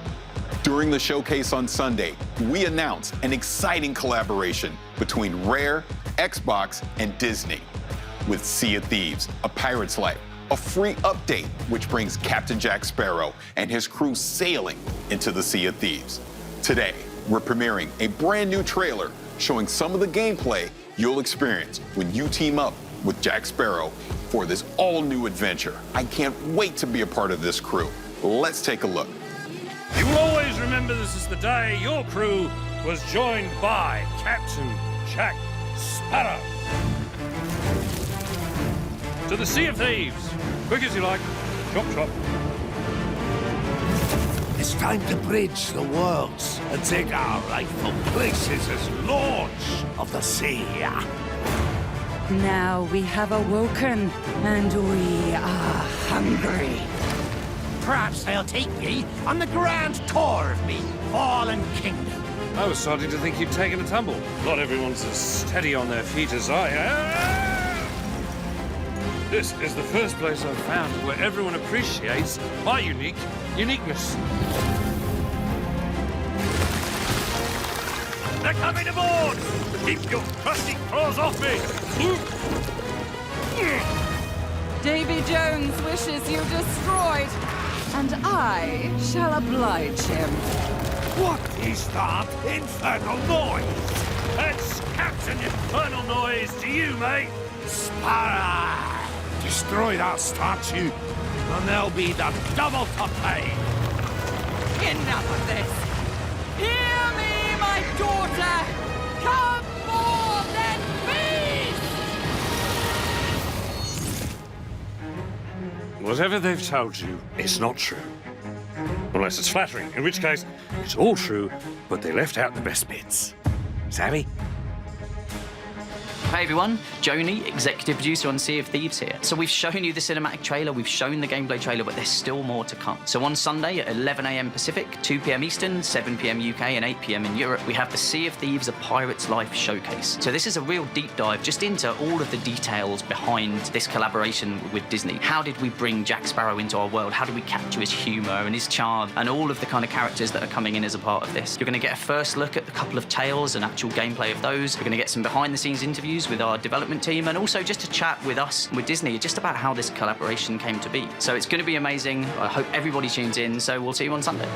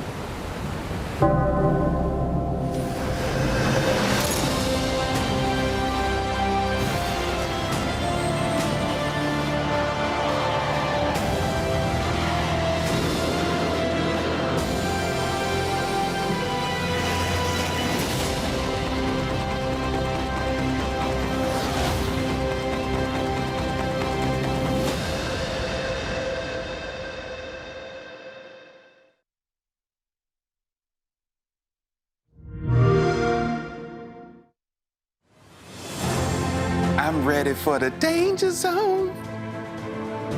But we'll get to that in just a second. When Microsoft Flight Simulator launched last year on PC, reviewers and gamers alike were blown away by the stunning visuals and the depth of simulation. Joining us is Jorg Newman, the head of Microsoft Flight Simulator. Jorg, thank you for being here. Really appreciate it. Good to meet you. Those are cool glasses. You get you a jacket. Yeah, I got my jacket as well. So you had some announcements this Sunday about Microsoft Flight Simulator. Can you go into that a little bit? Yeah, it was super cool. We announced that Microsoft Flight Simulator is coming to Xbox Series X and S.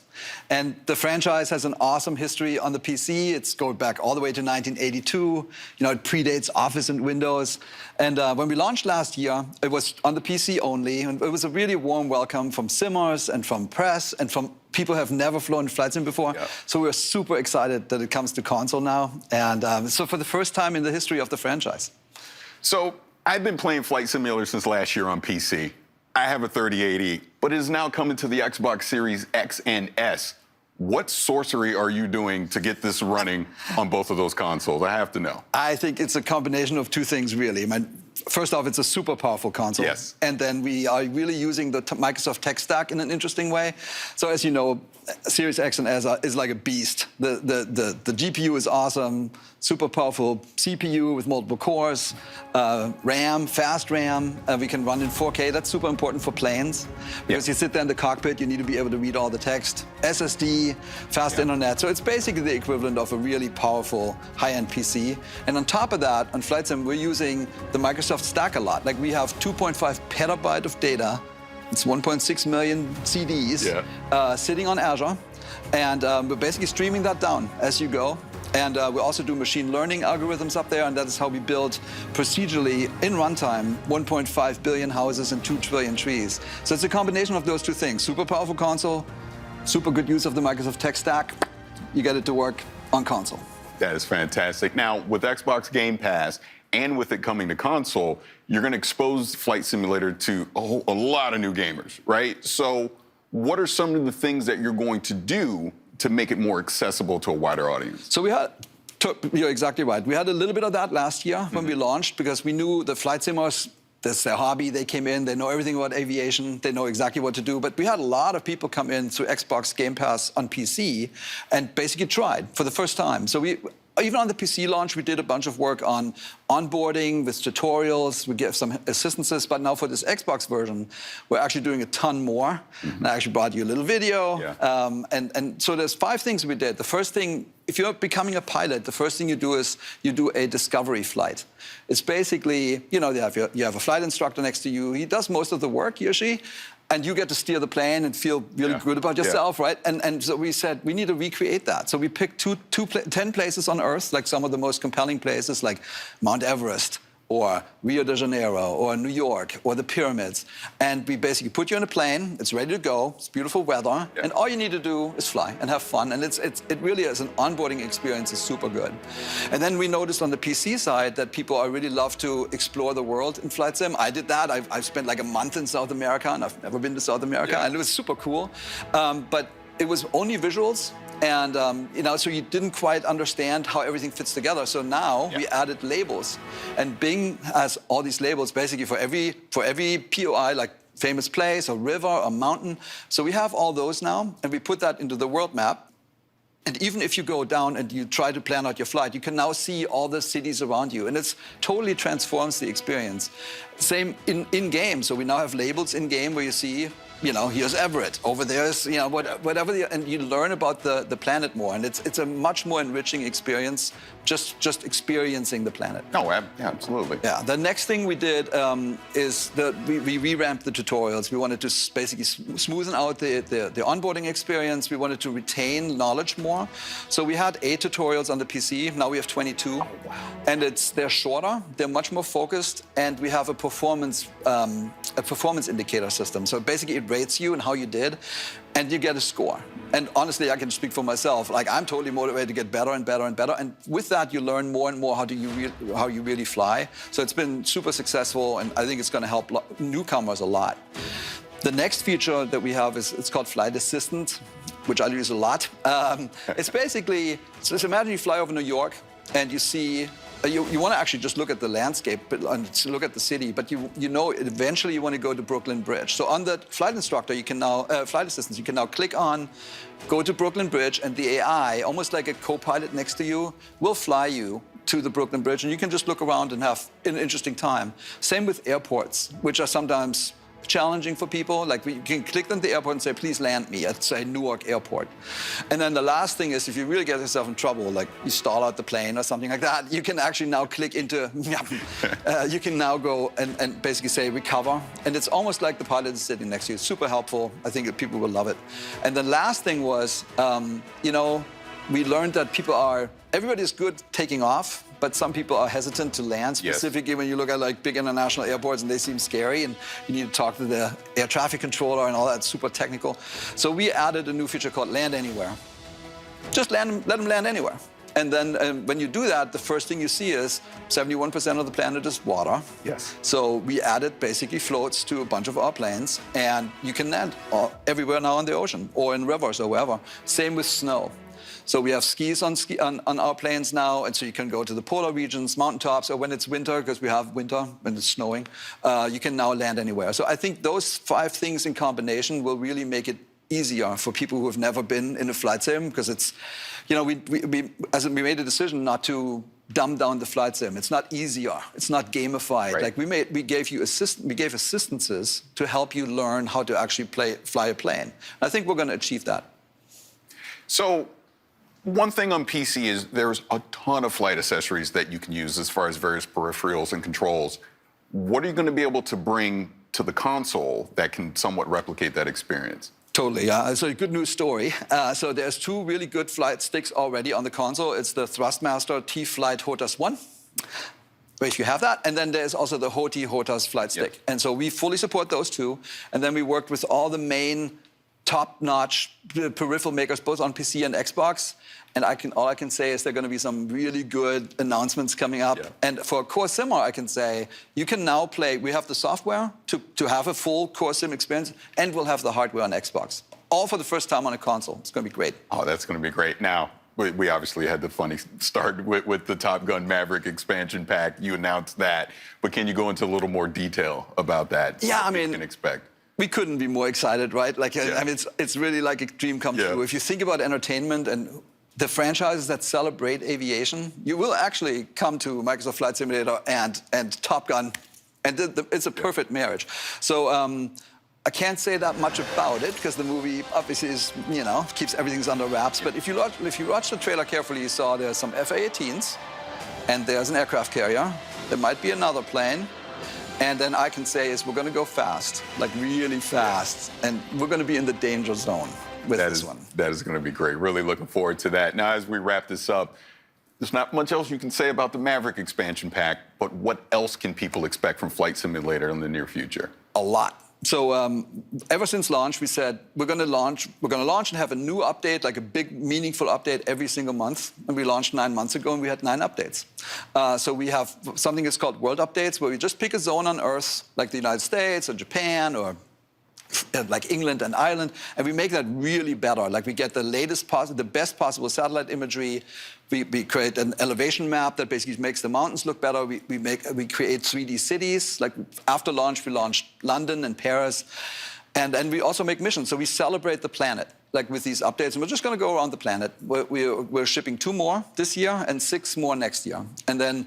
We also have something called sim updates, simulation updates, where we work with the manufacturers of planes, with the flight sim community out there that knows tons about everything, and also with real-world pilots. And we're basically making the sim better and better. The goal is to make the ultimate sim. Yeah. It's the perfect thing, totally authentic. And then on top of that, you should expect the unexpected. Just like with Maverick, which I don't think people really saw coming, there will be more of that. And I think all I can say is it'll get the gamers and the simmers both their hearts pounding. So keep watching the skies. That is awesome. Now, again, I'm so excited that more people are going to get to play Flight Simulator. I've been playing it on PC. I love it. I highly recommend everyone do the flight from LA to Paris. It's really good, very cathartic. But as we get out of here, I want to thank you so much for taking some time to talk about Flight Simulator. Can't wait for that expansion pack. Thank you so much. It was awesome. Thank you. Still to come, we have Grounded, Shredders, and of course, Halo Infinite. But first, one of the best PC games of 2020 was Hades, and it's got a ton of awards to prove it. Here's a closer look at what we can expect from Supergiant Games later this year on Xbox Series X and S. We just announced that Hades, our Game of the Year winning roguelike dungeon crawler, is coming soon to Xbox, and I want to introduce you to some of the gods, ghosts, and monsters you'll meet in our rendition of the ancient Greek underworld. You don't need any prior interest in Greek myth to get into Hades, but as you play, maybe you'll get to wondering how much of this stuff comes from mythology. The answer is a whole lot. Greek myth is filled with wild, fascinating, often contradictory stories of these larger-than-life characters. The Olympians are a big, complicated family, always bickering and always pushing each other, and their portrayals in classical mythology inspired our portrayals in Hades. Let's start with Hades himself. What is it now? I've a mountain of infernal parchment work. He's often relegated to the role of villain in many modern adaptations of Greek myth, but in classical mythology, he's a complicated guy, and much more principled than some of his brothers or sisters. He's so fascinating, we made a whole game about him. As the god of the dead, Hades has an imposing reputation to live up to, so he even has a monstrous pet in the three-headed hound of hell, Cerberus.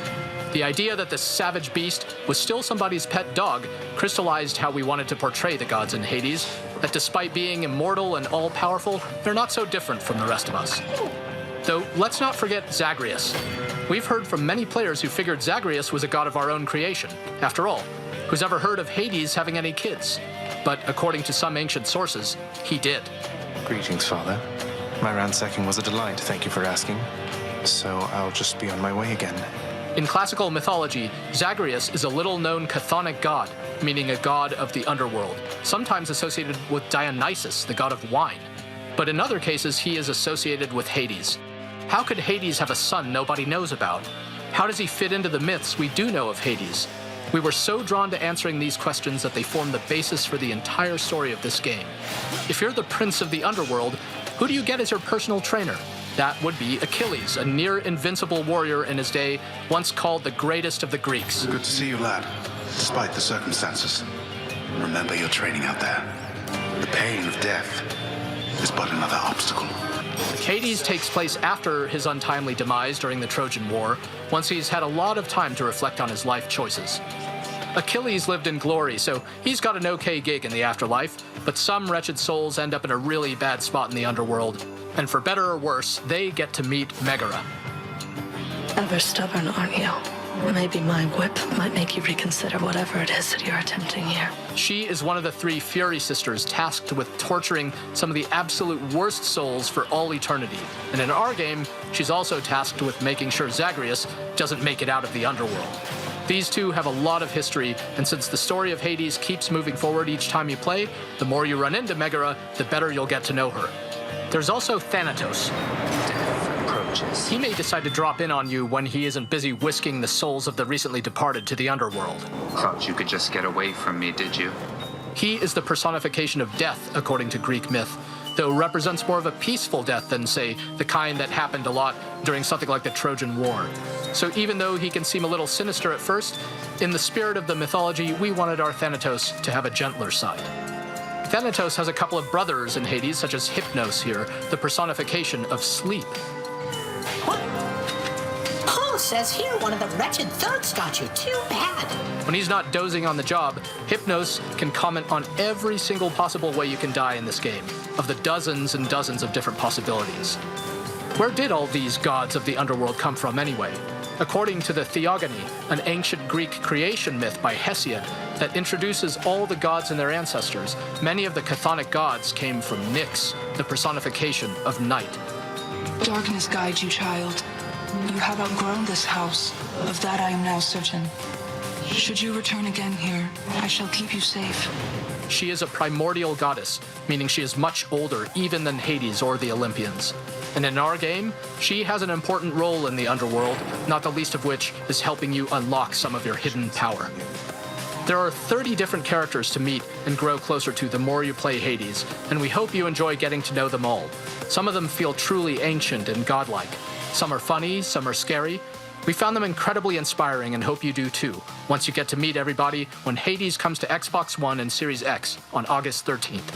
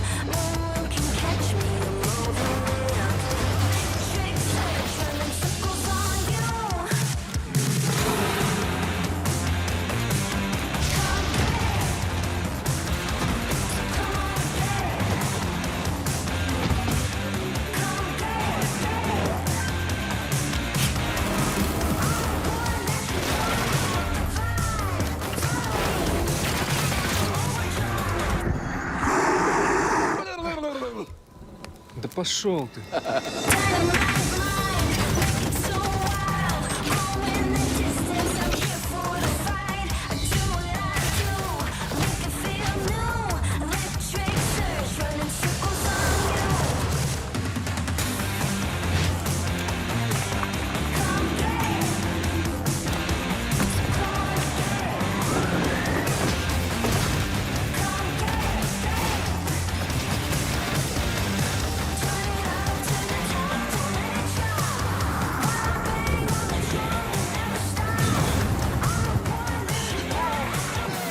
Okay, this is good. This is good. This is really good. Holy spluttering whipple.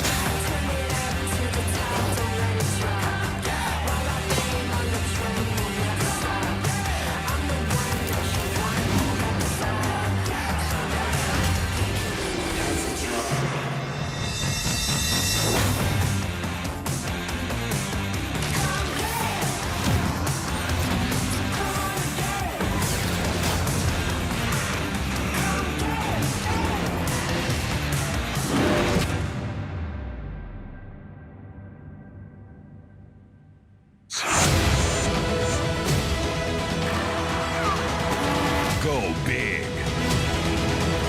Or never go home.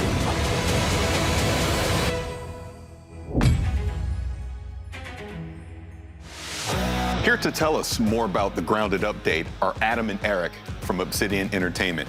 Gentlemen, thank you so much for being here. Thanks for having us. It's a pleasure to be here. Yeah, it's a real honor. No, absolutely. Love Grounded, love everything that you guys have been doing with it. Now, my first question is this mushroom system. What can you tell me about that? Yeah, so that's one of the big things for the Shroom and Doom update is mushrooms. We're really changing how the yard is with mushrooms. Every mushroom that you see in the yard is now harvestable, which is really cool. So the small ones, the big toadstools, the ones that you find in caves, now those were present in the yard before, but now you can actually harvest them and get mushroom stuff out of them. The next kind of part of that is that we're adding a couple base building elements like mushroom bricks. Yeah. So you have to take all those mushrooms that you find, and then you have to grind them up in a grinder, which is a new building. And then you have to take them to your oven, which is another new building that we're adding, and bake the mushroom stuff into bricks. And then with the mushroom brick buildings, there's a whole host of new options for base builders. And it's more fortified walls and a bunch of other options so you can build a cool big castle. Oh, that's really cool. Now, we saw the Broodmother, so you're bringing bosses into Grounded. What can you tell me about that? What does that mean for the direction of the game as we move forward? Yeah, so the Broodmother is our first boss. Yeah. So we actually launched with the Broodmother, and we didn't really feel it hit the right mark. So we took the Broodmother out, and we wanted to spend a lot of time making it a really memorable boss fight. So we put a lot of development effort behind the Broodmother, and it's going to really feel like a big, huge fight and a memorable one. There's a lot of kind of cool things with it. I don't want to spoil everything. I want players to kind of experience it for themselves. But it definitely is something that we want players' feedback to see, like, what do they like, what do they not like, how is the challenge. We want to make it really challenging and have a good reward for defeating the Broodmother. But is it too hard? We'd like to know that. So for future development on Grounded, like, we want to make more bosses, and so we want to get all that feedback to improve the system.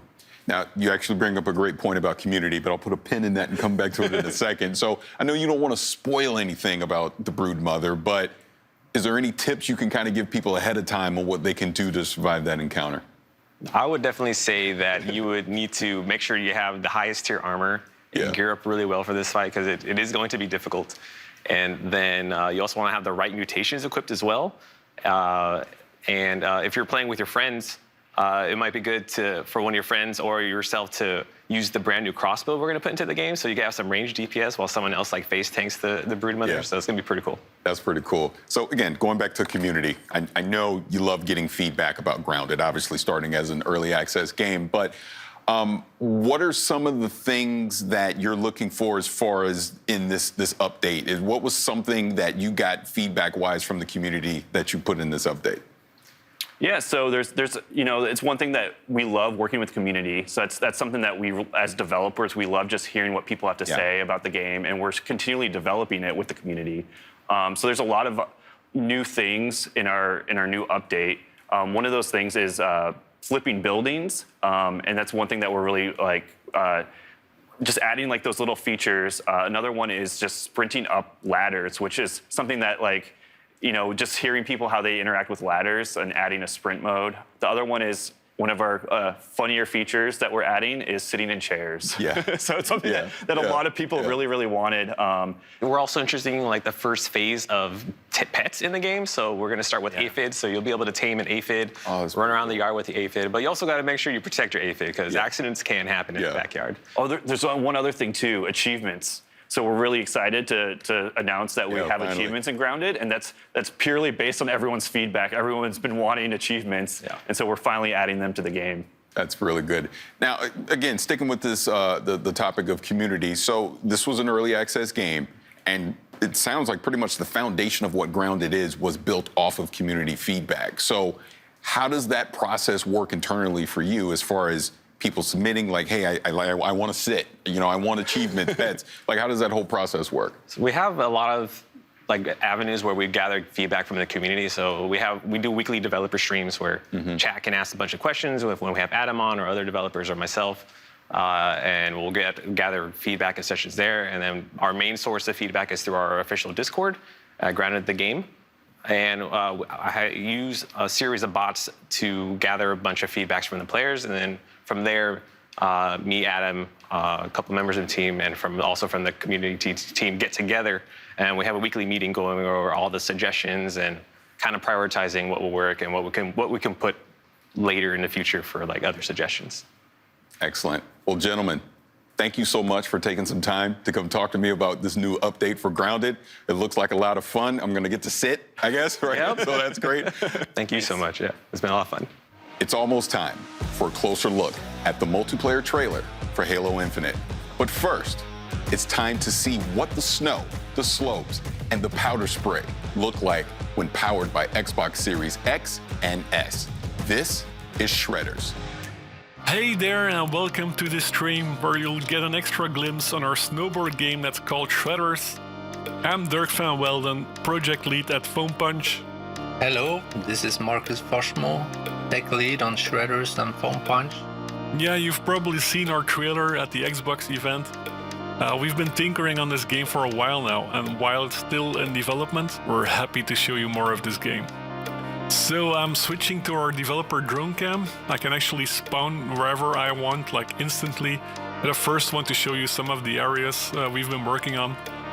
This mountain resort is called Frozen Wood.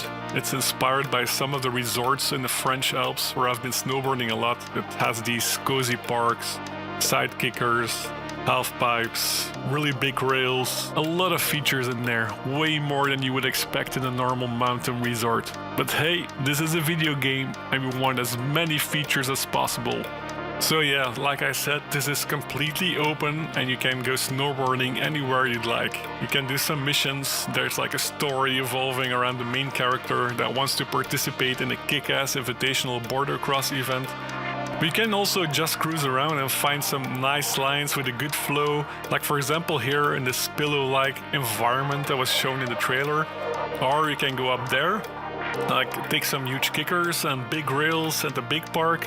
And just look how big this mountain range is. Like we've got space for industrial areas and street areas. There's backcountry, high mountain riding. There's even an old Italian looking village you can shred. A lot of these locations have been inspired by events happening all over the world and snowboarding movies that inspired us these past years. It's kind of a tribute to, in fact.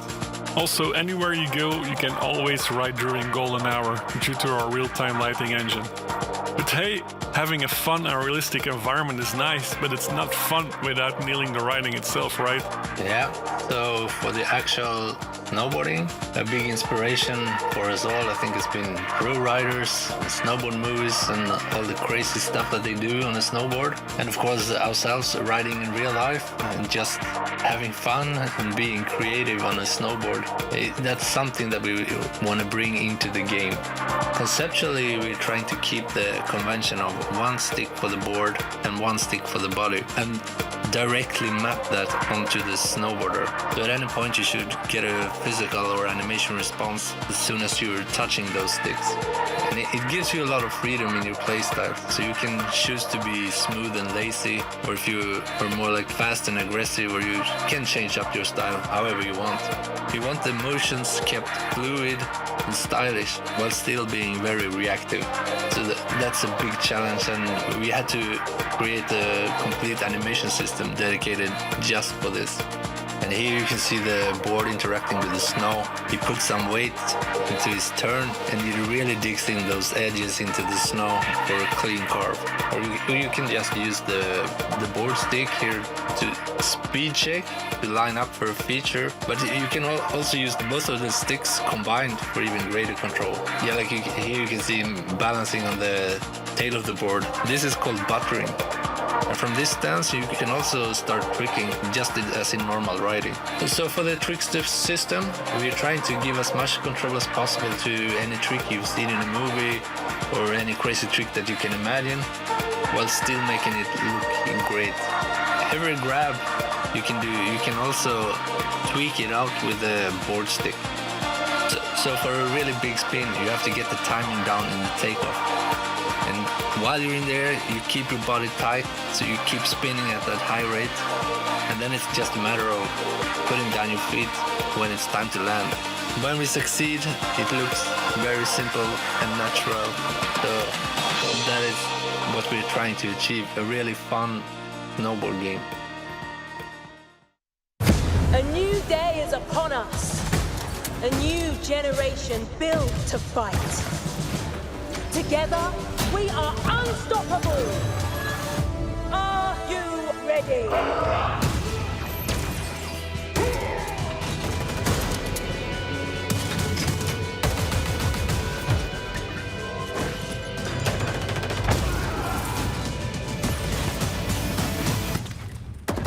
No scope.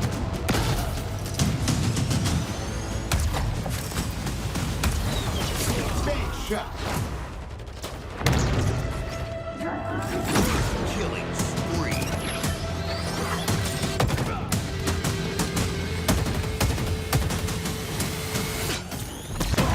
Double kill. Hello, let's do some damage. Skewer acquired.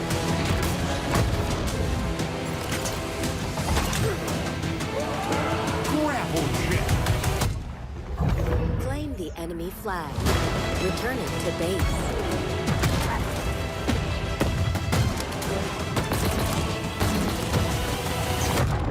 Ordnance drop inbound.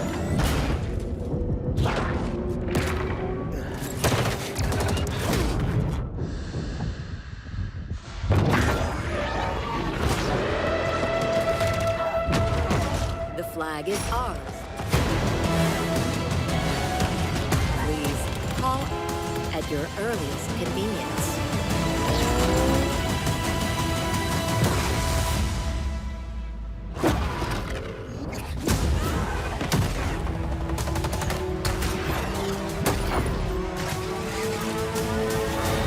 Now, show me what you can do.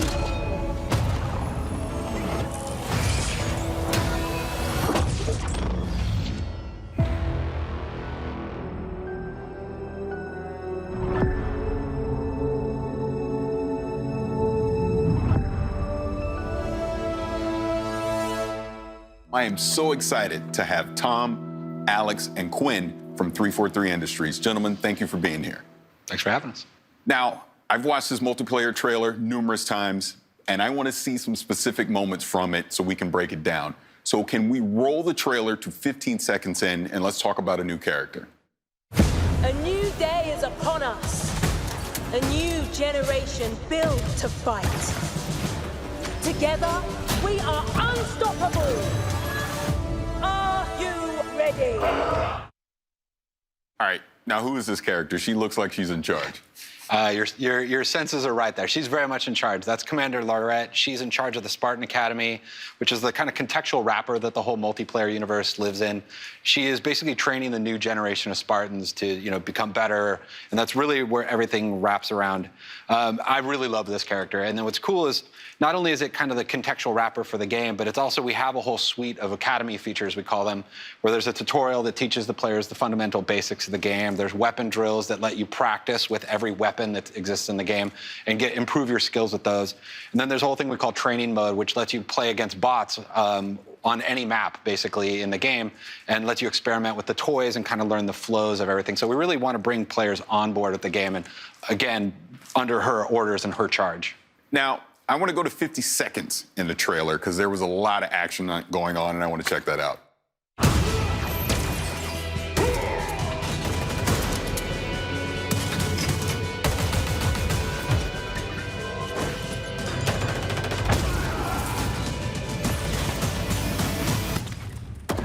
No scope.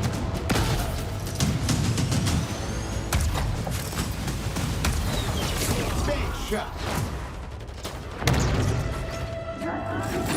Killing spree.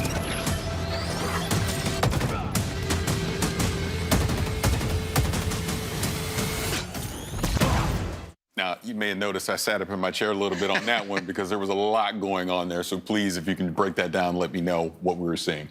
There's a lot to break down. I don't know if we got enough time to get all the way into it. Yeah. But some of the things that I really love when I look at that trailer is that first sequence where the player, they have the bulldog shotgun, they're running through, shotgunning enemies, they grab the commando off the rack, put some shots in, load sensor, like there's all sorts of different things that the player is interacting with, and that's the sandbox. That's what we call the sandbox, the toys that is at the disposal for a player's hands. And we just really love that moment in the trailer where they have the grapple shot, they look up, grapple the ceiling, and then in midair, no scope snipe an enemy, come all the way down, back whack a foe, and then the rest is history as you just see what happened in that trailer. But that's just some of the stuff that players can do, and that's actually the game. That's not just a movie for cinematic experience. Like, that is the game that if players are good enough, put in time, they could actually do the things that you see in that trailer. Yeah, and few things are more important to Halo multiplayer than like interacting with the sandbox and combining it, picking it up off the map and combining it into awesome play styles. So what we did was every sandbox item in the game, when it spawns, it's spawning on an object in the map, so you can see where those things can be found. And then it also tells you the respawn time of that item, when it's gonna come back. And you always know, I can go grab that commando over at this spot like that guy did. So, and then when the players, accrue all those awesome items and do awesome things, you heard the return of Jeff Steitzer, the multiplayer announcer, shouting out medals. So we always want to give players medals when they do really cool things. So you heard some there, and you'll hear some later on in the trailer. Oh, that's awesome. See, when I watch that, to me, that's Halo. That's Halo to me. I absolutely love that. Now, let's skip ahead a little bit more into the trailer to 57 seconds. I heard a voice, so I want to know what this voice is. Let's see it. Hello, let's do some damage. Yeah, so that is the player's personal AI. So in Halo 5, there was a squad leader that announced, when weapons are going to come up and other things going on in the match.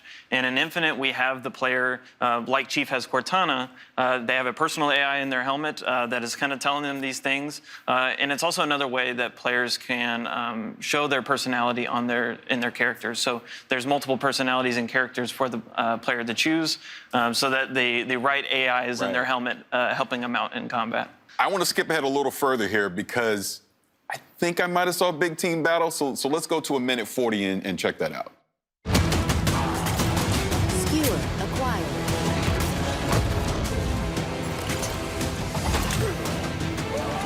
Grapple jet.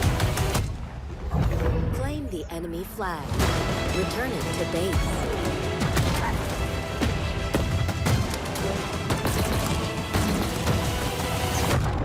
Ordnance drop inbound.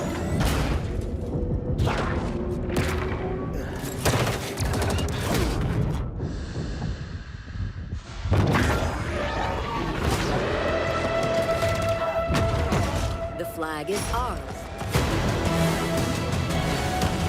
Please call at your earliest convenience. That looked like Big Team Battle to me. What's coming new? What are we going to do in Big Team Battle in Infinite?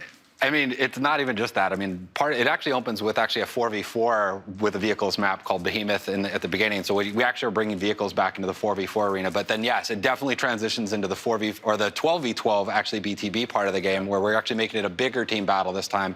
Really wanting to index into the battle fantasy with the more players. Instead of like vehicles just spawning around the map, we have pelicans drop them off. We have ordnance pods that drop in new weapons. And inside of that whole time, you have the battle commander, Lorette, talking in your ear, giving you orders and trying to kind of encourage you to play around, but really just bringing the whole sandbox and the play style around this whole battle experience that we're building. Yeah, Tom brings up some good points there of Commander Lorette, and this you've got your commander on the comms, and then you've got the pelicans dropping vehicles and items off. You got drop pods, everything. It just is like this theater of war that this time around it is this 12v12 bigger team battle, if you will. And just that ending segment, which is like a capture the flag match, is just so beautiful and awesome, where you've got the Pelican drop the Banshee off, teams fight over it. You and your teammate are just making a beeline for the Banshee. Your teammate gets picked off by the sniper, and you're like, oh no, and then you get the skewer, take that sniper out, jump into the Banshee, and you hit the jets and fly up into the sky and go for the enemy flag. That to us is what is so exciting about this version of Big Team Battle, with all of the toys, all the vehicles, the modes coming back, the maps, the brand new maps that you see there. I mean, it's going to be an amazing experience. Yeah, trust me, I cannot wait to get my hands on it for myself. But let's move on. I want to go to 208 in the trailer because I think I saw a samurai. So let's check that out. Let's go to 208 in the trailer.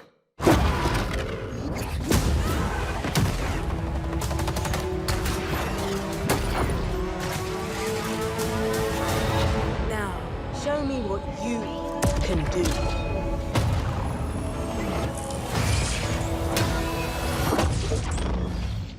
Okay, so I guess next would be a ninja, because that was definitely a samurai. So kind of talk about that. So we're going to start seeing some more customization with the armor coming in? Yeah, I mean, that is a samurai Spartan armor. Yeah. And so it'll be an armor you'll be able to unlock for free in the first season, which is super cool. Players will be able to equip it, gain more armor pieces and customization options for it, et cetera, across the season. And then we actually have more of this stuff kind of coming down the line. There's actually some really cool ideas that we're seeing in that our team that's building that stuff. So there'll be a lot of other cool armors besides just the really core Halo Spartan armors. There'll be some other different kind of twists and things for players to play with. Awesome. Look, now before we get out of here, first of all, I want to thank all of you for being here to talk about Halo Infinite. I'm excited.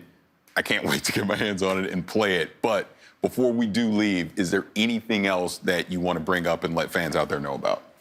Well, I'm excited for people to actually get their hands on it like yourself. So, I mean, if people sign up on our Halo's Insiders program, we have in the summer, we have a technical preview that we're going to be launching, and so people to finally put their hands on the sticks. And I'm just really excited for players to actually finally get to play the game we're working on.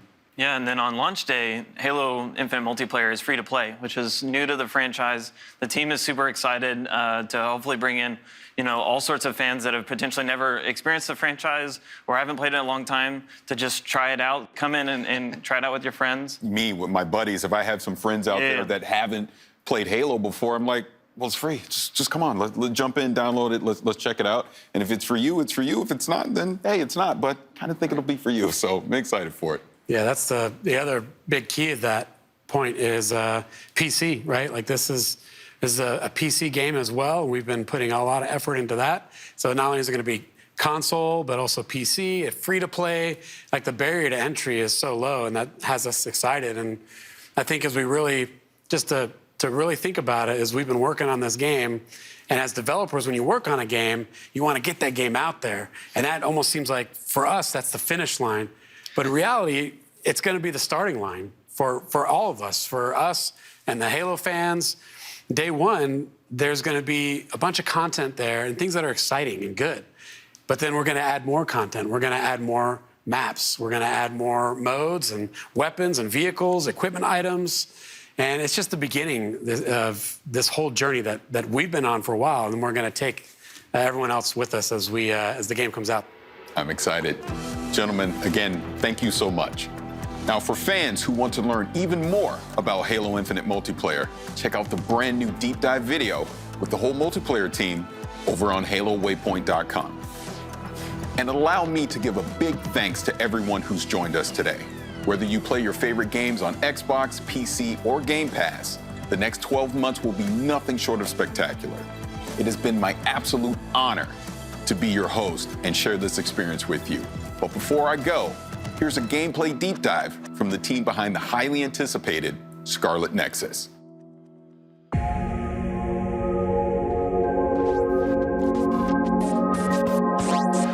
世界観を表現した世界観が収められたものになってます。で、見た目ビジュアルのこのスカーレットネクサスのビジュアルの特徴だとか、あとはキャラクターの見た目だとか、さまざまなルックスについてこのクリップでは紹介しようと思ってます。はい、この都市はこの世界の中では一番大きな都市というふうに紹介されています。ここはスオという都市で、このゲームの中心になる場所です。このスオの都市の見た目のインスピレーションは東京の景色と日本の90年代の景色をイメージしてます。ユニークなビジュアル部分っていうのはいくらかあると思うんですけれど、あと今回はセルシェーディングとリアリスティックな背景を合成するような見た目を選んでいるんですけれど、それはまず密度感を表現したいからというのが一つありました。であともう一つはそのセルシェーディングのキャラクターとリアリスティックな映像が混ざることによってまたそこでも異質な見た目、ちょっと面白い見た目にならないかなっていうのも模索しました。でただ単にセルシェーディングのキャラクターをリアリスティックな背景に置いてしまうとすごく浮いてしまって見た目が変になってしまうっていうのを懸念してたんですけれど、うまくそこを混ざるように工夫したっていうのが今回の苦労した点の一つではあります。で例えば今映像の中で東京タワーが映ってると思うんですけれど、これは日本では有名なランドマークで海外の人も見たことがあるかもしれないものと思うんですけど、その東京タワーがものすごく大きなサイズになっていて、でこれ3000m 富士山と同じぐらいサイズがあるんですけど、それだけ大きなもの本当はそんなサイズない333メートルの東京タワーをそれだけ大きくすることによってちょっとおかしい異質な景色みたいのを作りたいっていうのがありました。さっき東京の都市をいろいろと混ぜるみたいな話をしたと思うんですけれど、それというのも僕たちも知ってる街なんだけれどちょっとおかしいみたいなそういった異質さを出したいっていうのがありまして、なので東京タワーも僕たちは知ってるものだけどすごく大きなこんな大きなサイズじゃないんだけどこういったものがこの街の中にあるってことで何かちょっと変な場所だなっていうふうに思ってほしいっていうのがありました。で大きな桜の木というのは日本を代表する桜の木なんですけど、それがあまりにも大きなサイズになっていて、これもさっきの東京タワーと同じで異質さを感じてほしいと思ってやっていることです。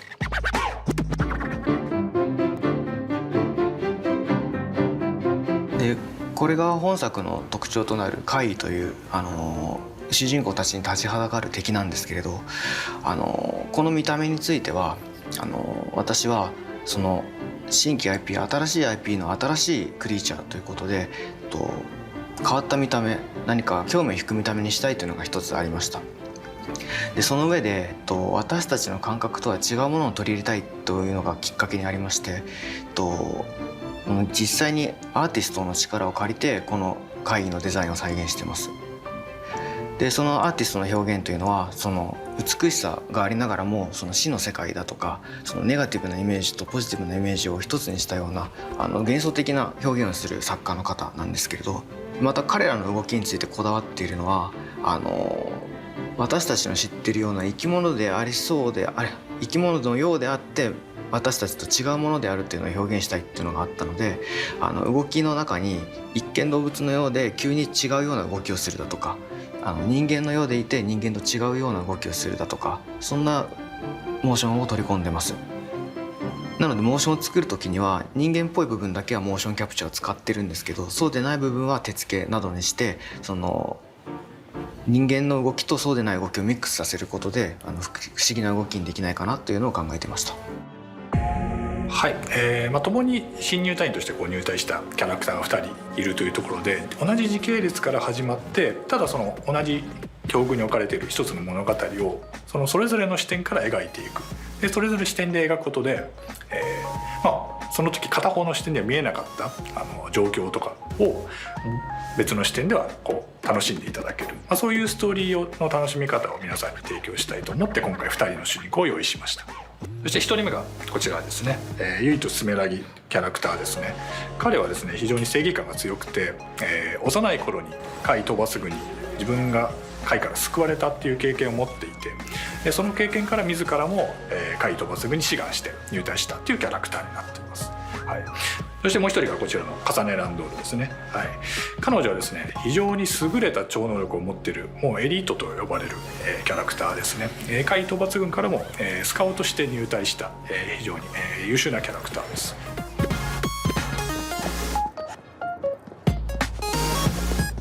左側がですねこの重ねの視点ですね。で右側がユイトの視点でのイベントシーンになっていきますが今重ねの視点でご覧いただいた通りちょっとユイトの姿が見えたりとかしています。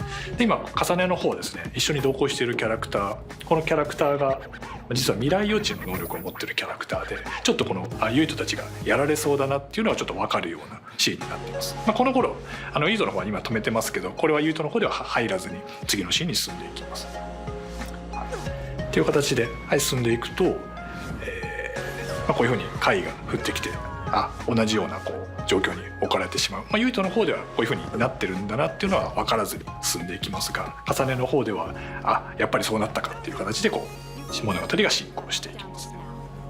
こういうふうに同じ一つのシーンでもですねそれぞれがつながりを持って感じられるそういうふうなストーリーラインを作ろうとして今回のこの企画から今発売までっていうところでもうほぼ4年以上かかってるんですけれどもこのストーリーラインというところももちろん企画の最初から作っていってはいるんですけど、非常に多くの時間を要していてもうこの2人のこのストーリー緻密にこういうふうに絡み合ったつながりを持った一つのストーリーとして完成させるまでにやはり2年から3年の歳月を要しております。であとはですね、アクションの部分に関しても、開発チームとすごく議論して決めてまして特にこの念力アクションもどういうふうな念力を使えたら皆さんが分かりやすく直感的に気持ちよくなってもらえるかっていうところは、非常に開発の中でもですね議論を重ねてできてきた部分がありますのでこの念力を使うユイトと重ねのこのストーリーですね物語っていうのをぜひ楽しんでもらえればと思います。はい、本作はですねもともと僕がサイボーグ009とかいろんなキャラクターがいろんな能力を使って戦う集団っていうものが大好きで、そういういろんな能力を使う集団を改めてゲーム化したいっていう思いで企画を立ち上げました。あとサイキックアクションのもう一つの主軸としてSAS というものがあります。正式名称はストラグルアームズシステムというんですけど仲間キャラクターから超能力を借り受けるシステムですね。脳を接続して仲間キャラクターから超能力を借り受けることで、いろんな超能力をユートと重ねは使えるようになります。今画面上では放電の超能力を今使おうとしてるんですけど、放電の超能力だけに限らず、瞬間移動とか透明化とか、ポピュラーで誰しもがその一度は使ってみたいっていう超能力を選定してます。本作のそのキーワードとして赤い線っていうものがあるんですけど、サスを使った時にその赤いケーブルが背中に刺さってその戦うことができますの。そうですね、サスケーブルデザインする時にそうですね、見た人のその印象に残ってインパクトに残したいってことがまずあったんですよね。でそういう時見た時に類似過去タイトル見た時に例えばキングゲイナーのその刺さってるケーブルだったりとか、あとはそうですね日本のアニメのガンツなんかもそのケーブルが刺さって戦う様っていうところがすごくクールだったので、そのあたりはそのインスパイアされながらそのデザインっていうものを進めた経緯がありますね。はい、本作ですね、念力で戦うんですけど、単純に投げ飛ばすだけじゃなくてこのロケーションに置いてあるオブジェクトをいろいろ活用することができます。今工事現場にあるので、工事現場のロケーションなのでダンプを上から落としたんですけど、そのようにそのロケーションに合ったそのオブジェクトを、自分なりに扱うことができるってところが、はい、ここはそうですね、ドラム缶の中から水を出してその貝を水浸しにしてます。でその後そのサスの放電で戦うことで水浸しになったその貝を電気でしびれさせるということもできるので、その超能力念力とそのサスを組み合わせて戦うというところが一つ特徴となっております。しっかり遊びたい人もそのカジュアルに遊びたい人も幅広く楽しめるものとなっております。はい、プレイヤーはですねこのようにブレインフィールドっていうねその特別な必殺技を使うことができます。これはですね海抜軍が使うことができる近畿の技で非常に強力なんですけど同時に非常に危険な技でもあります。ユートと重ねが展開することでそのオブジェクトがその空間内に浮き上がってその念力は使い放題になるんですけど、一方でその非常に強い負荷が脳にかかってしまいますね。なので自分の言動がちょっとおかしなことを言ってしまったりとか、あとは聞こえないノイズのような幻聴が聞こえたりとか、あとはこのようにその途中で頭抱えて動けなくなったりとかそういうことがあります。で加えてですねこの残り時間の秒数があるんですけど、これが制限時間が過ぎるとゲームオーバーになってしまうっていう非常に危険な技になっております。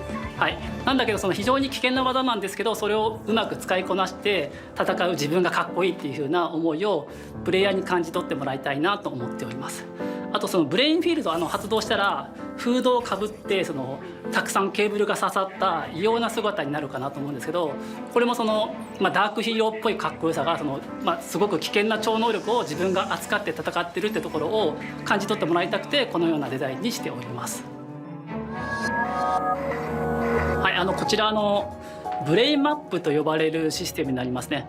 こちらはプレイヤーが成長するスキルツリーとなっております。このようにちょっとその脳みその形をデザインしたツリーを意識して作ってます。で今チャージがため攻撃ができるようになりましたね。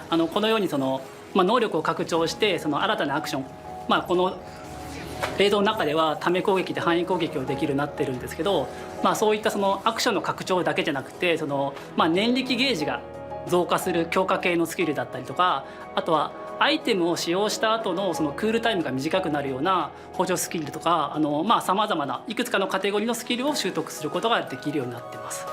で脳みそを脳神経を拡張していくようなデザインにこだわっててスキルを選択してボタンをホールドすることで神経が伸びていってどんどん脳神経が拡張していくようなそういう体験になることを意識してデザインしております。はい、ブレインマップ以外ですと基本的に通常のレベルアップで敵と戦って経験値を積むことで通常のレベルアップでパラメータが底上げされるっていうことに加えて仲間との絆ですね、仲間と絆形成することで絆の力が強くなると絆レベルというものが上がって仲間から買い受ける超能力っていうものが強力になってきます。ブレインマップと通常のレベルとあとは仲間との絆を形成して成長させるってところがこの3つがこのゲームの成長システムになっております。このゲームその武器と念力の流れるようなコンビネーションってところが一つ特徴にしているんですけど、その流れるようなコンビネーションの体験ってところがシリーズ X だと 60fps で滑らかに体験できるので、その部分はすごくそのリッチな体験になってるなっていうふうに感じます。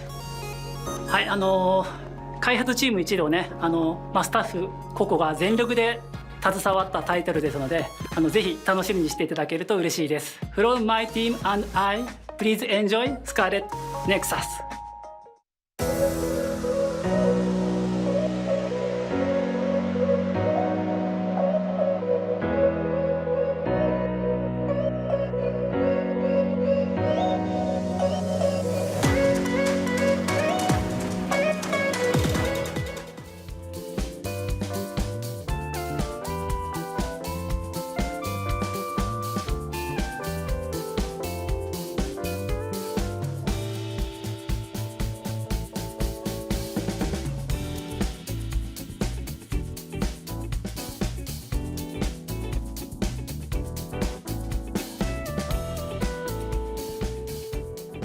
Welcome back to GameSpot's coverage of E3 2021. That was the Xbox Extended Showcase. Sorry, Paris Lilly's Xbox Extended Showcase. He did an incredible job.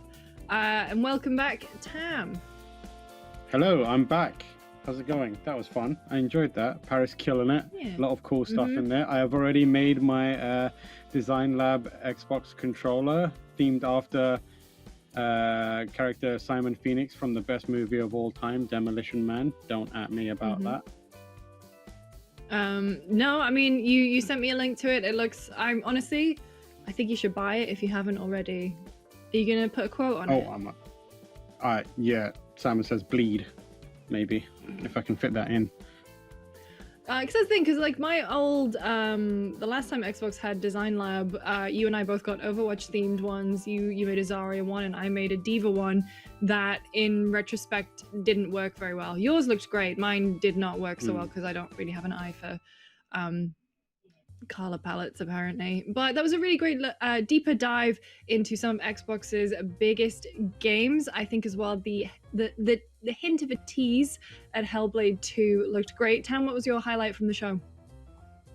Honestly, the stuff they showed off for Halo, like I was messaging all of my friends to be like, are you watching this Halo thing? And by all of my friends, I mean 2 of them, because they're the only ones that are actually watching right now. But you're part of the crew there, so you know what I'm talking about. But I love everything that they've shown so far for Halo multiplayer. It looks like a classical Halo experience, but they've brought back some of the interesting things and kind of made good on them, like the ability to use grenades to use the explosion from grenades to move weapons closer to you and work that in a more meaningful way. It just looks like a really smartly well-designed Halo game that is of its own to me. Not like we talked about this before, but like Halo felt like it was caught in a place where it was trying to be its own thing, but having to kind of succumb to the popular design choices of multiplayer shooters of the day, and it became this half-breed thing that wasn't all that interesting and kind of like weird. But now it feels like they figured out their own identity again, and I'm super happy about that. Yeah, absolutely. Can't wait to see more from Halo Infinite when it launches later this year. Coming up next, we have an interview with the developers behind Lost in Random, as well as a brand new trailer. Enjoy.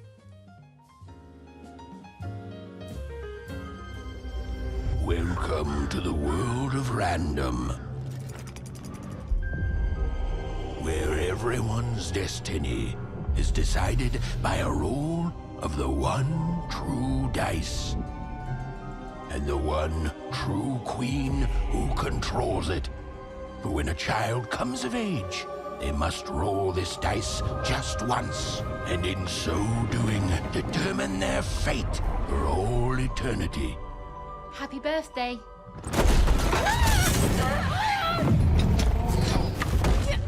Be grateful, child, that the Queen herself is here for your special day. Now roll the dice, and let's see what kind of person you truly are.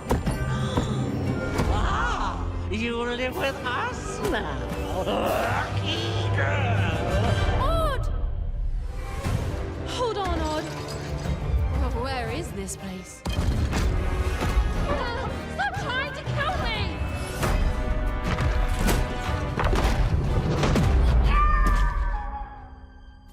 Are you,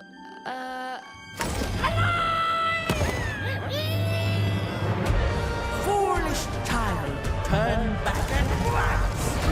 Be very careful, even. We're in uncharted territory. Haven't you heard the bedtime stories? You're a long way from one town. A dice? I haven't seen a real one in years. I'm supposed to say something important.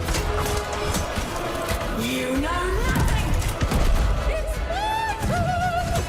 You tell me where my sister is, you witch! Odd? Where are you? I'm coming for you, sis. Wanna?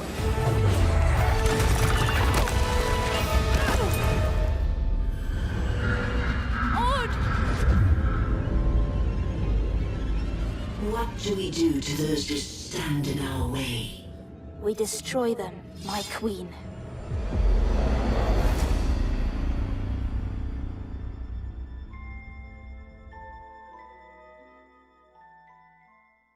Howdy, folks, and welcome to this special interview. Today, we are talking about Lost in Random, a new dark fantasy adventure game from Zoink Games, the folks that have brought you Fee, as well as Ghost Giant, Flipping Death, and many, many others. And it is a huge pleasure to be joined by you folks. I'm a big fan of y'all. Olav, our game director, and Klaus, the head of development at Zoink. Good evening. How are you folks? Good evening. So great. Good evening. We're great. Excellent. Yeah. How are you? Of course. I'm doing very well. I'm kind of like, admittedly, I won't beat around the bush. I'm a smidge nervous. I like you folks. I like your games. I'm a big fan of Ghost Giant. It was one of has been one of the first really tiptoeing into VR, and that was one of the first ones I wanted to get into. Which Olav, you were the game and art director for, correct? Yeah, that is correct. I had a lot of fun with that, and actually it was my very first VR game project as well. And Klaus's too. It was the whole studio's first VR project, so it was a great way to learn and do something weird and different. I think because we didn't have much, knowledge about it, and that's when fun things can happen. I think. We'll get into that because I have a tremendous amount of admiration for your guys' ability to seemingly not repeat yourselves. But before we get into that, let's talk about Lost in Random, the new game that you folks have been working on. Let's begin with, what is it? It's not out. We have only a few glimpses of it, but give me the pitch. So it's an action-adventure game about a girl called Even and her living dice companion, Dicey. And it's set in this, of course, dark fairy tale world, as you know, called Random, where everybody's destiny is decided by the roll of this evil queen's dark dice. And Even and Dicey are there to kind of stir the pot and break these weird systems that the queen has put into place throughout the world. I have to ask, is there a studio philosophy that you folks may have of some kind in changing art direction and style? Because at this point, it really hasn't felt as though Zoink has done the same game twice in any capacity. And now with Lost in Random, it looks much, much more grand. It seems to be one of the biggest games you guys have put together. Studio philosophy, is that intentional? Yeah, I do think there's some philosophy. You have to think about Zoink is a company that I started out as a pixel artist many years ago, and then became an artist, and then making games. And then when I started Zoink, it was really I just needed to have a platform to make games, and it was just a fun place to make games, And as an artist or as something to create somebody, it's always it's just a really fun journey when you start out a new project that you try something else. If you've done it before, it feels a little bit like you're going to the same place again, And it's just a really fun personal journey to, okay, let's try this instead. Oh, couldn't this be fun to try? And I think every time we've done something new, there's always been sort of a reason to it. We did Stick It to Man and Flipping Death. We were trying to find a place where we could do games, quite big story with very simple means, basically.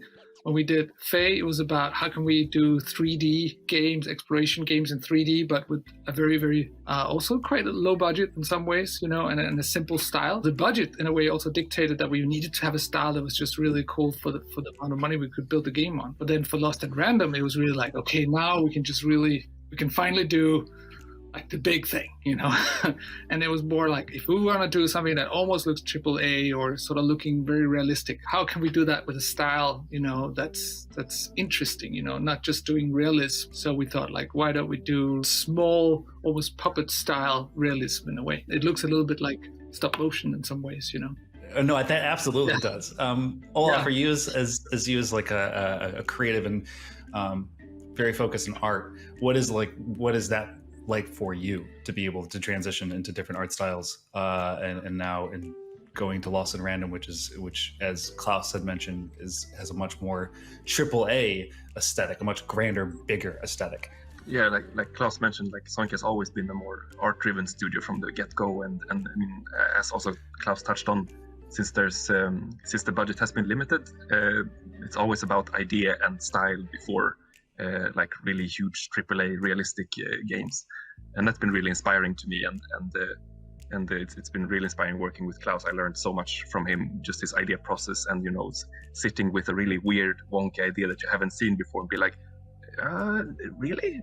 Maybe. Okay. And then it grows on you, and like, yeah, of course, a dice should have 2 legs and arms, and let's make a game about that. So my idea process has developed a lot working with Klaus, and also working on Ghost Giant. We came out of that project having, of course, it has a darker undertone, of course, as people know who have actually played Ghost Giant, but on the surface it's very bright and colorful and vivid and cute. So we had all built up this longing to make a little something more darker, like we'll often say, and this longing to now with this proper budget explore fantasy and an epic story on a scale that we haven't been able to before, like Klaus already mentioned. And for me, it's always about just like with Klaus, I love to start with drawings and story, because everything is storytelling, and things easily grow out of a story.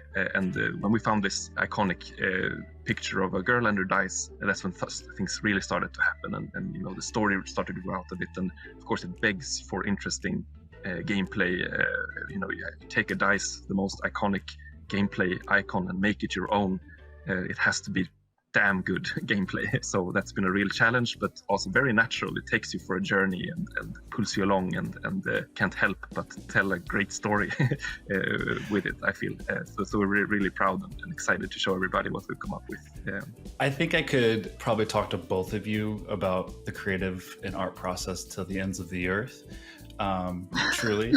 But I do kind of want to shift into something you both have kind of touched on, especially you, Klaus, about the studio starting, you know, with you as the small thing, pixel art, and then moving as a means, as a platform to make creative games.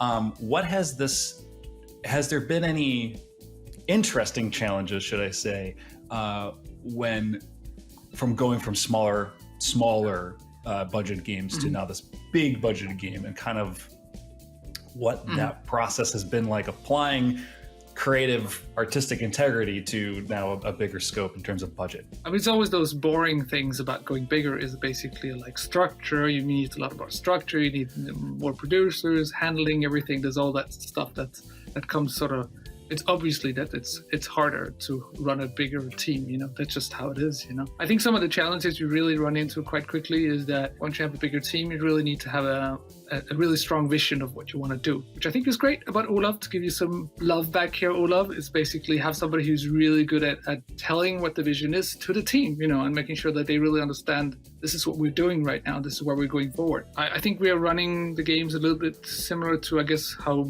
movies are run, that there's a movie director who really leads it, you know, and has a vision for it and goes forward with that and says, this is what we're doing, you know. There's so many decisions you have to make on your way as you make a game. And, you know, this thing could be blue, or it could be red. It could be, both could be quite good, you know. But the way that person wants to take the decision is probably the best. That's a really good choice. And he has to follow that road all the way, you know, to make sure that actually becomes really great in that direction. The challenge has really been to make sure that everybody gets it, everybody follows it and understands what we're doing right now, and everybody is going in the same direction.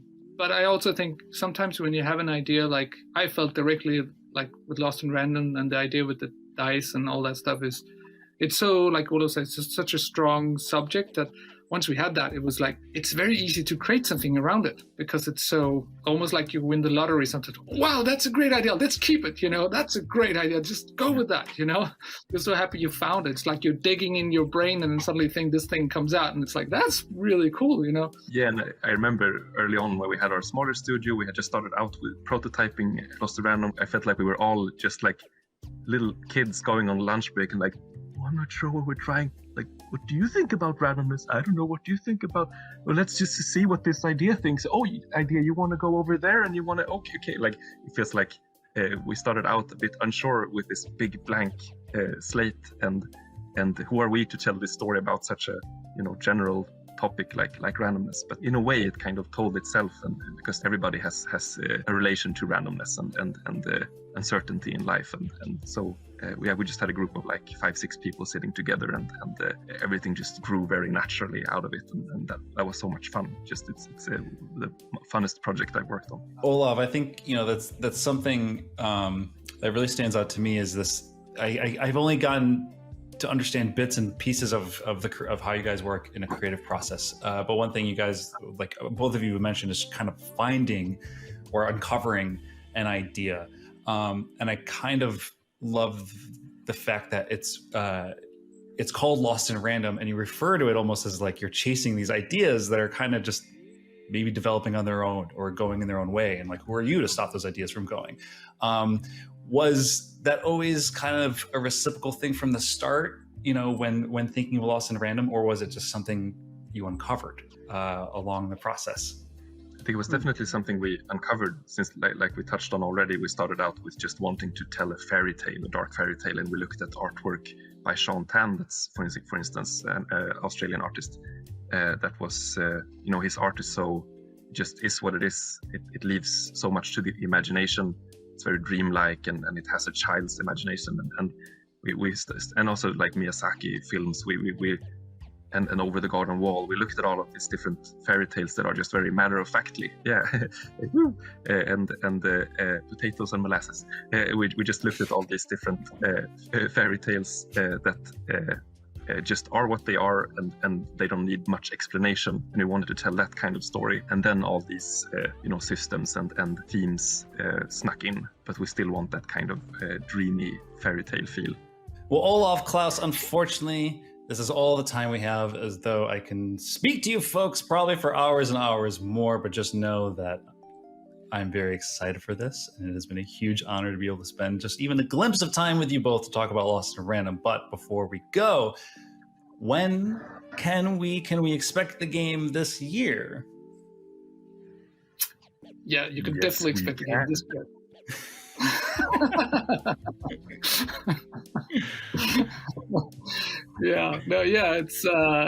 It's coming soon. I'll tell you that, and it's coming this year. That's for sure. Yeah, and on all platforms. So I will get into details of exactly platforms, but all of them. Okay, well, absolutely amazing, Olav. Thank you so much, Klaus. Thank you so much. Thank you. Be on the lookout for Lost in Random. I'm Kurt one last time. Thanks again, folks. See you later.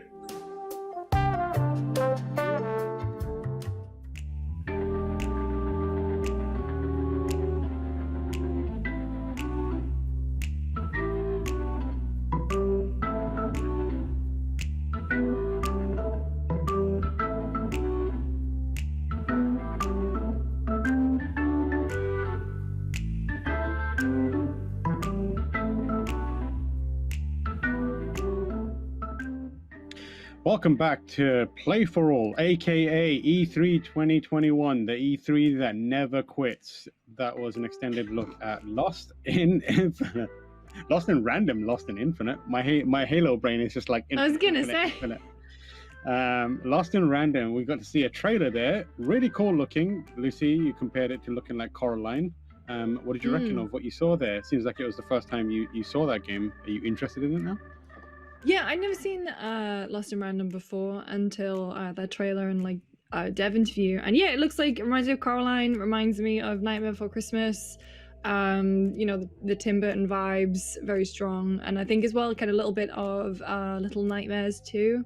Not Little Nightmares 2, Little Nightmares, 2. Yeah. But there were 2 of those games, so that was neat. But it looks very cute. Like it looks fun. It looks wacky. It looks weird. That's the kind of stuff I'm into. So yeah, I dig it. Burying the lead somewhat, we're also joined by the one, the only Michael Hyam. You may have seen him on the E3 streams up there, living it up, doing looking fresh. Looking fresh. Michael, welcome back. Firstly, how are you doing? Secondly, I know you want to get this off your chest. Quickly give us a rundown of the games that got you hyped for E3, because you haven't had a chance to speak directly to the audience that knows and loves you, the Games for audience. So quickly, tell us what you've been hyped about at everything you saw. Give us a recap of Michael's E3. Okay. I am back from E3 live in LA, and I got to work with so many great people: Golden Boy, Greg Miller, and a bunch of other people. That's just a short list right there. But we were paying attention to everything at E3 because that was our job. But of the things that got me hyped up, I wish y'all were there when Shin Megami Tensei 5 was revealed during the Nintendo Direct. I lost it, and they were recording reactions when we were sitting on the couch watching the stream, and I was like, "Let's go!" And like if y'all were watching the live stream, I lost it too, and Greg was wiping me down because I was just sweating, bro. But yeah, that was my favorite thing of the show. That was my personal game of the show. I love that they did an extended thing for Treehouse as well. The protagonist looks so sick. I cannot emphasize this enough, how dope the protagonist looks in SMT5. But other than that, like the Xbox showcase was just stole the show, man. Like we were watching all together, and everyone's getting hyped about something else. For me, it was Stalker 2. And earlier when we were running the extended Xbox showcase, I was paying attention to like how they were doing the mocap, how much production value is going into Stalker 2, because if you think about Stalker, the original games, they were very much held together by duct tape, and those were incredible games. So to see Stalker given that sort of platform, given that production value, and still maintaining that spooky spirit of like Chernobyl, but supernatural, like that was my second game in the show. And I think the third one was probably Halo Infinite, because I was getting hyped with Golden Boy. That was like his game that he was waiting for. And I'm like, you know what? I can get into Halo again. That's dope. But there was like so many independent games, like Soup Pot. Tam, you did Soup Pot for me. Oh man, I was in tears watching that. That was a game from the Philippines that was on our showcase at E3, and also She Dreams Elsewhere, because I got to give love to my boy Davion Gooden. So many great games at E3. Yeah, there were a lot of amazing games, and it's good to have you back. I predicted those would be your games, so I'm glad that I know you well enough to predict that stuff. Very exciting. Right, next up, we have a gameplay video for a little game called Boyfriend Dungeon, which is as weird as you probably expect it to be, but also really, really cool. And we're going to have ProZD, who's in that game, on the charity stream, but more about that later. Enjoy the gameplay.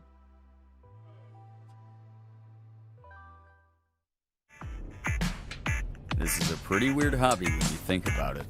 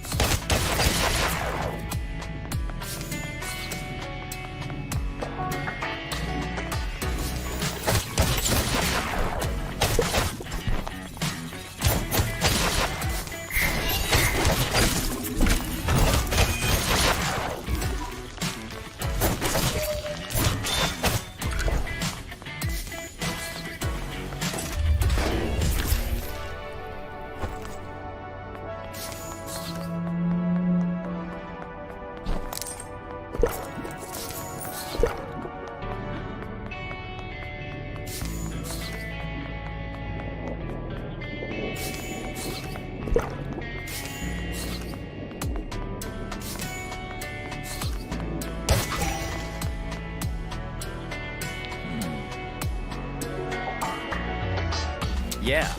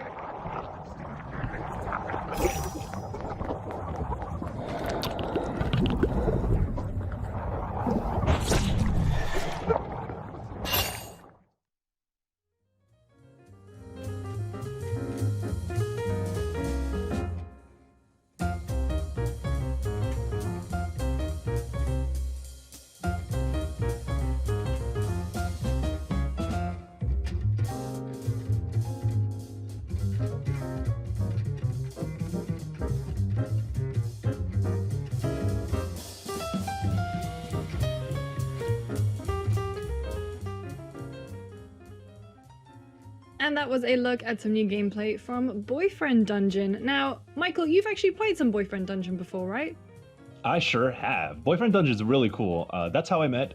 Shouts out to Victoria Tran, who's the community manager for Among Us now. But I met her at PAX, I think it was 2019, because she was working with Kit Fox on Boyfriend Dungeon. I got hands-on with it. It's really cool. Like, as you saw from the gameplay, that it's a isometric dungeon crawler, but it has the visual novel element. So the thing is that your weapons that you take into the dungeon are your companions in the real world, and you take them to power up your weapons. You take them on dates, and you have to like say the right thing. So it's like that social sim element that you get out of it. Mm-hmm. And it's really fascinating. I think the dungeon crawling is really fun. It's really smooth.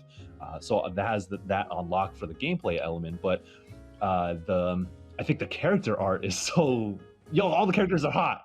Like, I'm gonna keep it real with you. I was like, oh my god, my sword is so hot. Oh my gosh, this polearm that I got. Oh my god, he looks like a K-pop star. I think that's who. I can't remember who's who in terms of the weapons, but it's a fascinating concept, and I think it has come together really well when I played it all those years ago. So I hope hope development's coming along, because it was really promising in its early stages, and I can't wait to see what the full game is actually going to be.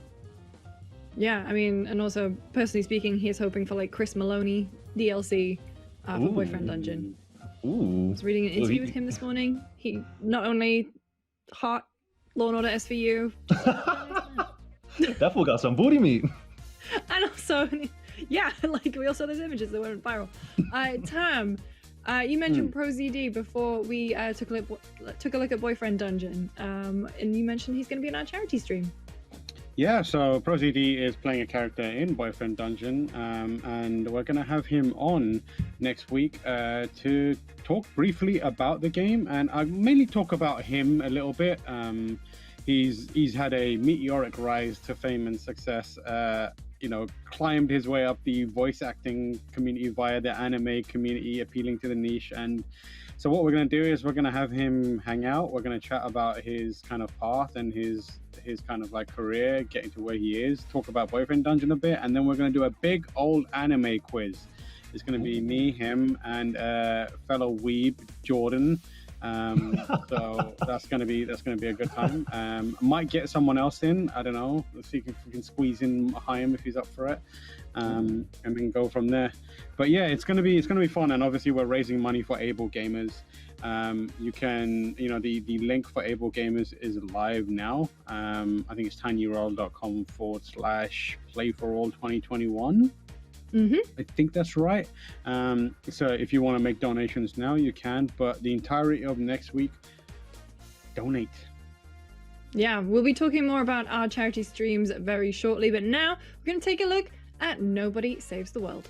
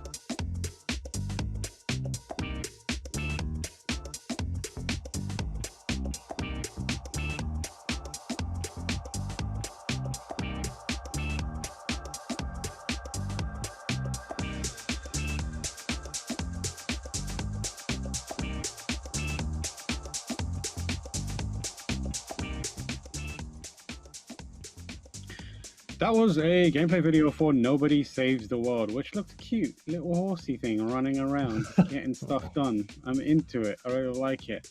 So for this segment, we're going to quickly run down what we've got coming up. Following this, we're going to have a interview or a VOD actually. No, we're going to show off a bit of Werewolves Within, an interview for that. Werewolves Within was last shown during the Ubisoft press conference, and surprisingly, it looks quite funny. I was surprised at how much I was laughing at that trailer, so I'm excited for that. And then we'll come back to us. Then we'll have a Fallout 76 interview, followed by a collection of really cool people joining Lucy. Do you want to tell us who you've got on the panel, Lucy? Yeah, we've got Liana from Game Informer, Liana Rupert. We've got Gene Park from the Washington Post, and Amira Virgil, aka X-Mira Mira, to talk about all of the biggest announcements and what their favorite games from E3 have been. So very excited to chat to all of them. Awesome. And then we've got a Marvel's Avengers interview coming up, and then a bunch of trailers, including Residual, One Lonely Outpost, No Place for Bravery, Rogue Spirit, and a few others. Then following that, we've got another collection of cool people joining us to chat. It's me, and then we'll have the new face of video games, Blessing Adeoye Jr., who's just somewhere in the room, not in the room, in the apartment with Michael, somewhere around there. Imagine if he was in the room, that would be so sick. Also joining him is Snowbike Mike, the legend, and our very own Jeff Bakula. Bacular? Then Jeff Bakula. Bakula. I call him Bakula because I needed to make it rhyme with snack, so I had to mess with it a bit, but I got it done. That's fair. And then after that, it's going to be the end of E3 / Play for All wrap up, and we're going to get a bit weird with it. We've come up with some awards that are completely non-official, and we're going to give those awards out. It's going to be a good time. Michael hasn't seen the list of awards, but I might give it to you so you can contribute. Okay, yeah. Yeah, and you can present. Okay. Oh, Yeah, all right. you can- Yeah. So I'll present the awards, like, you know, games. What is it like? GameSpot's it's not just like best of show. What is it like? No, hottest we're gonna dad call it revealed, or like what are we working with? Exactly like that. We've got categories including Game of the Show, obviously. We've got the Least Necessary Showcase Award. Okay. We've got the Best Use of Zoom Award. We've got the Biggest Glow Up Award. Oh, okay. We've got the Most Unsettling Facial Expression Award. Okay. There's a lot of weird categories, but it's going to give us an opportunity to have a little fun, talk about some of the games that were shown and why we certain memeable moments from there, and it'll be a good time, and it'll be a nice wholesome way for us to wrap up the week-long coverage, over a week at this point, of E3 as part of Play for All. Go on. Quick question: have the winners already been determined? Or are we voting Yeah, they have live been on the spot? determined. Okay. I mean, so they were determined by me. Yeah, we can have a debate. King we can have a Cam. debate and figure it out. We can figure it out. Okay. We can figure it out. This is a dictatorship now. All right, let's go over to the Werewolves Within interview. Howdy, folks. Welcome to this very exciting and special interview during this Play for All E3 week extravaganza. I am joined with none other than Sam Richardson, the star and producer of the new film Werewolves Within, based off the Ubisoft video game. Sam, it is a pleasure to have you. How are you doing? Oh, I'm great. It's a pleasure to be here. Thanks for having me. Are you kidding me? Pleasure's all mine. So to kick it off, in your words, from Sam himself, tell us about Werewolves Within. Well, Werewolves Within is a horror comedy, whodunit thriller mystery. It stars me as Forest Ranger Finn Wheeler, who's new to this snowy mountain town called Beaverfield, and everything kind of gets turned on its heels when the townspeople are snowed into a small inn, and Finn has to figure out who or what is terrorizing the townspeople. So not only are you the star, the cool cat who glues this whole thing together, tell me, you're also the producer. So before we get into some other questions, I want to get an idea of that balance. What's that like to be in this film with an all-star cast of rambunctious personalities, while also being able to be a little bit behind the scenes? It was really cool to get to produce and star in a movie. Because first off, like with a cast like this, everyone is a brilliant and just hilarious actor and performer within the thing. So like to get to play off those energies as a lead of a movie like this and kind of be like the through line through that is like a fun exercise and like a really great opportunity for me. And then as a producer, it's great to kind of take a macro view on a piece like this and kind of feel ownership and really feel that you are kind of guiding or you feel like you feel a huge amount of ownership over something like this. And you know, I really feel that I can put my little specificities and like vision on things. Is a really cool experience. You're an extraordinarily nice guy in the movie. So here we go into some other questions. Are you actually as nice as your character is? Not nearly. Not nearly? No. Are you a werewolf? Could be. I could be a mummy. You don't know. Would you want to be a werewolf if you could?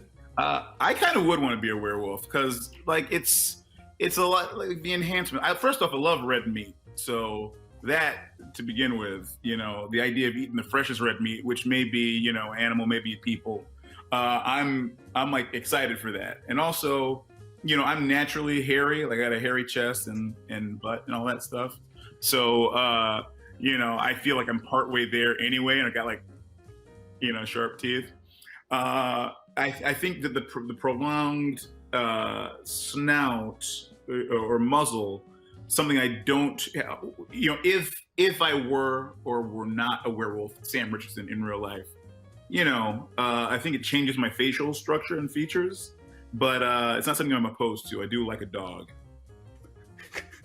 Could a mummy be turned into a werewolf, do you think? I think so. I'm gonna 100% say yes, they can. A vampire also, I don't think we've ever seen this, but a vampire being turned into a werewolf, I mean, seems plausible, right? They're both like out at night. So the werewolf, you know, when the full moon comes, that's when the werewolf shines. And at nighttime, that's the only time a vampire can be around.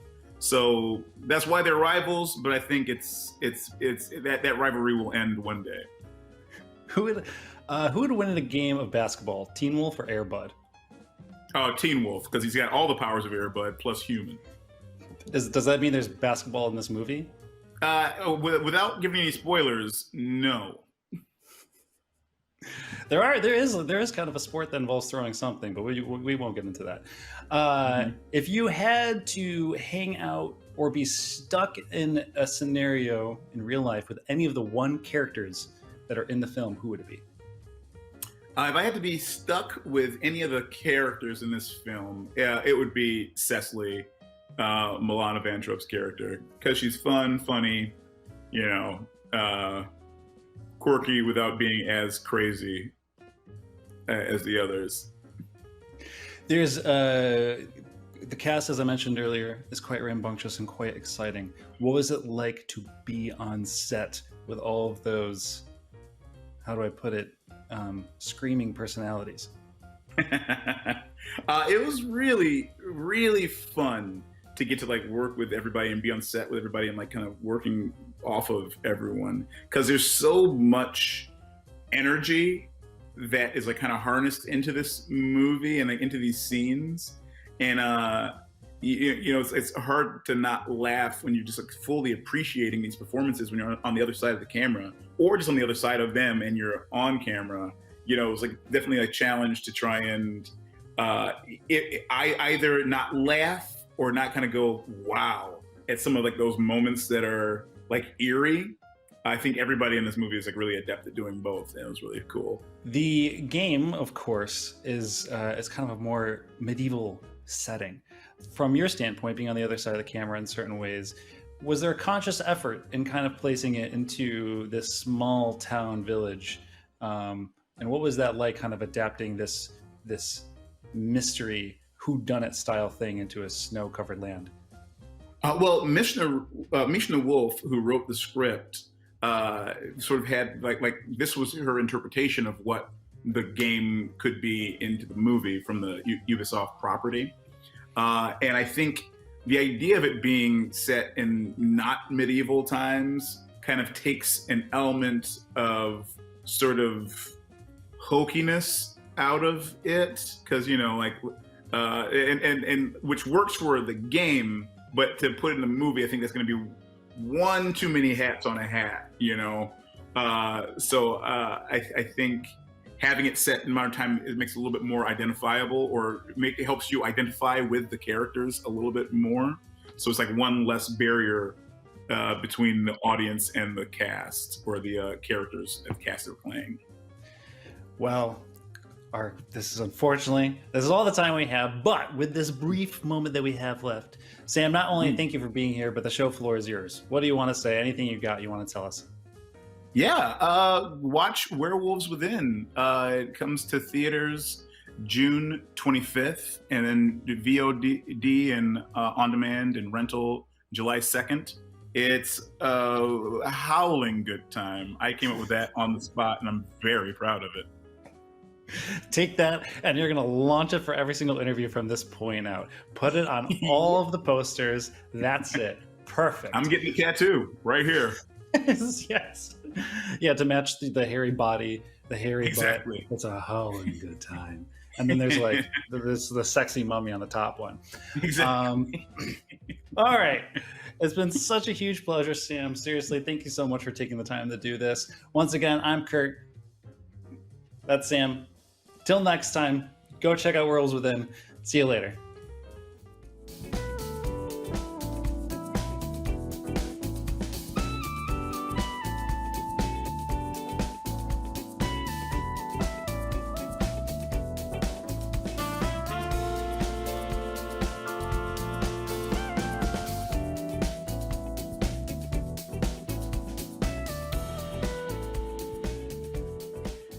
Our very own Kurt Indovina speaking with one of the stars behind the upcoming Ubisoft movie. Well, it was a game.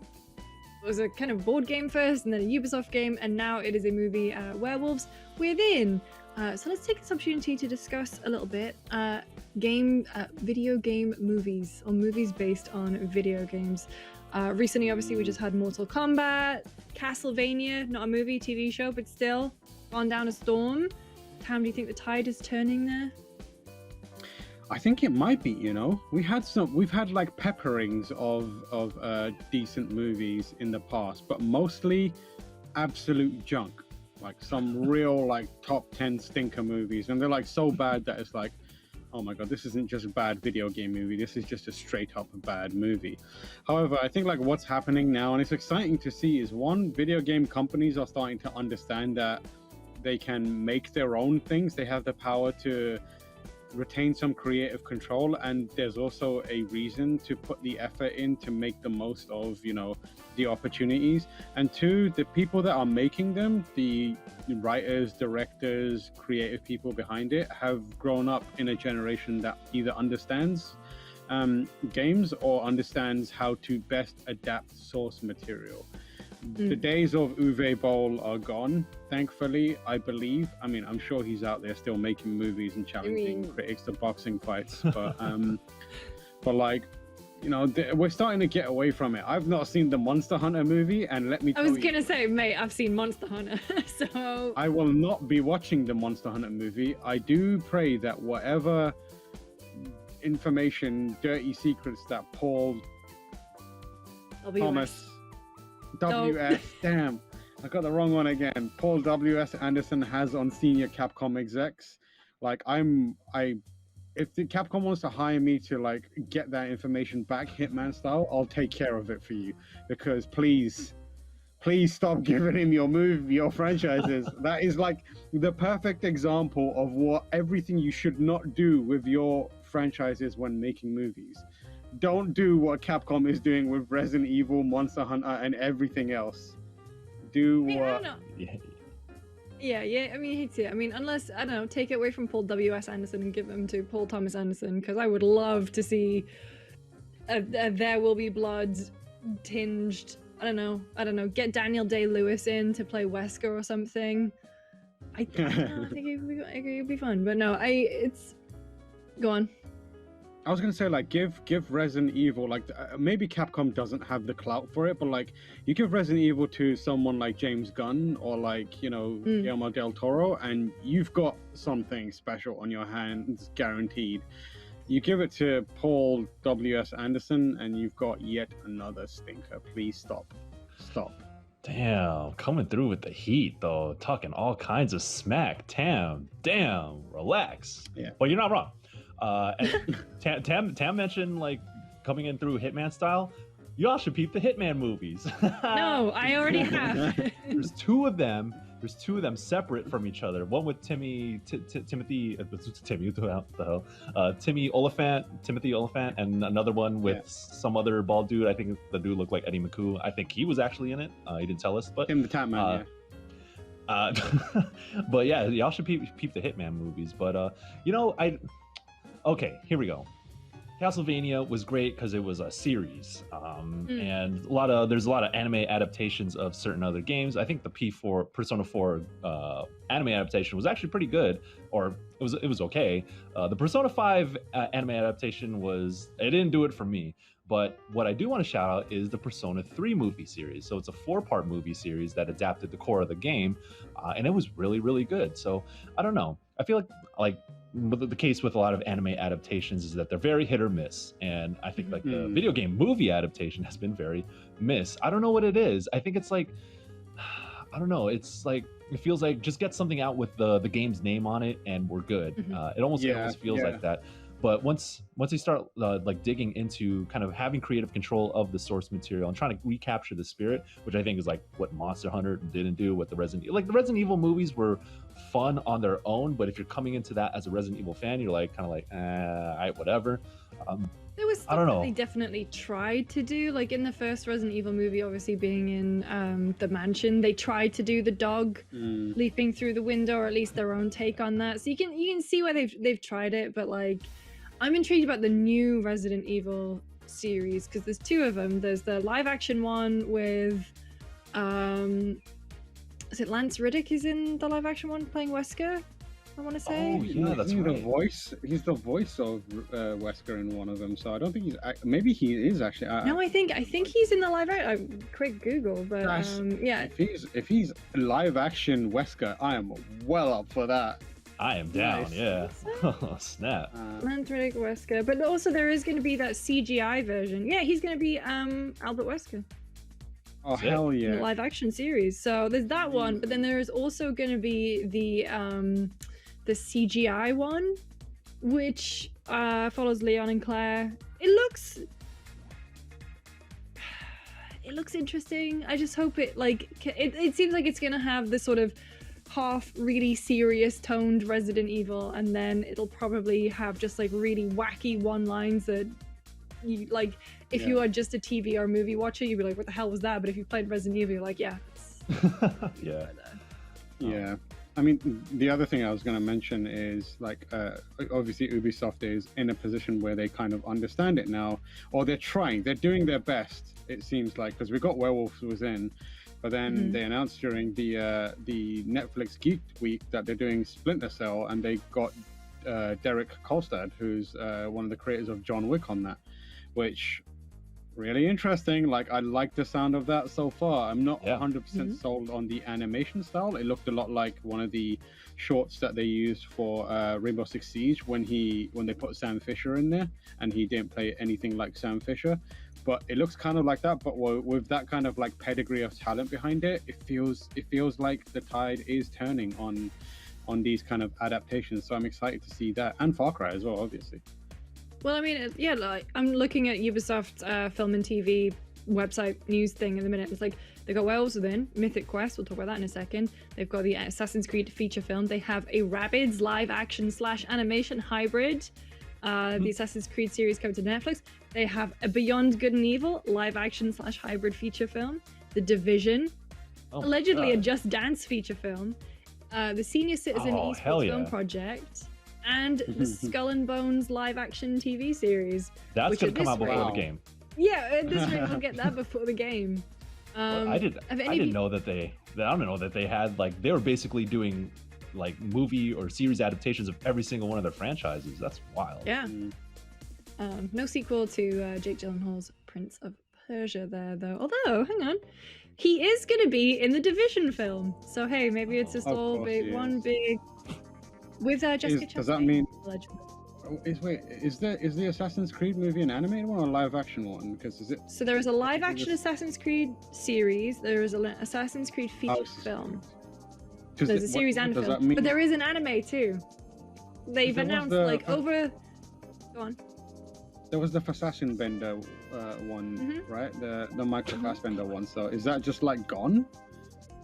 It should be. So I don't know. They've announced like at least 3 different Assassin's Creed projects, as well as Far Cry, like the Blood Dragon stuff is getting its own animated series as well. Sweet. So I'm intrigued, but the previous Assassin's Creed movie and Prince of Persia, not very good.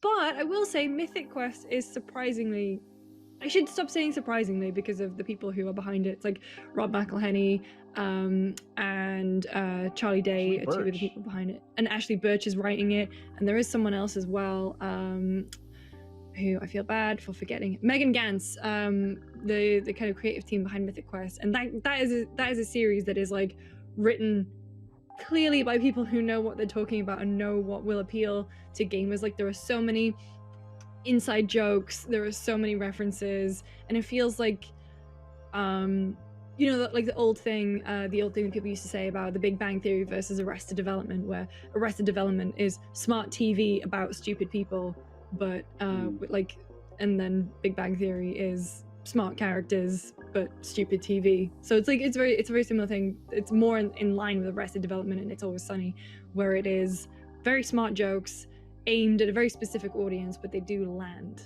and it's really good. So have either of you watched Mythic Quest? I haven't, but I did add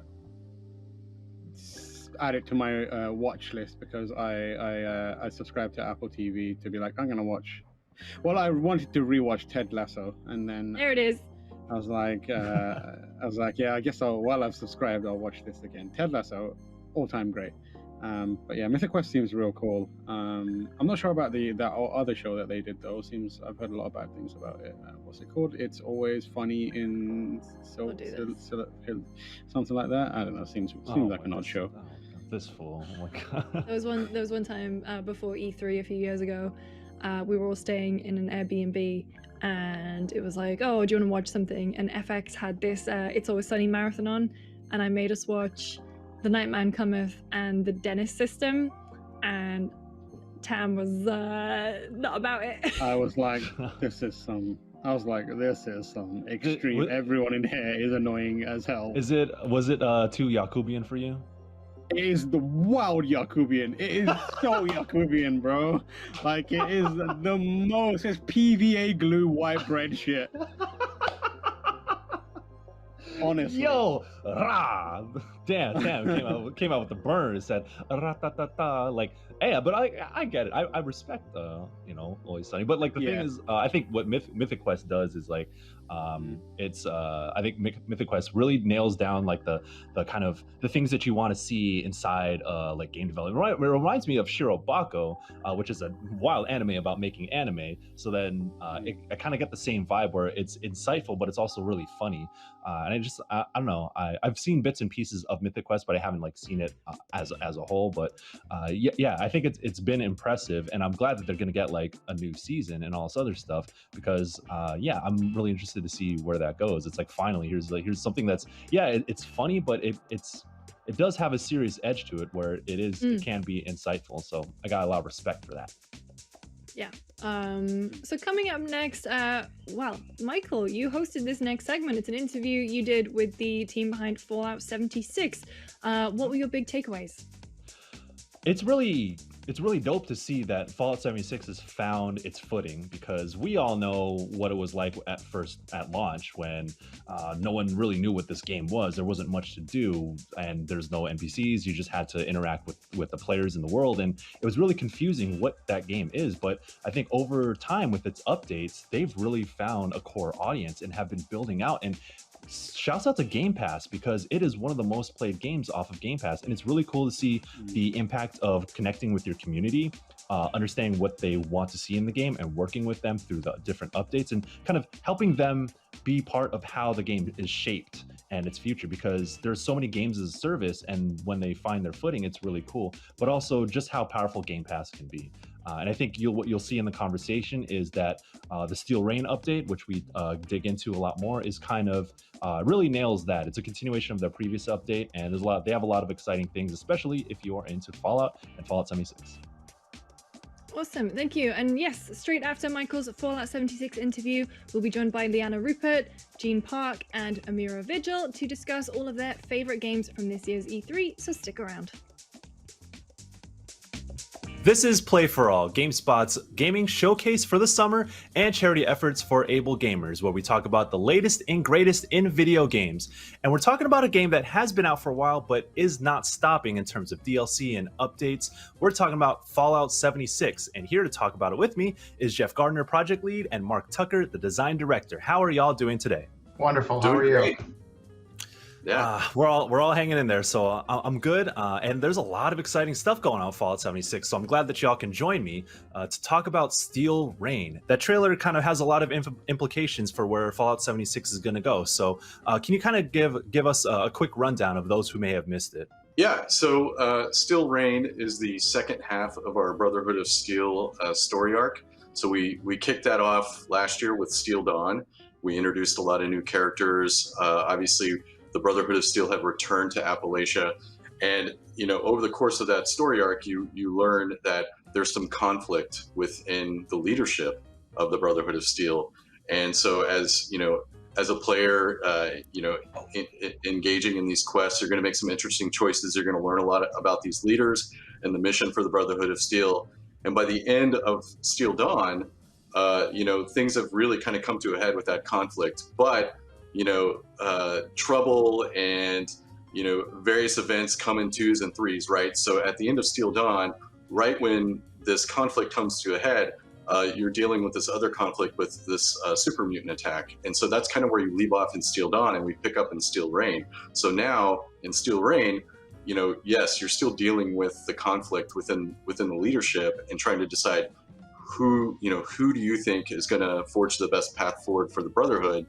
But in addition to that, you've got this super mutant threat now that has emerged, and reports of missing people across Appalachia. So that's kind of where we pick up. That's where the player has to take different quests, or you're gonna be talking again with dealing with raiders, and the Blue Ridge Caravan makes a fun appearance. So there's we're kind of tying back into a lot of the existing factions and NPCs that we've introduced prior. Sort of the evolution of Fallout 76 kind of going into a more story-based kind of direction, I think was very exciting at first. Of course, things take time to kind of flesh that out, and you're kind of starting to see the fruits of that labor. And it's very fascinating how it's done for a live service game. Obviously, like MMORPGs have done this for a while, but how has the team handled trying to tell stories within a live service game? Like specifically with Steel Rain, how are you able to handle factions and choice and consequence in a persistent world?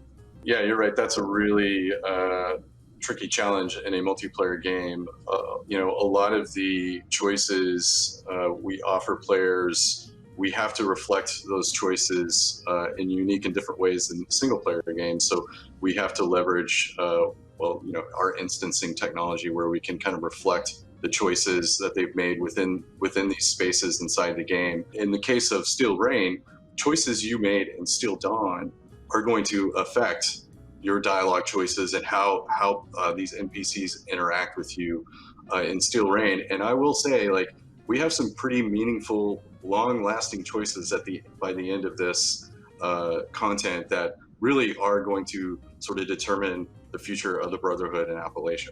Now, Mark, you said something very fascinating about, having dire consequences at the end of the Steel Reign sort of storyline. Now, of course, I'm not going to ask you to give away what happens. Thank you. But with that in mind, does that present like new challenges that you hadn't had to face before in terms of, okay, where do we take the 76 story? What's the next story content going to look like? Or have you planned ahead for that and accounted for the sort of different directions that like all these players can make? There's a lot of planning that goes into this. We have a lot of unique challenges with this game because players can play content in different orders. So we have to take that into account when we're creating the content. We also have to deal with the reality that our game is a prequel and comes before all of the other Fallout titles. So that means anything we create or add here needs to fit within the greater Fallout universe and lore. So those are challenges right there that we have to contend with and are always thinking about, because we have to be cognizant, like if we add something into this game, it needs to stand up and fit within everything else that's come before. And so that right there is a huge challenge. Being a prequel is something that's I warn all future aspiring game developers, don't do prequels.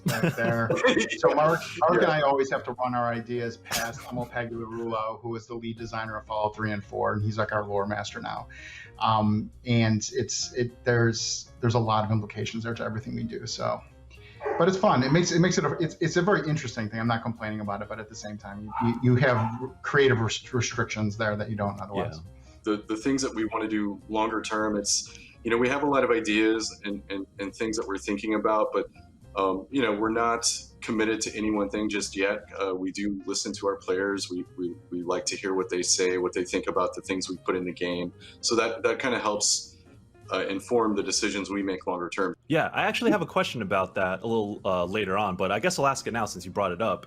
And I asked developers who do MMORPGs and ongoing games about this, like, how do you balance player feedback with your vision for the game? Because I know that when Fallout 76 kind of started, there was a very vocal community about the direction at launch, and then you kind of adjusted course, and now it's grown into something that maybe no one expected back when it first launched. So how do you balance your vision with player feedback, and how do you deal with that now with Fallout 76 in the place that it's in? You want to always read and try to look at player feedback and try to take it from the point of view of the fans just want what's best for the game that they love, right? Even if it's negative. So you look at it and you take into account, and then hopefully Mark and I and others on this project have a meta vision of the game, and we realize things both in terms of what we can do and what we can't do for different reasons, right? There's always time restraints. Everything is sort of a priority weight against something else. A very interesting take on this is we have found one of the things that we have done in the last year is we've launched our public test server on PC. And so we really read and take that feedback very seriously. And Mark can talk more details about there's two systems we put in the game, Legendary Perks and our newest one, Legendary Crafting, where we have taken that feedback into account and changed course heavily on what we were trying to do. Because all the best laid plans, like you think you're doing the right stuff on paper or in a microcosm of the game when you're testing with 20, 30, 40 people. When it goes out to hundreds and thousands, things are very different. Especially we test games.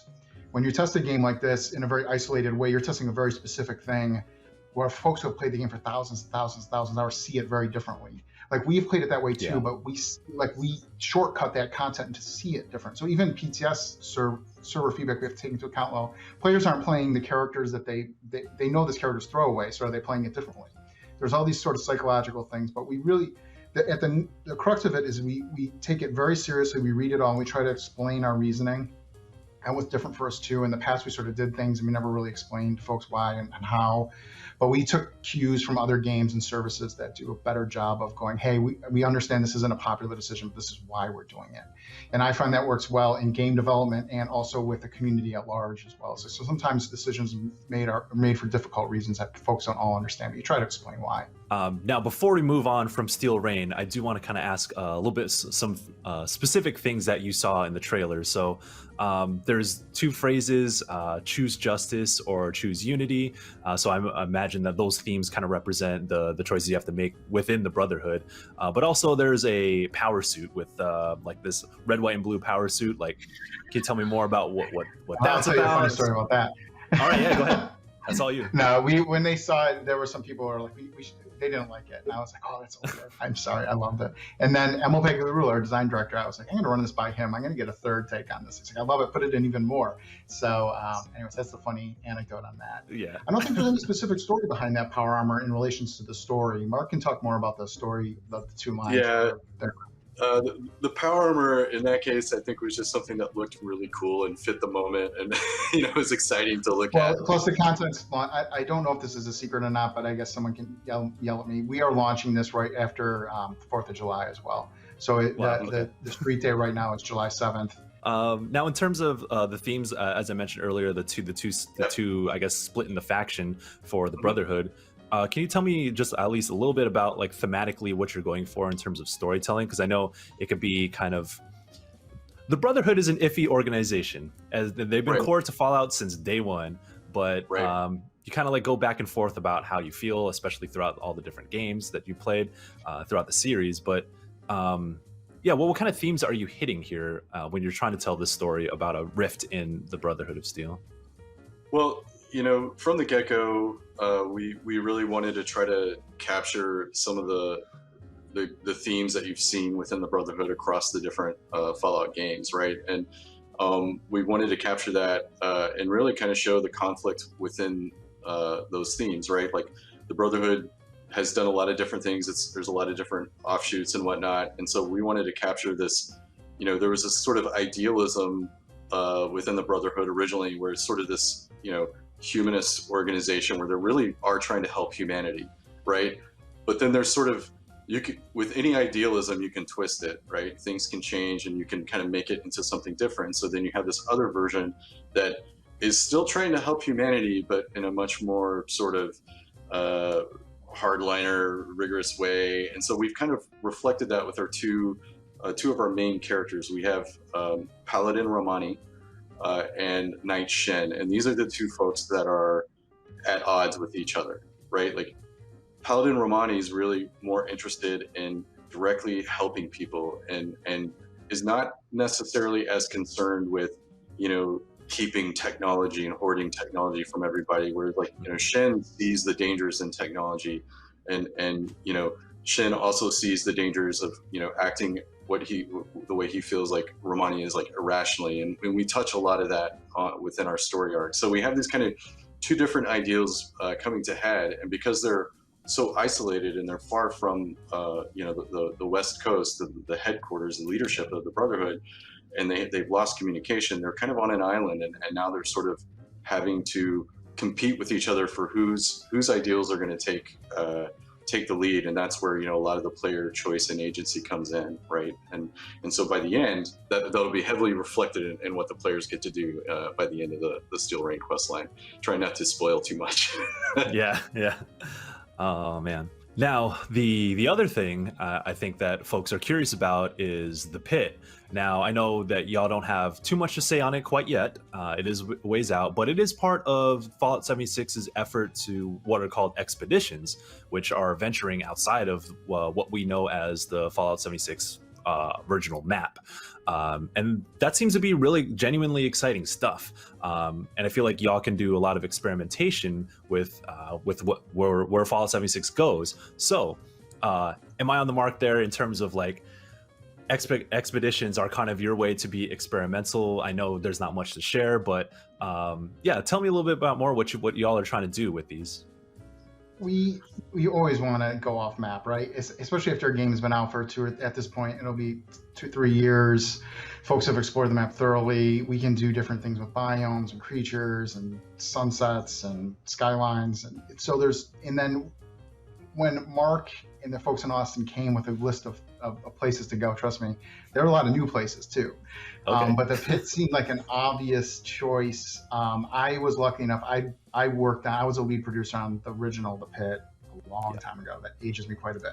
So I had nostalgia, and I think Todd Howard had nostalgia, and we just wanted to do it. Like, I love Pittsburgh as a city. It's near us. It's one of my favorite places to go visit with my wife on long weekends and stuff. So we just really wanted to do it. And we're super excited to be able to go back there. And expeditions are a neat way for that team to come up with, to gamify it a little more, and to open up the idea that there are more to come. Yeah, I mean, at a high level, the way we think about them and talk about them internally is, just sort of our tagline is like, expeditions are repeatable and randomized offsite missions to various exciting locales in the Fallout universe. And coupled with that, we have a strong story behind it, right? We have a lot of story-driven elements behind it. So yeah, it's fun because we're offering glimpses into different parts of the Fallout universe at this point in the timeline. So, we're going to the pit, but it's actually before the Fallout 3 DLC, right? So that's kind of interesting. We're going to get to see sort of where things were at that point in the timeline, and we get to do that with other areas within the Fallout universe. And some of the locations we may end up going to might be sort of smaller locations that may never make it into a real game. So it's kind of a fun opportunity as a fan to see sort of these small windows within the Fallout universe that you wouldn't probably ever get to see otherwise. I can't wait to go back to Vegas. Oh man. You never know. Let me know when y'all going to Vegas. All my Fallout New Vegas fans out there know the vibes. We are fans as well. Yeah, yo. Oh man. But before we close this out, I want to give y'all an opportunity. Is there anything else that you want to share about Fallout 76 before we let y'all go? Just quickly from me, remember, this project's been a great labor of love, and I just always want to thank the fans and the folks working on it for sticking with us and seeing this through. It's one of the most played games on Game Pass right now. It's been in sort of a small renaissance, and we like to do experimental things with our patches. We haven't really hit a cadence of this release on these dates or anything. So we like trying different things and seeing what works, and that is largely driven by the fans, both internally in the dev studio and externally on the forums and Twitter and Reddit and Discord now. And again, like, this update's free. All the things we're talking about are free. So if you own the game and you haven't turned it on in a long time, please come back. If you haven't, check it out. It's a great place. It's got an unbelievable community of very welcoming players who will draw you in, and it allows you to create your own story in this universe in a way that I think is unique to a lot of games. So I couldn't. It's been a great joy of my career to have been working on this game for the last several years. So thank you. That's cool. Yeah, that's cool to hear. Mark, you got anything? For those players that got the game when we first released and haven't been back, we've been busy the last couple of years, so I encourage you to come back and see all the things that we've added and changed. It's a pretty different game from when we launched, and we're still adding a lot of cool new stuff. We've been talking a lot about Steel Rain today. Other things that we've got in that update, we have a whole new season coming out, which is going to be super awesome, featuring Katie Inkwell, which we introduced in a previous season. Really fun stuff there. And we touch a little bit on legendary crafting. That's a whole new expansion to our legendary item game. We're also adding in power armor, legendary power armor in this update, which is going to be really exciting. And we have a new vendor that's going to show up periodically in the world that's going to offer great deals with our gold bullion currency. So there's a lot of cool stuff coming out. Really appreciate the fans that have stuck with us, and looking forward to seeing some old ones come back.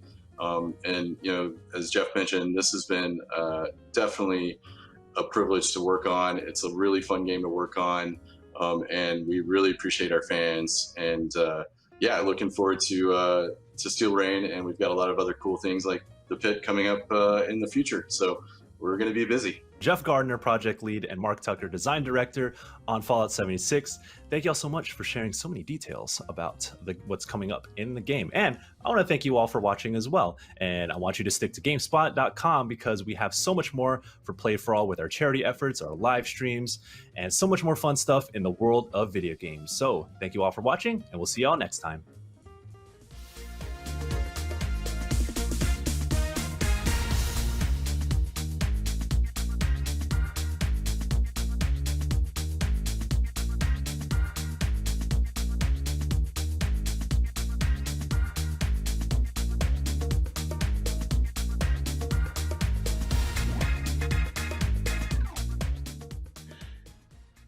and welcome back to GameSpot's coverage of E3 2021. And once again, I am joined by industry friends to discuss all of the biggest reveals from this week. I'm also clearly hitting puberty. I'm very sorry.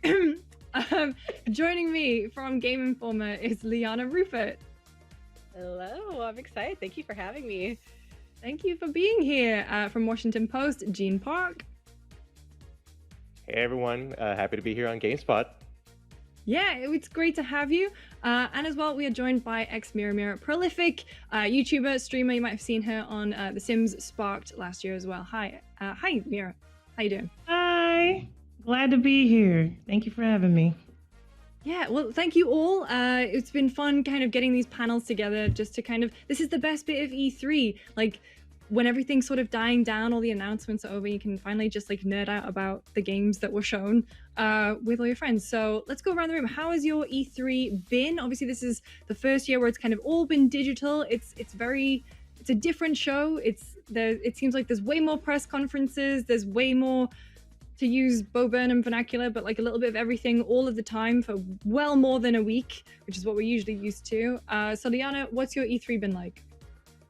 Weird. It's like you said, it's been, usually it's more condensed and knowing it's spread out. And I don't know, I feel like some of the showcases didn't necessarily, need to be showcases. They could have been an email, but whatever. But it was fun. Yeah, I think, honestly though, I think Xbox is what really took it this year. And that was what I was most excited for. So it was nice to kind of see, like, everybody had a really hard 2020 and who was kind of able to make that work for them. And yeah, it's been busy, but I'm kind of addicted to that. Or, as Square Enix would say, chaos. Chaos. Yeah, I mean, I think you're right. I think seeing the fact that everyone did come through 2020, and it seems like this year at E3, there has been a lot more of like, hey, here's your big press conferences, but most of all, we just want to show devs playing and being excited and talking about their games. Gene, do you think that's a fair point? Totally. To build off what Liana said, obviously everyone had a really rough year, so I feel like it's expected that like not a lot of folks will show. It makes me think about how E3 has kind of become like a homework assignment that publishers and developers need to like fill time for. Like we need a trailer, we need a vertical slice to show off, and as we definitely saw from quite a number of publishers, there really wasn't much to show. I'm going to bring in Capcom because I'm going to first praise Capcom. Capcom has had an amazing year with two of the best-selling games of the year. And so they show up at E3 and it's like, well, we've already like done our thing, Like we already have Resident Evil Village and Monster Hunter Rise tearing up the charts. So we got more updates on that, So that's kind of what I felt like. Like, I wonder what we could do to help ease this pressure off studios, and in that way we can ensure a better show for fans too, because it's really hard not to think of E3 as something for the fans now. That's something the ESA has positioned the E3 as now too. So maybe there'll just be less disappointed people if they're just a little bit more consistent. People are able to show, Yeah.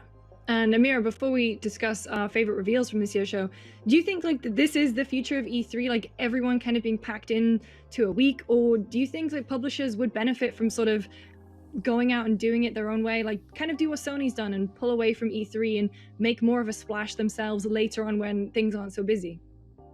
I definitely think so. As a content creator and a consumer myself, I feel like things being spread out will give us more time to take in the information without it, feeling like it's overwhelming. Because I admit it was so much going on this weekend that I had to like, most of my information is like from the timeline and recaps.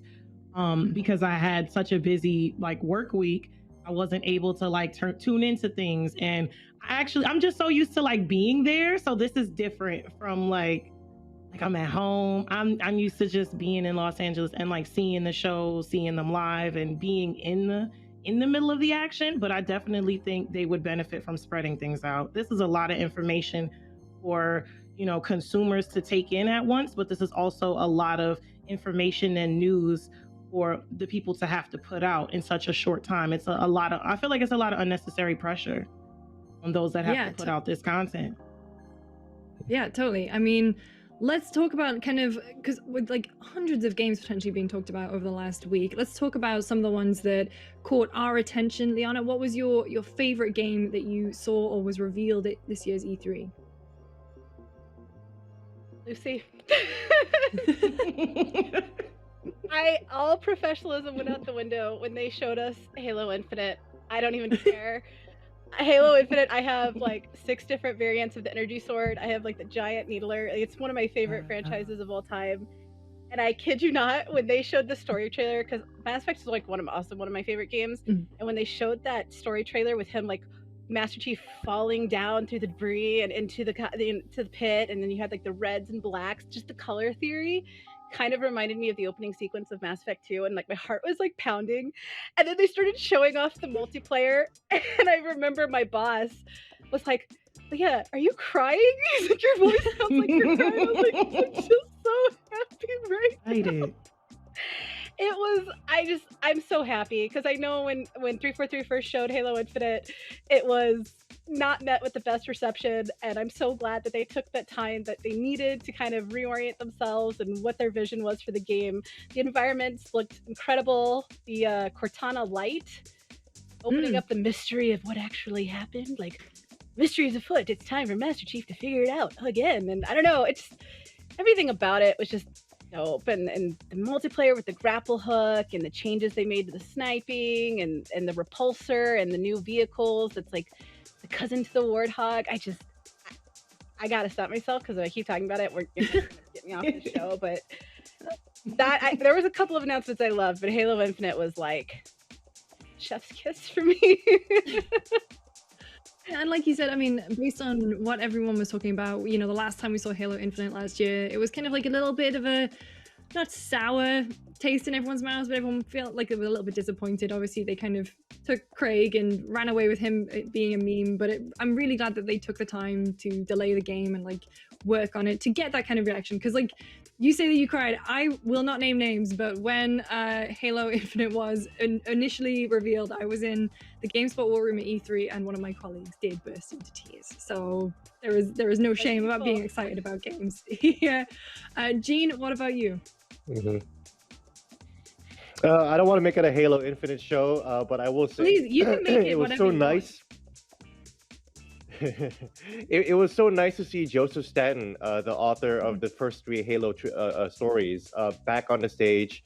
I'm old enough that I was back in E3 2002, and I saw Staten play Halo 2 live, and that was like the big trailer that really set the standard for like big budget trailers back then. So it just felt really good to see Staten back in the project, and that. I'm surprised to be really, really excited for Battlefield 2042. I'm not a huge Battlefield fan, but I love the scope that the series has always done, and it's just really, really nice to see a multiplayer game just really, really push the boundaries of what a large-scale war could look like. And it's nice to see the Battlefield series and DICE really, really seeming to really take that as a focus. Yeah, totally. I mean, tornado. Yeah, I mean, there's tornadoes ripping up buildings. I mean, like it just looks like such a huge map. 128 players. Love it. We haven't seen an experience like this in a while. So.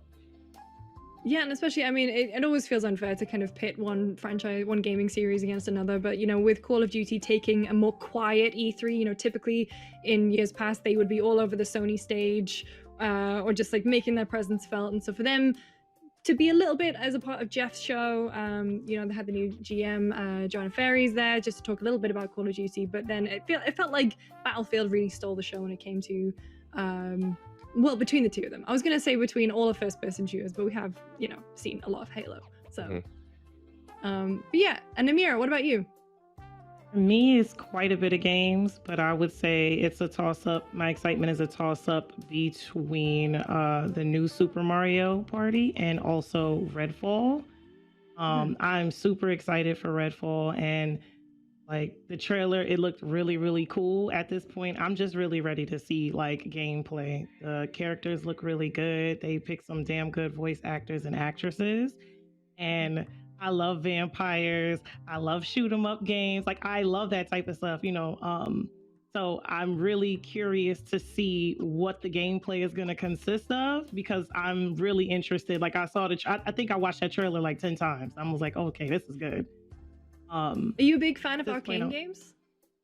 Yes, but this right here, like, like I'm excited. Definitely, they have another game coming out too that I was looking at that I guess it hasn't released yet. Deathloop, but- yeah, that's coming out in September. Oh yeah, Deathloop 2. That's not even. It was another one. It was, I think. Not even out yet, yeah. Batman. It was a superhero game. I think it was a DC. Yeah, it wasn't. But Deathloop is definitely something we're waiting on too. But this right here, I was like, no, I need gameplay. Like as soon as I see things I get excited about, the first thing I'm just like, where's the gameplay? Once I see that, I'm complete. And it definitely feels like vampires are having something of a moment. Vampires and like co-op shooters are really kind of coming back into vogue at the moment. Yeah, I'm right there with you on Redfall. I am a huge fan of Arcane, and sort of like I was genuinely so surprised to see them, first of all, for this project not to leak, but also to be the big surprise at the end of Xbox's show. And like you said, I think we're all just dying to wait and see what the gameplay possibly looks like. You also mentioned the new Mario Party as well, which is kind of like an old Mario Party. Yeah, they kind of brought it back with like new fun twists, which I think is great. Oh man, like the nostalgia I'm getting. Like we played Super Mario Party a while back and it was amazing. It was just like the good old days, playing with your friends on your console, and oh man, it was really exciting. We threw a little bit of drinks in there too, and it was really a fun turn up. I didn't know Destroy your friendships though. It was, yeah, not really. It got a little toxic though. I won't lie. It got a little toxic, but it was great. And it was just, it's still so many like mini games we have to get to. We couldn't even get through everything in like a night. I'm like, we're gonna have to come back to this. Like, this was so fun. Yeah, I Once played. I saw that, I'm like, yes. Oh yeah, I mean that's the thing. It's like I hadn't played Mario Party for the longest time, and then I played the most recent one, and I played it actually a few weeks ago because London is way more opened up, and we went to a barcade, and they had Mario Party, and we were those obnoxious people in the corner screaming, stealing stars off each other, like doing the whole thing. So I'm very excited to do that with some more classic boards. But keeping on Nintendo, I mean, hey, it's got online play, so I will play with you if we want to do a transatlantic. Definitely. Look, I'm Mario terrible Party. at the game, but I'm here for it. Like, you can just blame the online, just blame the servers. That's what I do all the time. So. It's lagging. Simple as that. But let's keep on Nintendo because they had one hell of a show. Gene, what did you make of Metroid Dread? Oh yeah. I'm super excited. Obviously, a lot of people are waiting for Metroid Prime, me included, but I've also wanted a 2D Metroid, a new 2D Metroid. So I'm really, really excited. I have faith in Mercury Stream. They're the Madrid, Spain-based studio that's making Metroid Dread, and they did a pretty good job with Samus Returns. And they've cut their teeth on the Castlevania games in Konami, and most of them were pretty good. So I'm really excited to see how much they've improved. It's always a relief to see the series original director, one of the original directors, Yoshio Sakamoto, back at the helm as producer, and he's writing the story and he's making sure that it stays true to the Metroid scene. It's nice to see Metroid go back to its really scary, eerie roots. I played Metroid back when I was a kid on the NES, and right from the title screen, it just launches and it just comes in with this really, really like deep, dark, and cold synth beat and music. And it's nice to see Metroid Dread kind of like continue to honor that. As you know, you are Samus Aran, you're the lone woman in this planet, and you have no idea where you're going. I'm into it. Yeah, I mean, I will kind of throw my hands up here and say that I've never really had that much experience with Metroid, but just like kind of working the show, seeing everyone at work explode in Slack and seeing the reception on Twitter, I'm just like, I'm weirdly pumped for it. Like, it looks like the eerie, creepy stuff that I crave. Liana, Amira, thoughts on Metroid? I want to play it. Councilot had thoughts. She decided to come up throughout that whole part. She never comes to my desk ever. That was great. Sorry, go ahead. I'm excited for it. That is definitely something I saw and I was like, oh, I want to play this. I haven't played Metroid in years, so it's gonna be cool. And when I say years, I mean like back in the day, like I was a little kid. So it's gonna be really cool to come back to Metroid and enjoy that. I definitely was happy about that too. Another game that I was really excited for, Breath of the Wild, even though that game stresses me to no end. New Breath of the Why does it stress you out? It's just hard for me. I think I just like simple games, and it's not as simple as like I'm one of those super casual like I play games to unwind, and the slightest bit of stress annoys me, but I'm like, I have to come out of that and kind of enjoy things. So that Breath of the Wild, used to stress me out because those monsters are hard. Yeah, I used to get tore up quite a bit. Breath of the Wild. It's a fun game that I like to just, lay in the bed and like play on my Switch. And I'm really excited to see what this sequel is going to consist of and how this is going to go. Yeah, I'm like, I've been replaying, well, not replaying because I never finished it the first time I played, but I've been playing Breath of the Wild myself over the last year or so because lockdown, nowhere else to be. And I go through these phases with it where I have like, I feel like I'm breezing through it, and then I will find a trial where it's a trial of strength, and I will just get so mad, and I have to use all my food that I've cooked and all the potions that I've spent all this time making, and so I'm already right there with you. I get what you mean about the kind of like spikes in it. Yeah. But I'm intrigued. But it is such a fun game, and its influence is being felt all over. Like everything.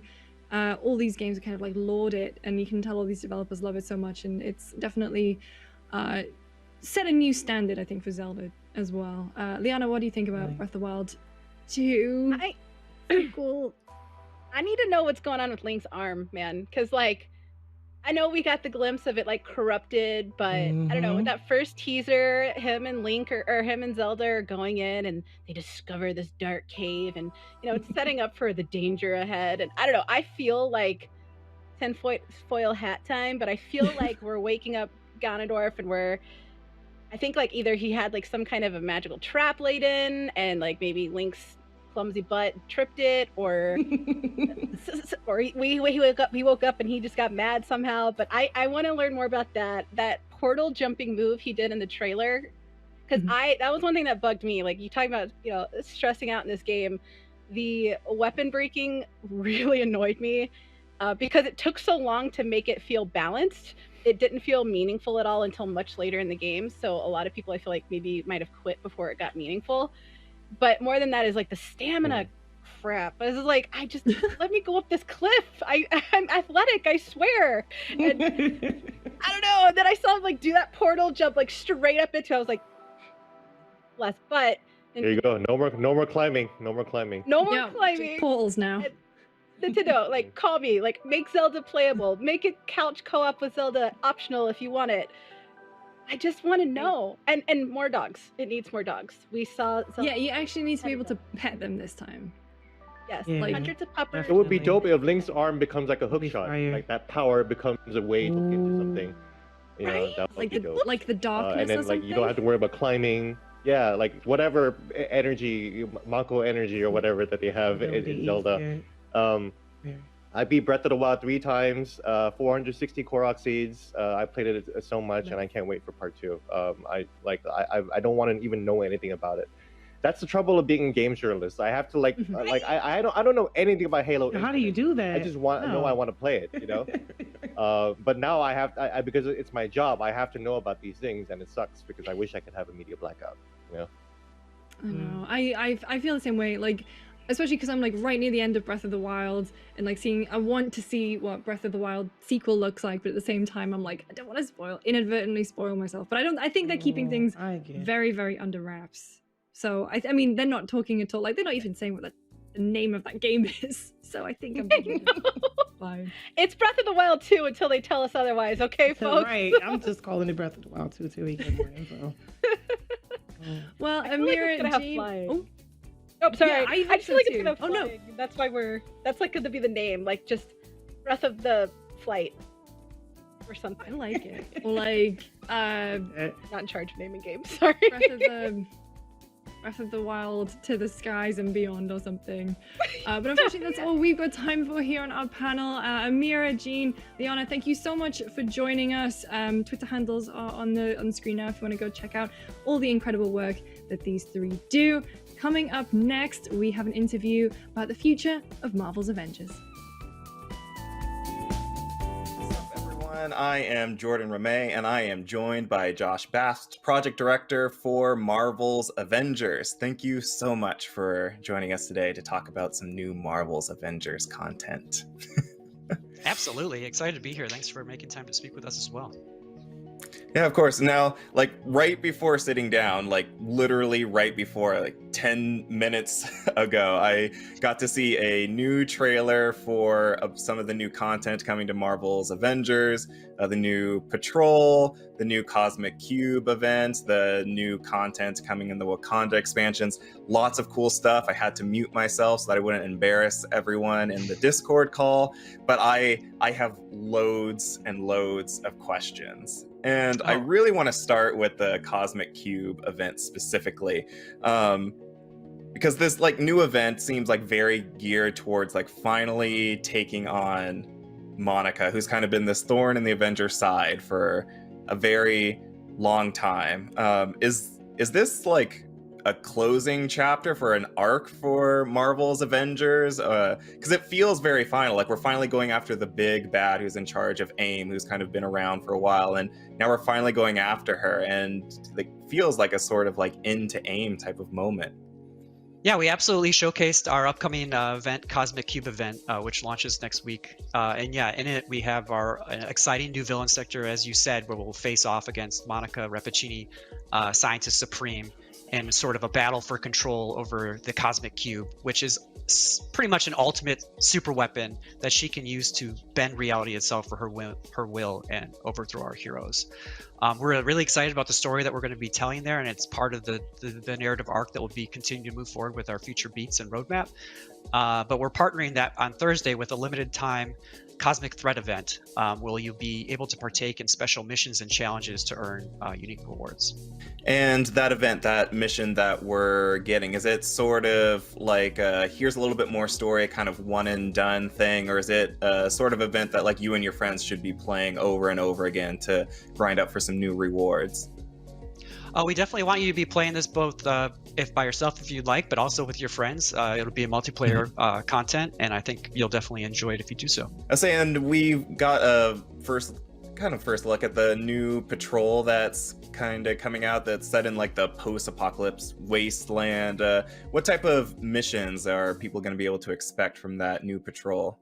Yeah, like you said, we're really excited to have provided that sneak peek, and Wasteland Patrols will come out later this year. And in it, when players selected from the war table, they'll enter a mission where they can play against random encounters of enemies and villains in a vast landscape where there's no time restraint, so they can enjoy it at their will. I'm looking forward to jumping back into some Marvel's Avengers, especially and like I think this might be where like most of my excited squeals came from when you all finally showcased Black Panther and the story beats that are going to come in the Wakanda expansion. I'm like, this looks so dope. This looks so cool. I say it looks a little bit MCU inspired in its design. What inspirations did you take in designing this T'Challa, this Wakanda? We definitely inspired directly from the comics material, from all of the runs of Black Panther, and especially the more recent Rise of the Black Panther run. I say I'm pretty sure that was Shuri, like his sister. I'm like, it seems like her. She's got that spunk. She's got that personality, but I'm like, there's no subtitles. I can't tell like who the speaker name is. Yeah. In it, we teased Black Panther without his mask. We definitely showed Shuri in the throne room. We also showed Okoye and the rest of the Dora Milaje. We also teased Ulysses Claw, the main villain for this expansion. And in our story, he's ultimately trying to steal Wakanda's Vibranium. It's up to you, playing as Black Panther with the rest of the Avengers and the rest of Wakanda, to stop him. I'd say it was hard to like get a gist of just like how much there was just looking at the trailers. Is this something that's similar in scope to what players have seen already with the Hawkeye and Kate Bishop expansions? Is it a little bit bigger? Is it a little bit smaller? Yeah, I think that the expansion is considerable in size to the past two operations that we've done, both between Hawkeye and Kate Bishop, and we're excited about continuing offering additional content on the monthly basis in which we've been doing it. We see that continuing into the future. It's like, I'm not sure how much you can go into this, but like the fact that like Black Panther, he's not an archer. He's not like Kate and Hawkeye. Like, even though they had very different skill sets, both of them had abilities and fighting powers that were very like geared around the fact that they have a bow and arrow in their tool set. Can you speak to anything about how T'Challa fits into the overall like squad makeup, like what type of character he is? Well, we'll definitely be covering that more as we do our updates to our roadmap. But what I can say is it's been so exciting playing as Black Panther the last few months on the development project, and just celebrating the power of his suit, the Wakandan technology, the ancestral past, and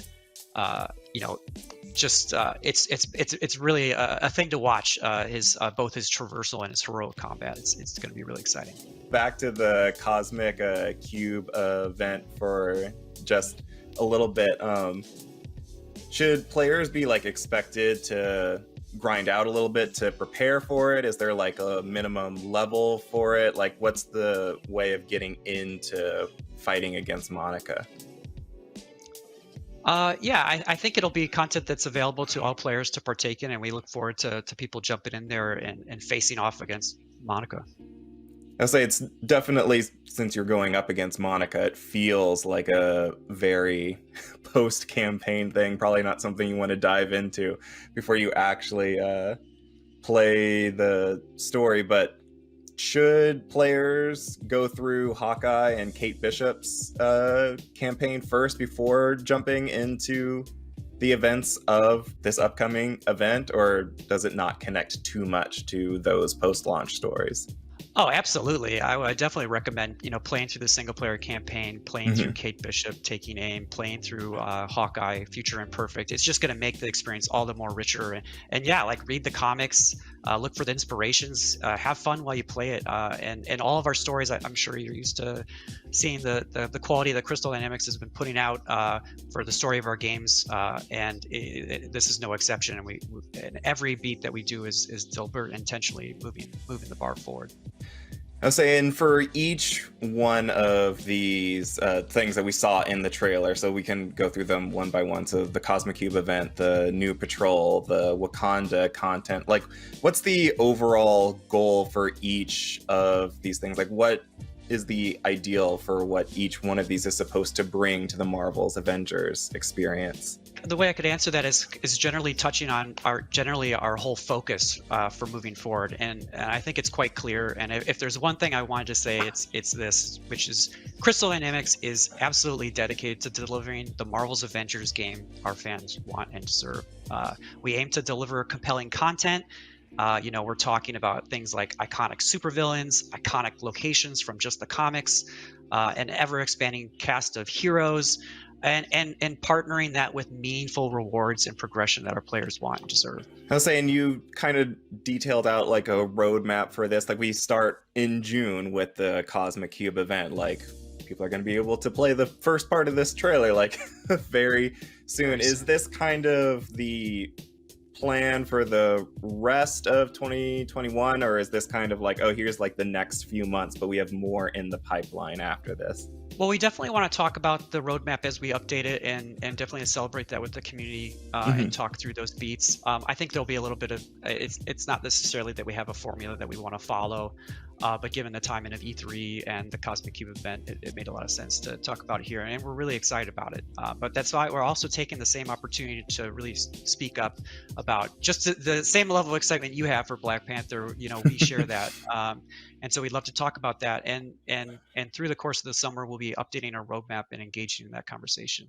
It's like, okay, I feel like I've done my due diligence. I feel like I've done enough of going back to talk Cosmic Cube and Patrol that I can now selfishly go back to asking you questions about Black Panther. I'm very curious. Like, it's one of those like weird, bizarre things that as we get into more and more like game as a service games like Marvel's Avengers, it's like, oh, you're going to attract like new players like months, years after the game has already come out. Like, is there any way for someone to just jump straight into the Black Panther content if they're like, oh, I'm picking up Marvel's Avengers later this year, like in the holidays or something, and I would like to just jump immediately into this story just to see it because I want to try it? Or is it more like, oh no, this is post launch, like you need to grind up to this? Yeah, we want people to participate in the content they're really excited about, and so yeah, there's no rules or restrictions for a new player jumping in and immediately playing as Black Panther and experiencing that those story missions.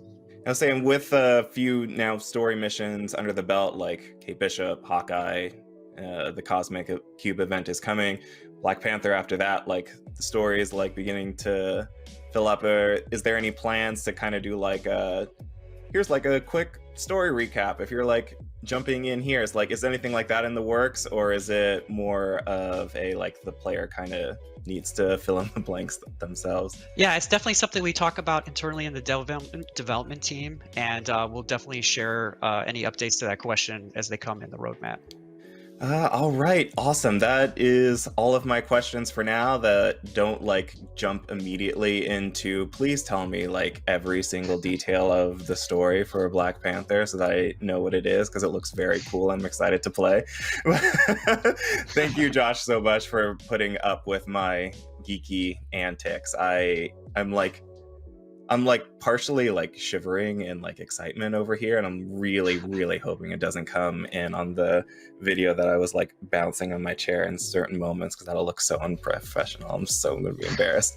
But that's all the time we have. Thank you again so much for joining me and answering questions. It's been fun learning about what's coming in Marvel's Avengers with the new Patrol, with the Cosmic Cube event, with Wakanda, with Black Panther.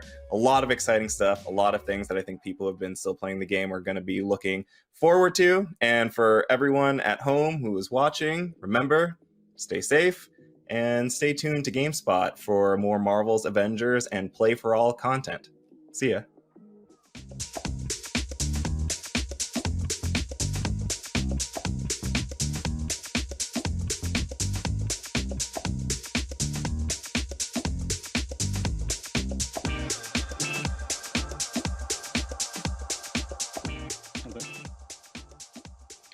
And we are back.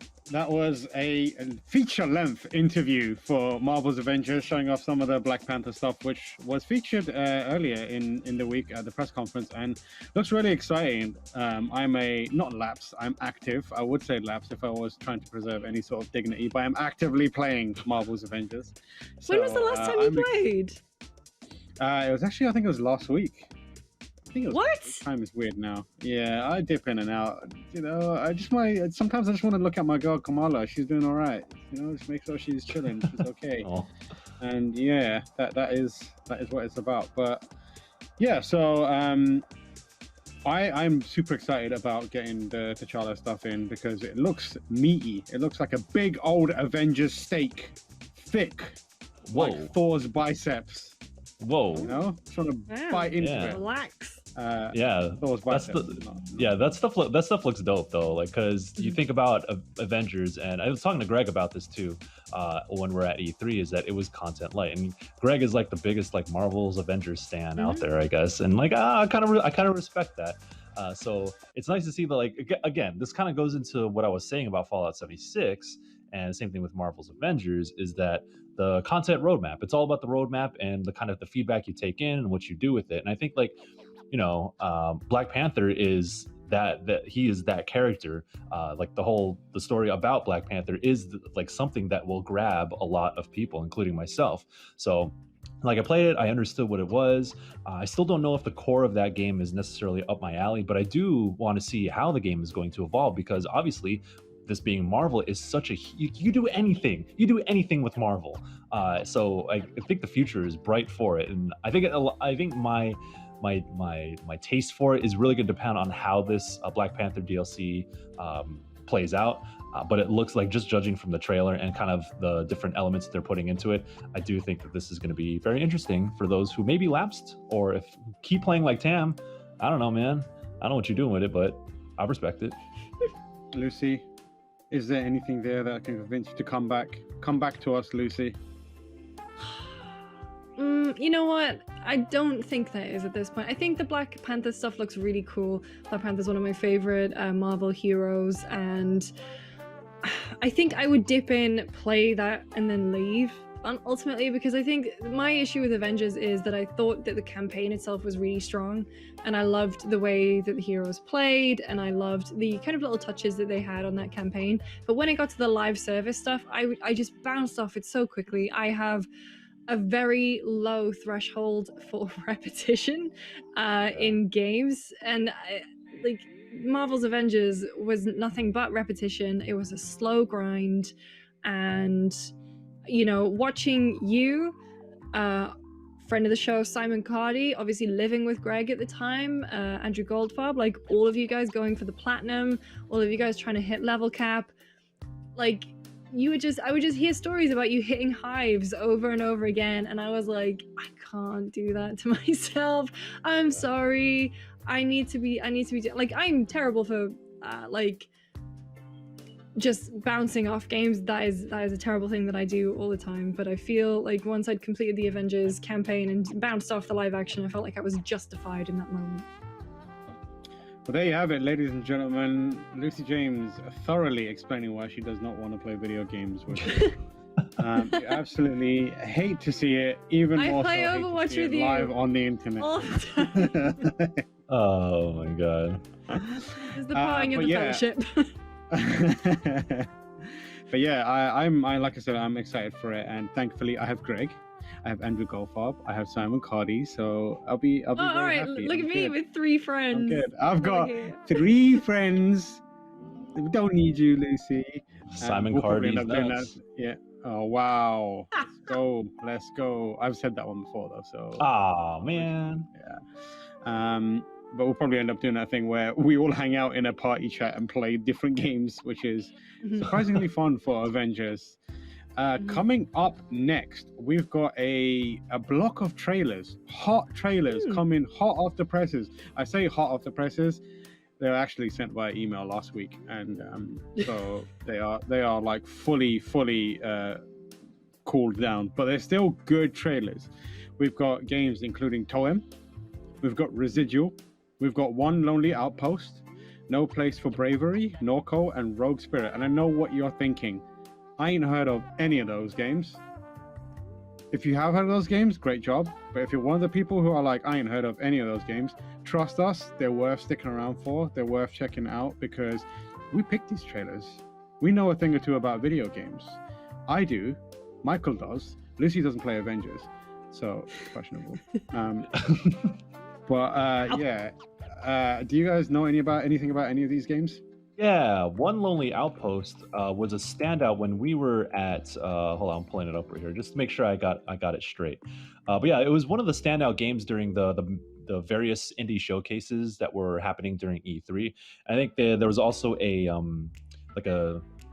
developer interview about it, where it's basically, you know, the Harvest Moon. Well, yeah, kind of like Harvest Moon, Stardew Valley type of thing, but for space. And like, I think that's it's really interesting because I think a lot of it has to do with isolation and how to deal with isolation. And when I think back to Stardew Valley and the kind of like the relationships you build through that game, I'm not sure if One Lonely Outpost is necessarily going to hit like the same notes as that, but when I look at that game, I feel like I get notes of that, and I really want to try it for myself to see like how it spins that sort of genre. So I got my eyes on it. I think a lot of people were talking it up too once it was revealed during E3. So definitely keep an eye out for that one. Anything in there, Lucy, that you are excited to see? Personally, I have not heard of any of these ones, so I'm excited to just get a fresh batch of hot trailers, because to me they will be hyping hard. Sorry. Yeah, I think I try to keep up with your little hot thing. Yeah, I think for me, like One Lonely Outpost and No Place for Bravery really stick out as the two games that I'm intrigued in. A lot of games over the last week and a half that I need to go back and watch trailers and write the names down of. Thankfully, I've started using the GG app, which allows me to create little lists, and I've got a list of indie games that I want to check out. Shout out to GG. We're not sponsored by them, but if they want to hit us up with some sponsorship money, holla at your boys.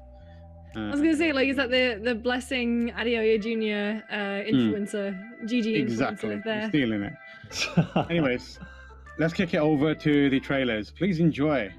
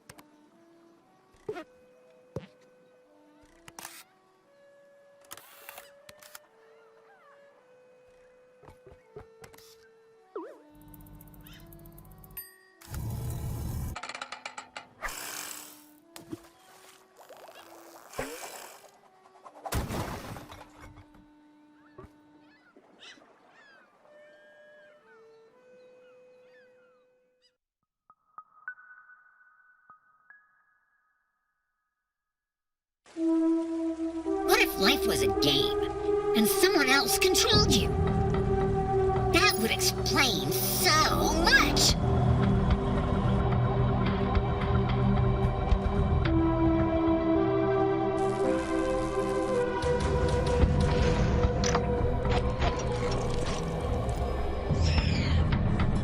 It looks like nobody's home. It looks as though someone was already here. Maybe they left something behind for us to salvage. Comic books, maybe?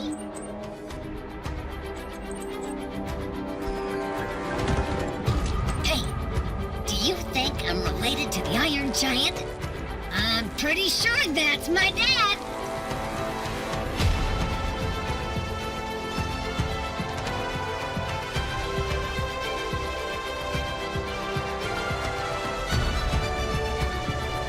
In my past life, I was a mailbox.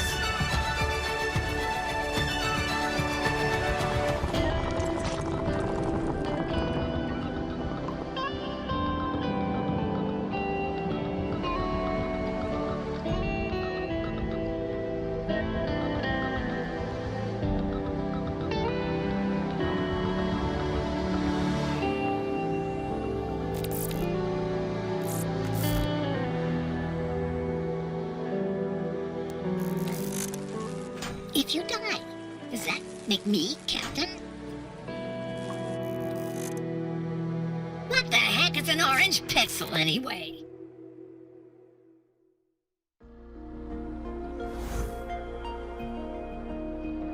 It's kind of an extrapolation of a modern kind of debate that we have now, where there's people saying that organic food is so much better. There really isn't a clear-cut answer. The player will make that choice. The synthetic route is more about mass production and control. In a lot of ways, a greater degree of control over the outcomes. Fiddle with your plants by selecting specific genes, and it'll give you very likely results. The drawback is much more distanced, kind of like set it and forget it, so it's less engaging. You ultimately won't be able to produce as high quality of stuff. But with organics, you're focusing on the premium crops. You're tending to the individual plants and experimenting with crossbreeding to try and come up with new varieties. Naturalistic is more hands-on. That means that you're almost always going to have to check in on your farm. Someone with a naturalistic farm probably will never have as big of a farm as a synthetic player. Tier 2, after you've made that decision and grown your colony a little bit more, you get into the third narrative of the game, which is kind of the last arc, and it's about colony independence. So you're winning a certification to be your own independent little self-governed entity in the greater universe.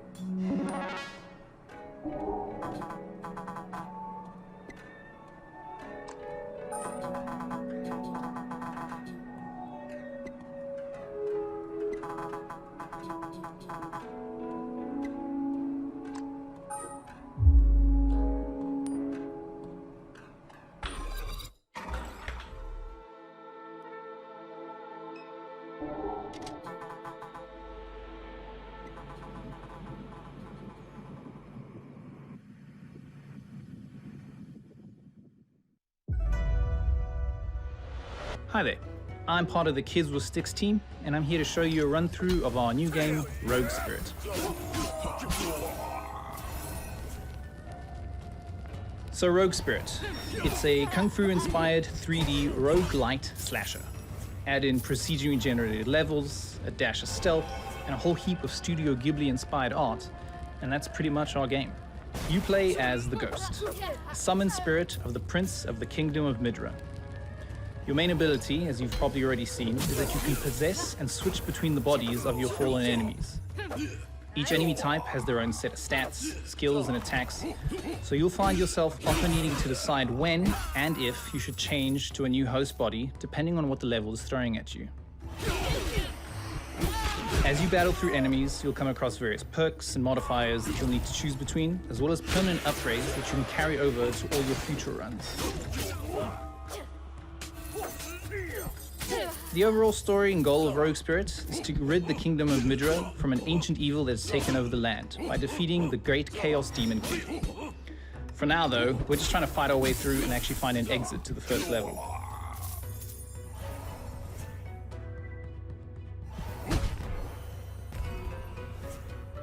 So not only does the Ghost form offer you the chance to move faster and stealth through around enemies, you can also see the best way through the level, or some secrets that might be hidden.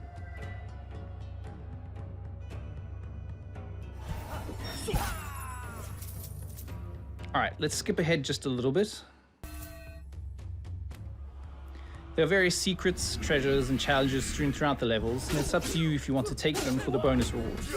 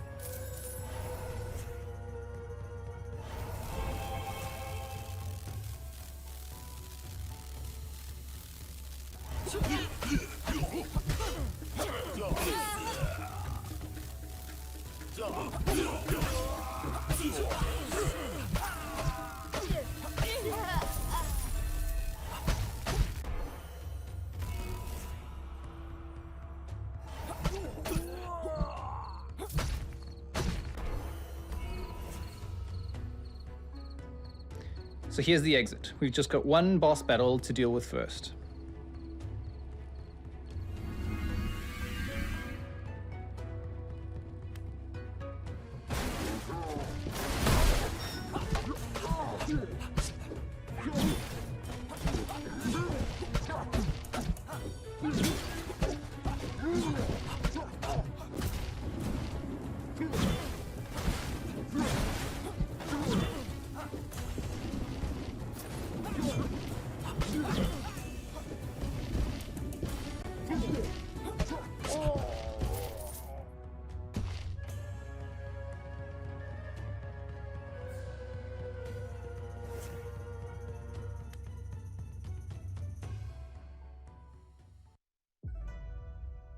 So that was a successful run through of just one of our levels.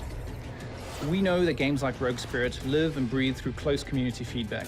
So we plan to release in early access sometime this year, followed by a full release in 2022.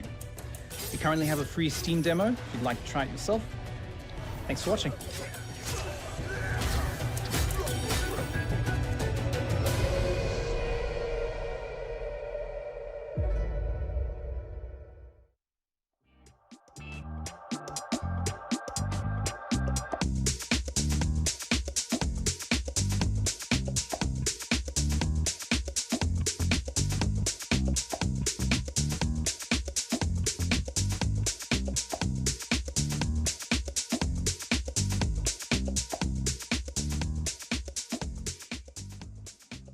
And that was a look at some more trailers. Now, Michael, did anything grab your eye?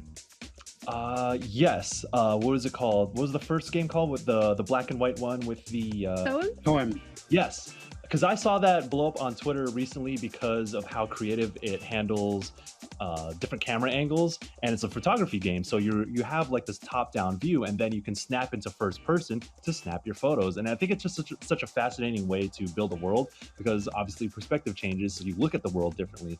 I definitely want to check that out. I really like the art style there. I think that game is doing something very creative, and now I got my eyes on it even more so now that we saw a trailer. Tam, what about you? I can't remember which one it was. I think it was One Lonely Outpost, the one that was Stardew Valley, but with Goku. So I'm into that. I don't know what was going on there, but it just looked like Goku, Super Saiyan Goku, and I was like, hell yeah, Goku, get that vegetable and plant those crops. So I'm just going to be playing that game, role-playing as Goku. Bad dad, worst dad Goku is just trying to build his farm. Are like half the characters named after vegetables anyway? Yep. DBZ, yeah. Exactly. So there you go. Yeah, true. DBZ Origins, that's what it's called. All those trailers will be up on our site on YouTube very shortly. Right now, though, we're going to go over to Tam and another group of our industry pals. So this time we have Blessing Adeoye Jr. from Kinda Funny, as well as Snowbike Mike from Kinda Funny, and Giant Bomb's very own Jeff Backlard to talk about their favorite reveals from this year's E3. And it's a good group of lads, so I'm sure you all had a very nice time, but can't wait to watch and see what they thought. So here you go. You're watching GameSpot's coverage of E3 2021 as part of Play For All, and for this special segment, I've assembled a triple threat of amazing people from around the games industry. We've got Blessing. That is when the blessings come in. How are you doing, Blessing? I'm doing good, man. How are you doing? I am doing really well, because we've also got the king of hype, Snow Bicycle Mycicle. How are you doing, man? Tam, I'm so good. I'm ready to talk video games and share the love and the passion with you. You know that. I'm excited. Fantastic. And we've got the one and only Jeff, the Snackula Bacula. How you doing, Jeff? You like that one? I'm good. I'm hungry now is what I am. I'm glad to be here talking with you fine people. I'm excited. Fantastic. So first things first, I want to kind of get your temperature of E3 2021. You know, it was kind of a weird one, not in person, very digital. A lot of conferences that if you've been watching Kinda Funny, you would have seen a lot of face palms from the crew there, but we were giving face palms here, but like kind of a weird E3. Blessing, what did you make of E3 2021? E3 2021 was fairly interesting, as you put it. You know, coming off of a year of not having E3 and having the Summer Games Fest and having all the different showcases and presentations spread out over a summer. I think the thing that was nice about having E3 back is that so much of it is condensed into this 1 week, and so we don't have this long summer where by the end of it we feel super exhausted. Granted, we are still going to have things like Opening Night Live and things like EA Play happening in July, and I'm sure PlayStation is going to do something somewhere, and so there's still going to be some of that, but I do think it's nice to have E3 back to be this central week of announcements and showcases. That said, I feel like this week of E3 has been hot and cold in terms of how different publishers have been approaching it. I think you see folks like Nintendo and Xbox and some of the big ones doing it right. Summer Games Fest Kickoff doing it right in terms of what should a showcase be? How do we showcase these games? And what are the big announcements that we want to bring to the show? You know, in a year that's been so weird and difficult for so many in terms of what it's like to make a game. You have game delays, you have publishers often being unsure about when their games are going to come out, which leads to them maybe not knowing when to announce a thing or even how to announce a thing. You know, seeing the fact that we got announcements period that had concrete dates to them, I think is impressive by itself. And so with that, you know, I'm very excited that we got Starfield for next year. I'm very excited that we got Redfall for next year. Things like Breath of the Wild 2 for next year, and then Halo Infinite for this fall still. And then with Nintendo, so many games that were laid out for this fall. I think that alone made for a very exciting E3 for me, and a very impressive E3 in terms of, you know, pivoting and figuring out what that looks like. But then on the opposite side, I think you also had a lot of publishers having showcases just to have showcases, and a lot of those were I was gonna say hit or miss, but for the most part, like, you know, when it comes to like what the Gearbox showcase, for me that was a huge miss. For me, the Koch Media showcase was kind of a miss for what they were trying to do there. Capcom as well. Like, you kind of had both ends of the stick in terms of, all right, cool, the big guys are doing it big, and then the other guys are seemingly just having a showcase because they know they can, because it's digital, which means it's easy. But I think that's the evolution of E3, and we'll see where it goes from here. We'll see what next year's E3 looks like. Yeah, I feel like that's a pretty great summation of the entire event. Mike, you know, that we can't have one of the hosts of the XCast on here without specifically talking about Xbox. But obviously, how do you think Microsoft fared this year? Because we had a couple unsure E3s previously. Like, what was your take on Microsoft this time? I was really impressed with Microsoft this time. I think a lot of the community around in games were happy to see E3 come back, and I think they saw Microsoft do a really good job of listening to what their fans and their viewers want out of a 90-minute press conference, right? You would have the addition of Bethesda now, and we thought before, is Bethesda going to have their own conference? Are they going to have just a clear divide of Xbox and Bethesda? And I think they did a really great job at melding both of them. They brought on some great faces like Sarah Bond. They had Todd Howard and Pete Hines, and it was really exciting to see the meld between both of these companies coming together and sharing the spotlight. And as for Xbox, in just the 90 minutes, they really listened, right? They brought us games. We didn't have to go into deep developer diaries. We didn't have to get lost with just the faces talking for an extended monologue. So all in all, 90 minutes of just fun, right? And they hit you with some wows. Like Blessing said, Redfall coming in 2022. I think anybody was ready for Project Omen to just kind of splash on the screen. And Halo multiplayer. I mean, that was a big one right there. Halo Infinite multiplayer got a big boost out of everybody. Got them re-energized for the Halo franchise after a poor showing last year. And they didn't have to harp on it, right? We didn't have to bring out Craig the Brute. We didn't have to show you, what we redid. It was like, hey, here's our bread and butter. Let's get excited. We'll talk more. And so Microsoft and Bethesda, they did a great job this year. Yeah.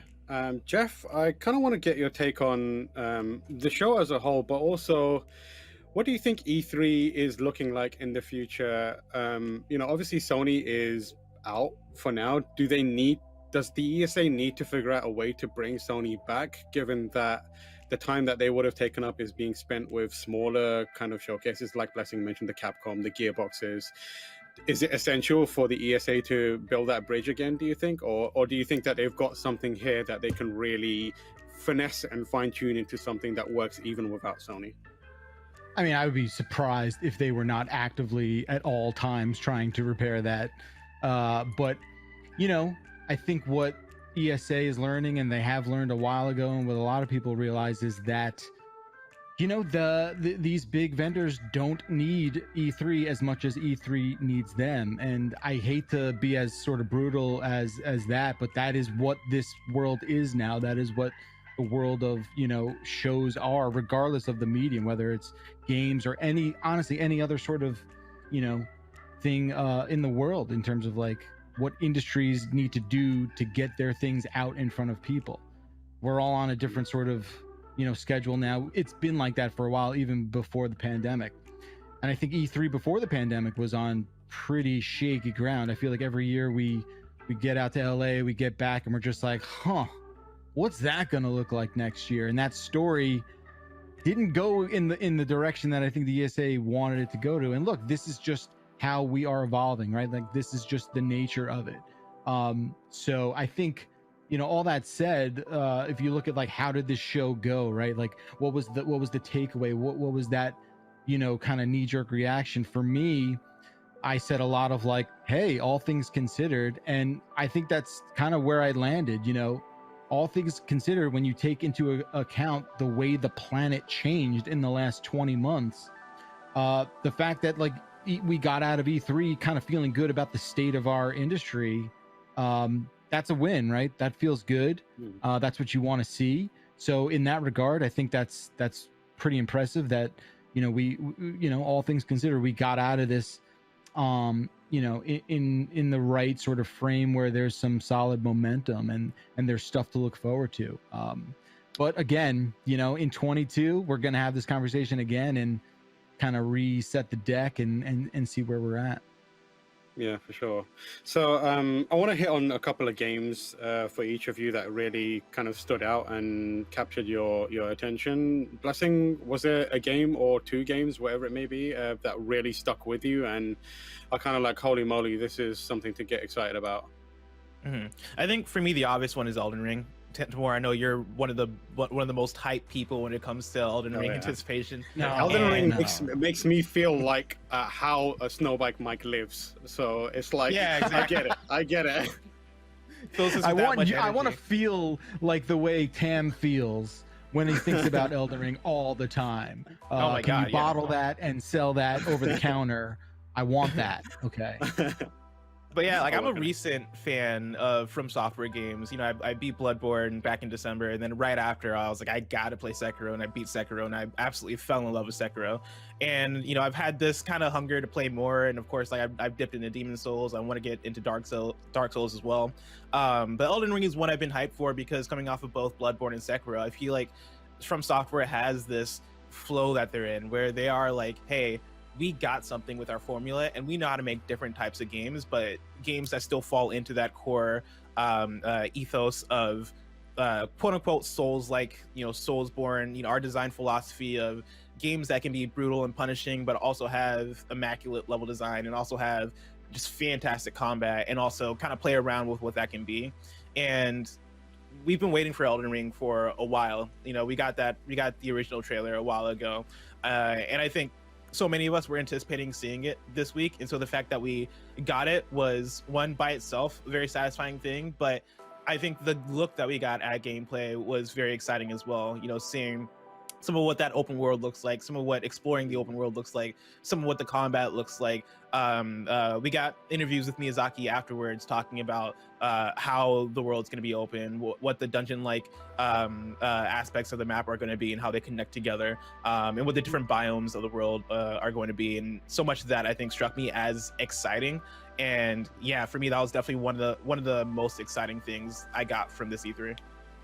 Yeah, Mike, I know you're also very hyped for Elden Ring.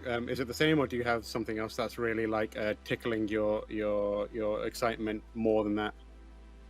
Yeah, there's a couple games actually. I'm going to point to two, and we're going to keep it with some extreme sports over on my side. Ooh. So I want to give a big shout out to Riders Republic with Ubisoft, of course, but I actually want to shine the light on a smaller team, and that's Shredders, the ID at Xbox game coming out of Xbox's team with a small development squad. Shredders is trying to be the spiritual successor to AMP 2. And that's one for me, being up here in Tahoe, being ingrained in the snowboard and ski industry for all my life. I've always been on the search for that grounded, realistic snowboard game without EA Big and SSX Tricky around, really holding it down on the extreme sports fun.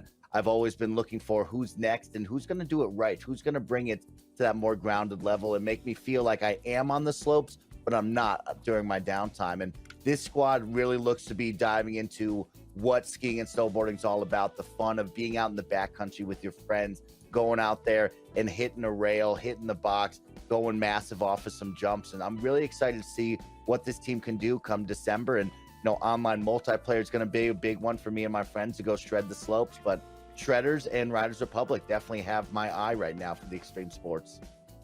Living up to the Snowbike moniker there. Well played. I love how Mike's talking about like hitting boxes like that's easy. Like yeah, it's the easy peasy. I've Don't worry about it. Before, when I hit a box on skis, I just get it. Hope can make it the whole way, and that's it.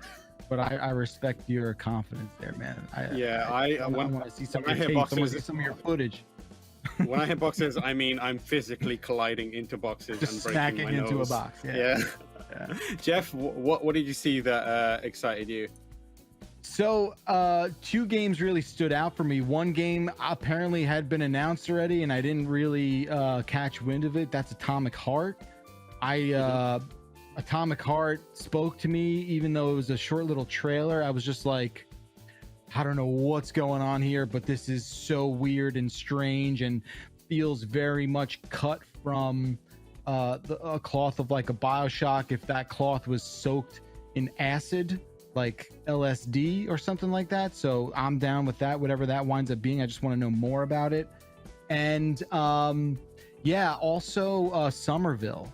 I think that game, it did something to me when that trailer ran, about like a family of 3 kind of just making their way through whatever the hell is going on in that world. I feel like that's the game that's going to make me cry a little bit.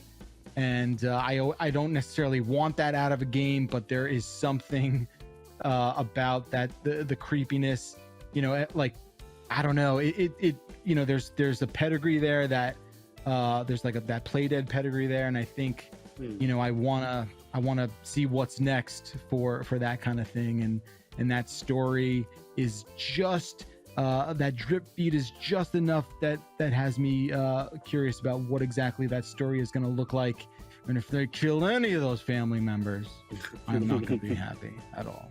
Okay. Yeah, Somerville definitely looks really cool. It hasn't been said, so I'm just going to drop Halo in for me. That game looks incredible, like the multiplayer specifically. And the thing that excites me most is like my friend circle has grown in a massive way over the last few years. Like when I played Halo last really intensely, it was a smaller group of people. Now, I'm like surrounded by people that I know that love Halo and are going to be into it. Like I cannot wait for that game to come out, and it's free. The multiplayer, jump in with Halo with my friends. It's going to be awesome. Before we close this up, I want to quickly return to E3 as a talking point and kind of go around and get an idea of what do you think the ESA should kind of keep or perhaps change to make sure that the next time we do this, it's a success. Anything, everything, Blessing, what do you reckon is a key thing for them to either change or do to make sure that next time we come back is a good time? Yeah, I mean, that's a very good question, because next time we come back, it'll probably be an in-person E3. I know for us, people on the media side, we kind of missed out on having those in-person demos, the behind the closed doors previews, and all the things that really make E3 a valuable experience for us being able to report on games. You missed out on a lot of that this year, and so a lot of our reactions do come purely from trailers and talking about the gameplay demos that we see in a Nintendo Treehouse Live and things like that.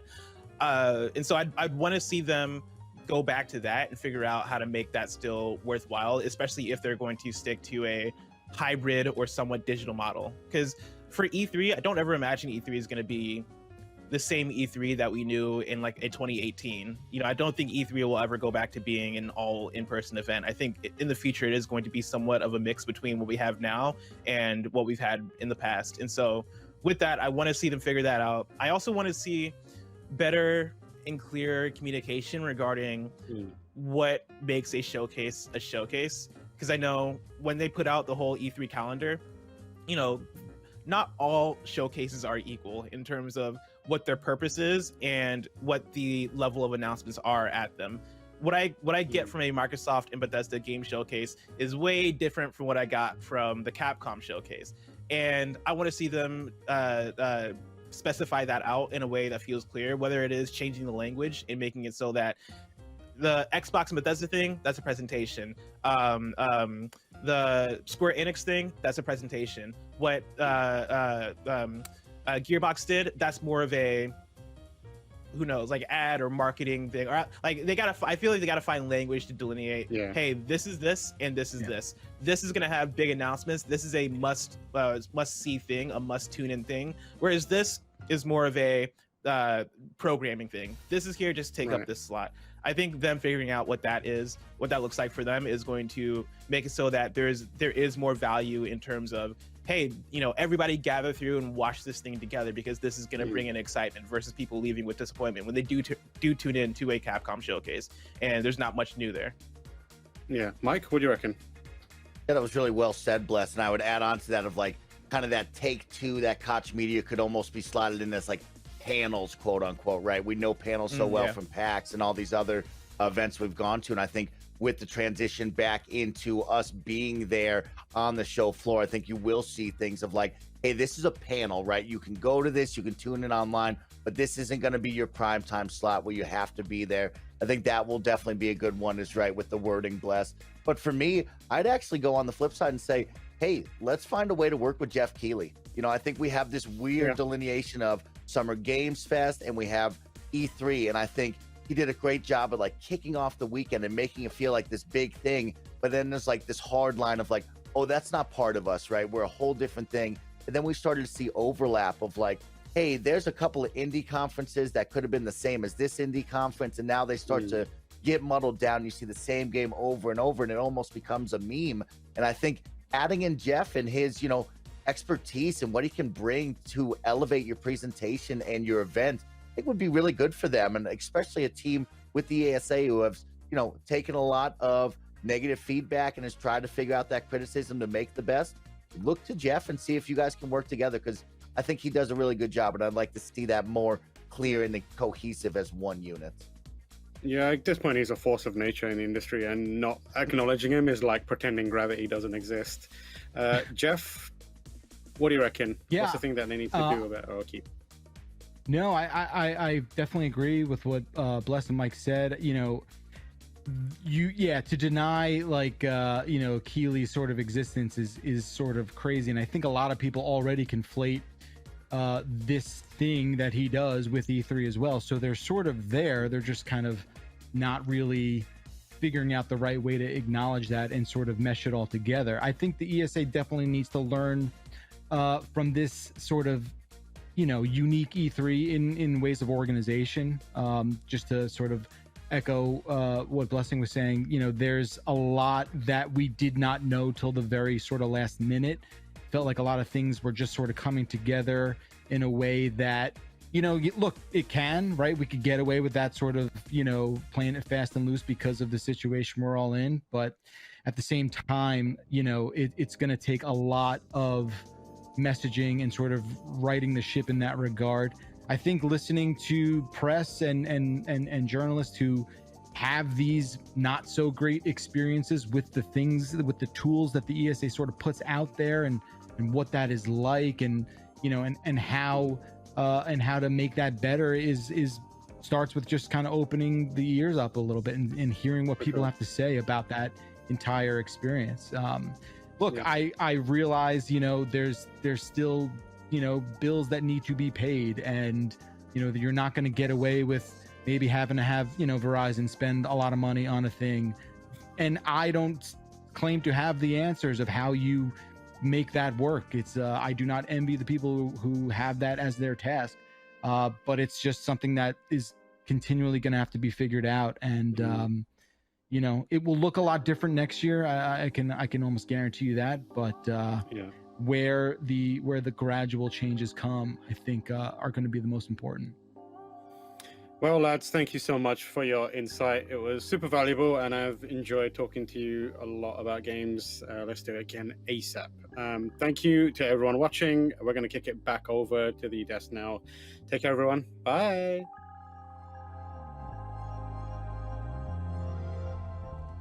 Thank you to Snowbike Mike, Jeff Bakalar, and Blessing for joining us on the stream. It was a lot of fun chatting to them. Now, sadly, our time is coming to an end. This is the last segment of our live show for the weeks that we've been at it. And we're going to go out as most E3s do by presenting some awards. These are awards that we've thrown together very quickly, but we feel like they're a good representation of E3. We want to award the highs and lows of the week so far. So how this is going to work is I'm going to read out the category, and then we're going to have a short discussion about what that means. And then Michael Hyam is gonna read out the winner. We haven't got nominees here. It's We're gonna every figure out the time? nominees. He's gonna give it. Now you might be asking, how in depth have we gone with these awards? Have we printed them out? Have we forged them in using 3D printers? Like we have, like in previous years for Game of the Year, we'll get awards made and give it to the developers. And what I can tell you is, ladies and gentlemen, we haven't done any of that because we're lazy as hell. That's how we roll. We opened up a Google Doc, we came up with some awards, and then we assigned them the winners. And by we, I mean me. I did it. And everyone else went, that works. And now we're gonna give them. Hey, Michael and I made suggestions too. Our influence is in this stuff. I said together. Yeah. So I'm gonna read them out. Mhm. And then all the bad awards are from me. All the actual good awards are from Lucy and Michael, because that's how we balance each other out. The first award Two of us category. to balance out you. Yeah. The first award category is the most chaotic game of the show award. Lucy, what games do you, when you think of, what does chaotic mean to you, Lucy? Chaotic to me is an energy. It's a way of life. It's something that goes against the grain, you know. And so when it came time to discuss this award, there were many games with chaotic aspects, but really only one took the element of chaos and really just became one with it. Yeah, to kind of bring up some of the potential, we had Battlefield. The new Battlefield was shown, and that is an extremely chaotic game. The explosions, there's a sandstorm that rolls through a map at one point. There's a hurricane that rolls through at one point. It's absolutely wild. Another chaotic game that was shown during the actual showcase, Mario Rabbids. Those Rabbids, known for their chaos. So another big contender there. But there could only be one. And Michael, are you ready to reveal what the most chaotic game of the show was? I got y'all. All right. So most chaotic game of the show award goes to Stranger of Paradise, Final Fantasy Origins. Final Fantasy Origins, of course. No other game wants you to take chaos to another level quite like that one. You know what? It's not even just about like killing chaos, fighting chaos, becoming chaos. That demo that dropped created chaos because it took more than 24 hours for anyone to actually play it. So shouts out to you, Stranger of Paradise. They are no stranger to chaos. Well, do you not think that Stranger of Paradise is like maybe the opposite of chaos, because you are there to kill chaos? So maybe if anything, it's orderly. I don't understand this obsession with chaos. I don't understand where it's gonna go. I wouldn't be surprised if they're like, mission booth chaos, but we'll find out what happens. The next award is the least necessary showcase award. What does this mean? I think you know what it means. Everyone knows what this means.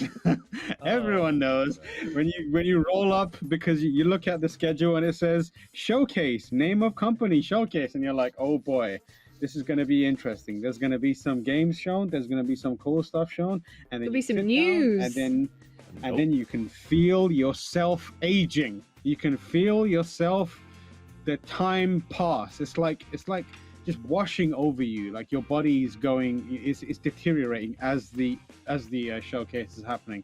A lot of contenders for that this year. There were quite a few. We had many of them. Lucy, Mythical. Can you describe Mythical? Yeah, can you describe the feeling that you feel when you go into one of these showcase and you suddenly realize that it's one of the least necessary showcases? Well, I mean, first there's the disappointment, right? Because, you know, The news team is prepped to take news stories and write them up. The video team is prepped to clip out videos to post to site, YouTube, and social. And then we're all here like making notes ready for our reactions. And then you just get a damp squib of a press conference. And it's disappointing. But also a lot of them sometimes are just a bit like, oh, you did that, huh? Interesting. There was a lot of them. You mentioned the mythical one there. We had Capcom rolling out, being like, here's some games that are either out or will be coming out like in about 10 minutes. And then they were like, also Resident Evil Village DLC is happening, but there can only be one winner. Michael, can there only be one winner? That is not true, because we have two winners for Least Necessary Showcase Award at E3 2021. It is a tie between Gearbox and Bandai Namco. Congratulations, you played yourself. You played yourself and you wasted our time. Well done. You hate to see it. To be fair, these kind of like front runners for different reasons. I guess the Gearbox one, they had a lot of things that we were interested in, but they gave us nothing of value for those things. Homeworld 3 times. Did you know that Homeworld 1 won Game of the Year back in 2003? Homeworld 3 coming soon. Like, I guess. Tiny Tina Wonderland. Tiny Tina's Wonderland. Here's the same trailer that we saw earlier in the week. It's and like, there's yo, Kevin Hart with Randy Pitchford now. Yeah. Kevin Hart just absolutely not high-fiving Randy Pitchford one bit. Randy Pitchford walking around an empty warehouse, just being like, this is where the movie is being made. It's like, all right, mate. You want to show us a costume, maybe? No. Nope. And then, of course, Bandai Namco devoted their entire showcase to one game, which admittedly House of Ashes. House of Ashes. Look cool. Yeah, House of Ashes does look cool. Could be an interesting game, but the epitome of should have been an email. Just stick a link. Hey, but they've in got the us email. talking about it. They have us talking about it. So maybe. Yeah. Maybe we the played real ourselves. losers here? Yeah. Right. Who's the real losers here? From this point on, we're going to get very specific. Our next category is the Best Use of Zoom Award. What does this mean? I don't know. I ain't got a clue. I just wrote Best Use of Zoom because there's one showcase that happened, which was, it wasn't a showcase of games, it was a showcase of video conferencing tools. Michael, what is the winner of this award? And Best Use of Zoom Award goes to Koch Media? Koch Media? Y'all can't even get your own name straight. How do you expect us to get it straight? That's the problem. This is the problem. You know what? Worst use of a company name. I guess I'm giving that award to Koch. I don't know. Whatever you want it to be. Is that shouts out to y'all? I don't know. Well done. This was just a showcase where it was just, I felt like I was in a Zoom meeting the entire time. I was like, damn, I'm in a meeting again. They were just like throwing from one person to the other interviews, and I was like, they played that extremely loud label showcase video at the start that happened, I think, during the Keeleys, and it was the loudest trailer of the show. But yeah, and then the other thing they did is, one of my favorite things was watching the Kind of Funny pre-show for this, and they were like, hey, no matter what happens, we'll get a definitive answer on how to pronounce the name of the company. And then they proceeded to pronounce it in 4 different ways during the showcase. And then it cut back to the Kind of Funny crew, and they were like, God damn. You truly hate to see it. Well done to them. Biggest Flex Award. Now, this is obviously easy. You know exactly what this means. This is a game, a company coming out there, just ripping their shirt off and just wow, Brolic. Wow, Brolic. Just look at this, rippling. We oiled up for this. A lot of potential there. We had Bethesda showing off Starfield. We had Nintendo. Lucy, can you think of any flexes that you think might be contenders for this? No, but yeah, you said Nintendo, and that was gonna be. Yeah, but like you could do Zelda. No. There's so much in there. Metroid. You should have gone with Metroid. That was the one. Yeah, but you said Nintendo like an umbrella term. I was like, I can't do that. Square Enix's Guardians looking good. Mm-hmm. That was a good one actually. Oh, Rocksmith Plus. All right, relax. I was gonna say something, but we'll save it for a later award actually. Okay. Michael, will you please reveal the biggest flex award? All right, so the biggest flex, they came out and said it with their chest. We're giving it to specifically Xbox Game Pass, baby. Every single thing revealed. You know what? All this sick ass game that you want to play right now, guess what? Day one, you're gonna be able to play it on Xbox Game Pass. You already subscribed? Don't trip. Stalker 2, you want to play that? Forza Horizon 5, you want to play that? Halo's campaign, you want to play that? It's gonna be on Game Pass. And also, like the Game of the Year 2020 is also on Game Pass now. Yakuza Like a Dragon. All right? Tell me that's not the biggest flex of the show right there. You know what I'm saying? Mm-hmm. My boy Kasuga Ichiban coming through shirtless. Boy, let's get it. Did we give Game of the Year 2020 to the Yakuza? I did. That's all that matters. No, we gave it to. Good Half-Life Alex. Oh yeah, we did. We gave it that. What? Right. That's unfortunately not on Game Pass, sadly. Yeah, Microsoft out here like Oprah, just giving games to everyone for free. I truly love to see it. Next category we have is the Holy Shit, What Is This award. And that is, anytime you say it, it has to be said like that. Holy shit, what is this? And that is something that caught you by surprise. Something that you did not expect, and it has blown you away. Lucy, is there anything that sticks out in your mind as doing that? I would say Rock Band Plus or Rocksmith Plus. Mate! Rocksmith Plus!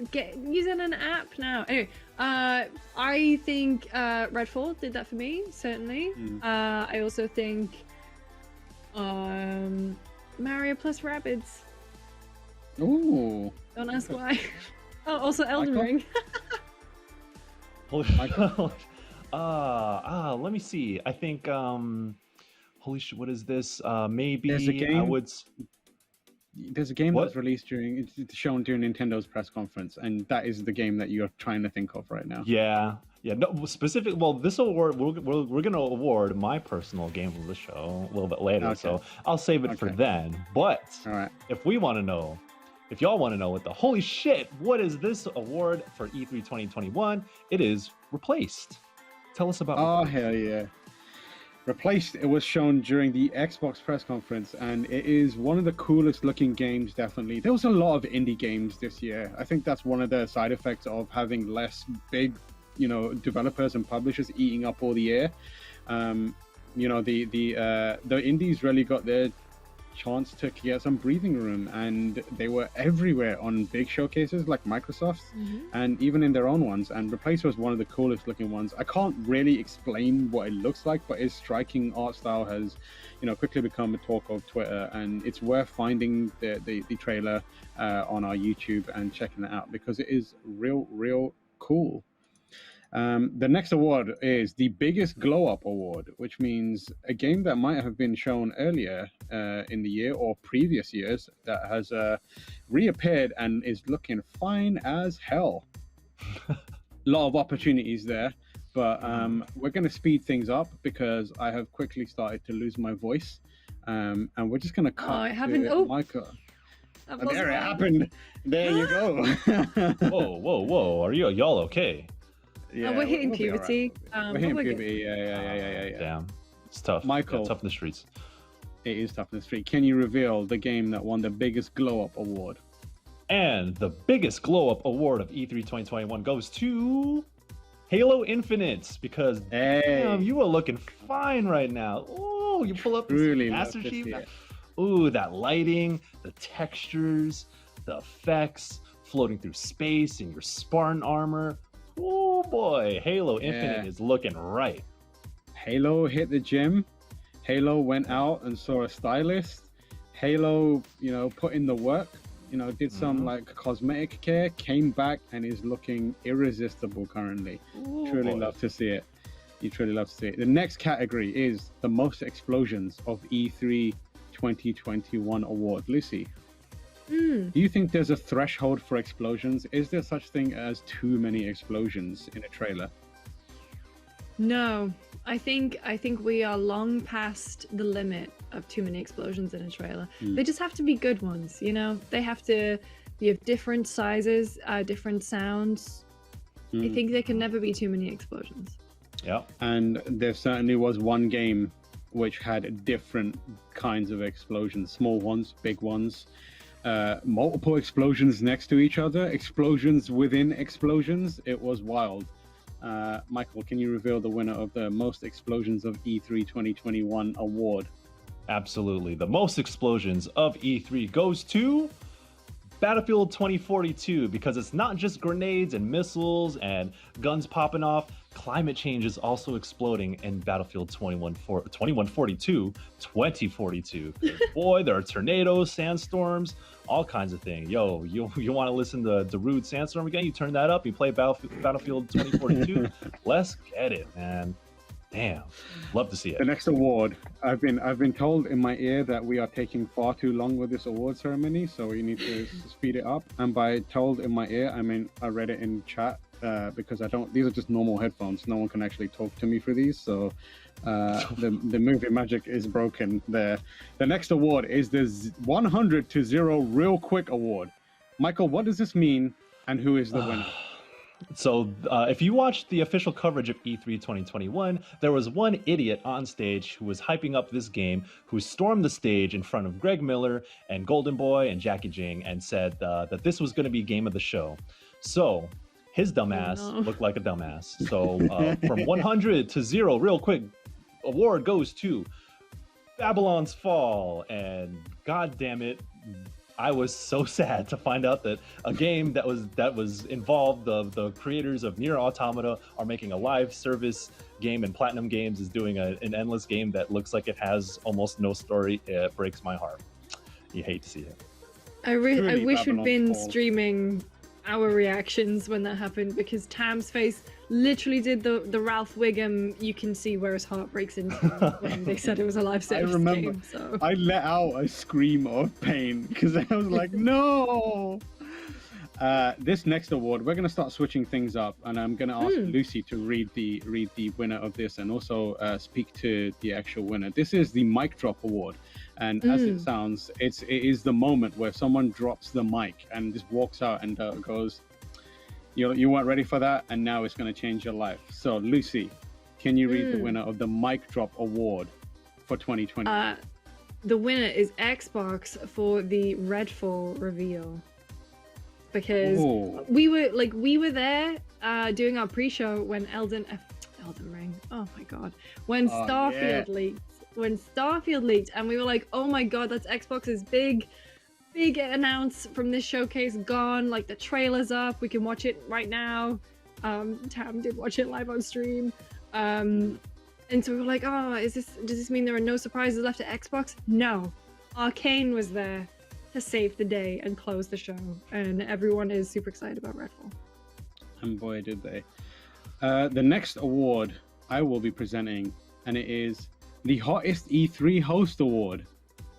I have been watching, and I could only really tell you of one E3 host that caught my eye and made me feel feelings that I was not ready for.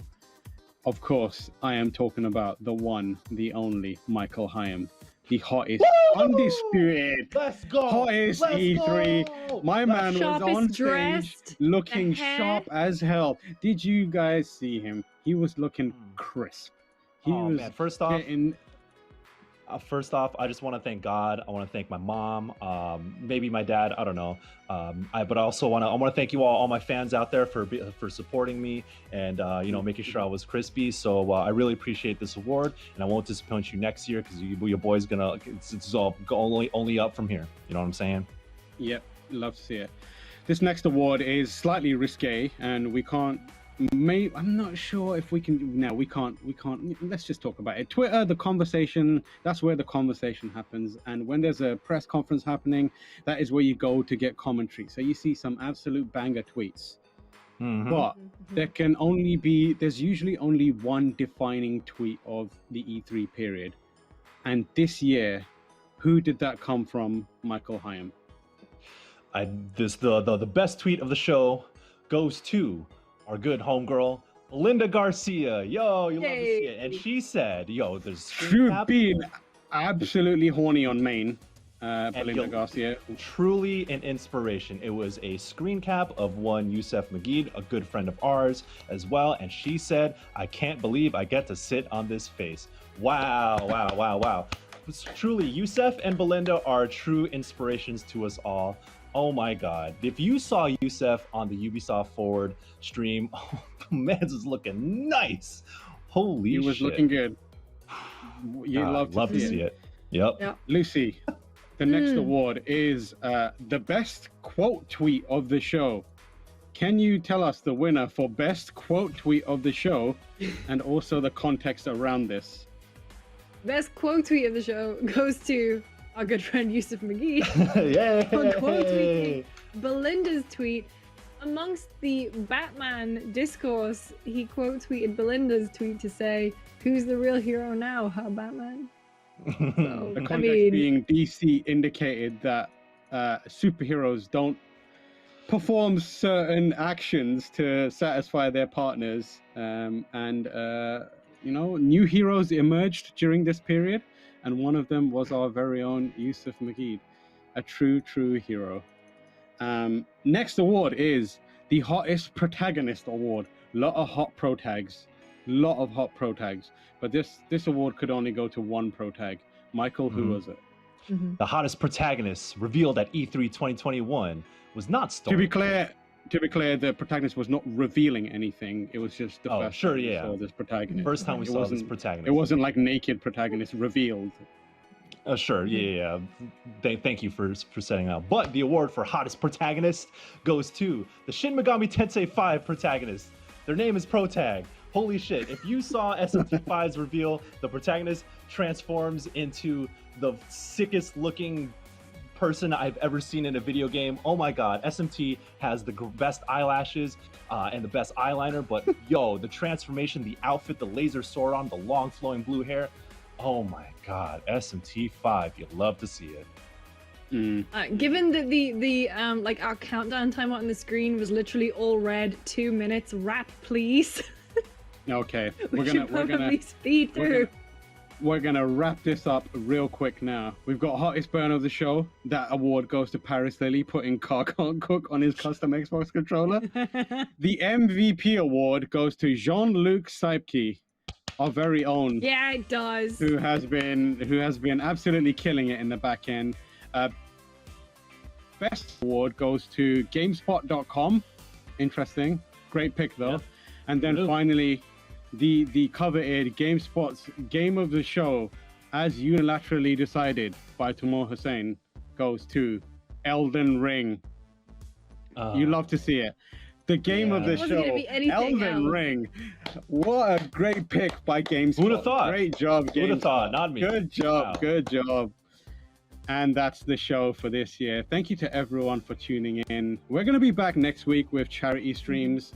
There's going to be so many of them. Please tune in. We're going to be raising money for Able Gamers, and we've got a whole bunch of cool guests, and it's going to be fun. So make sure you tune in. All right, everyone, say goodbye to the chats. Bye. Thank you for joining us all week, and see you next week.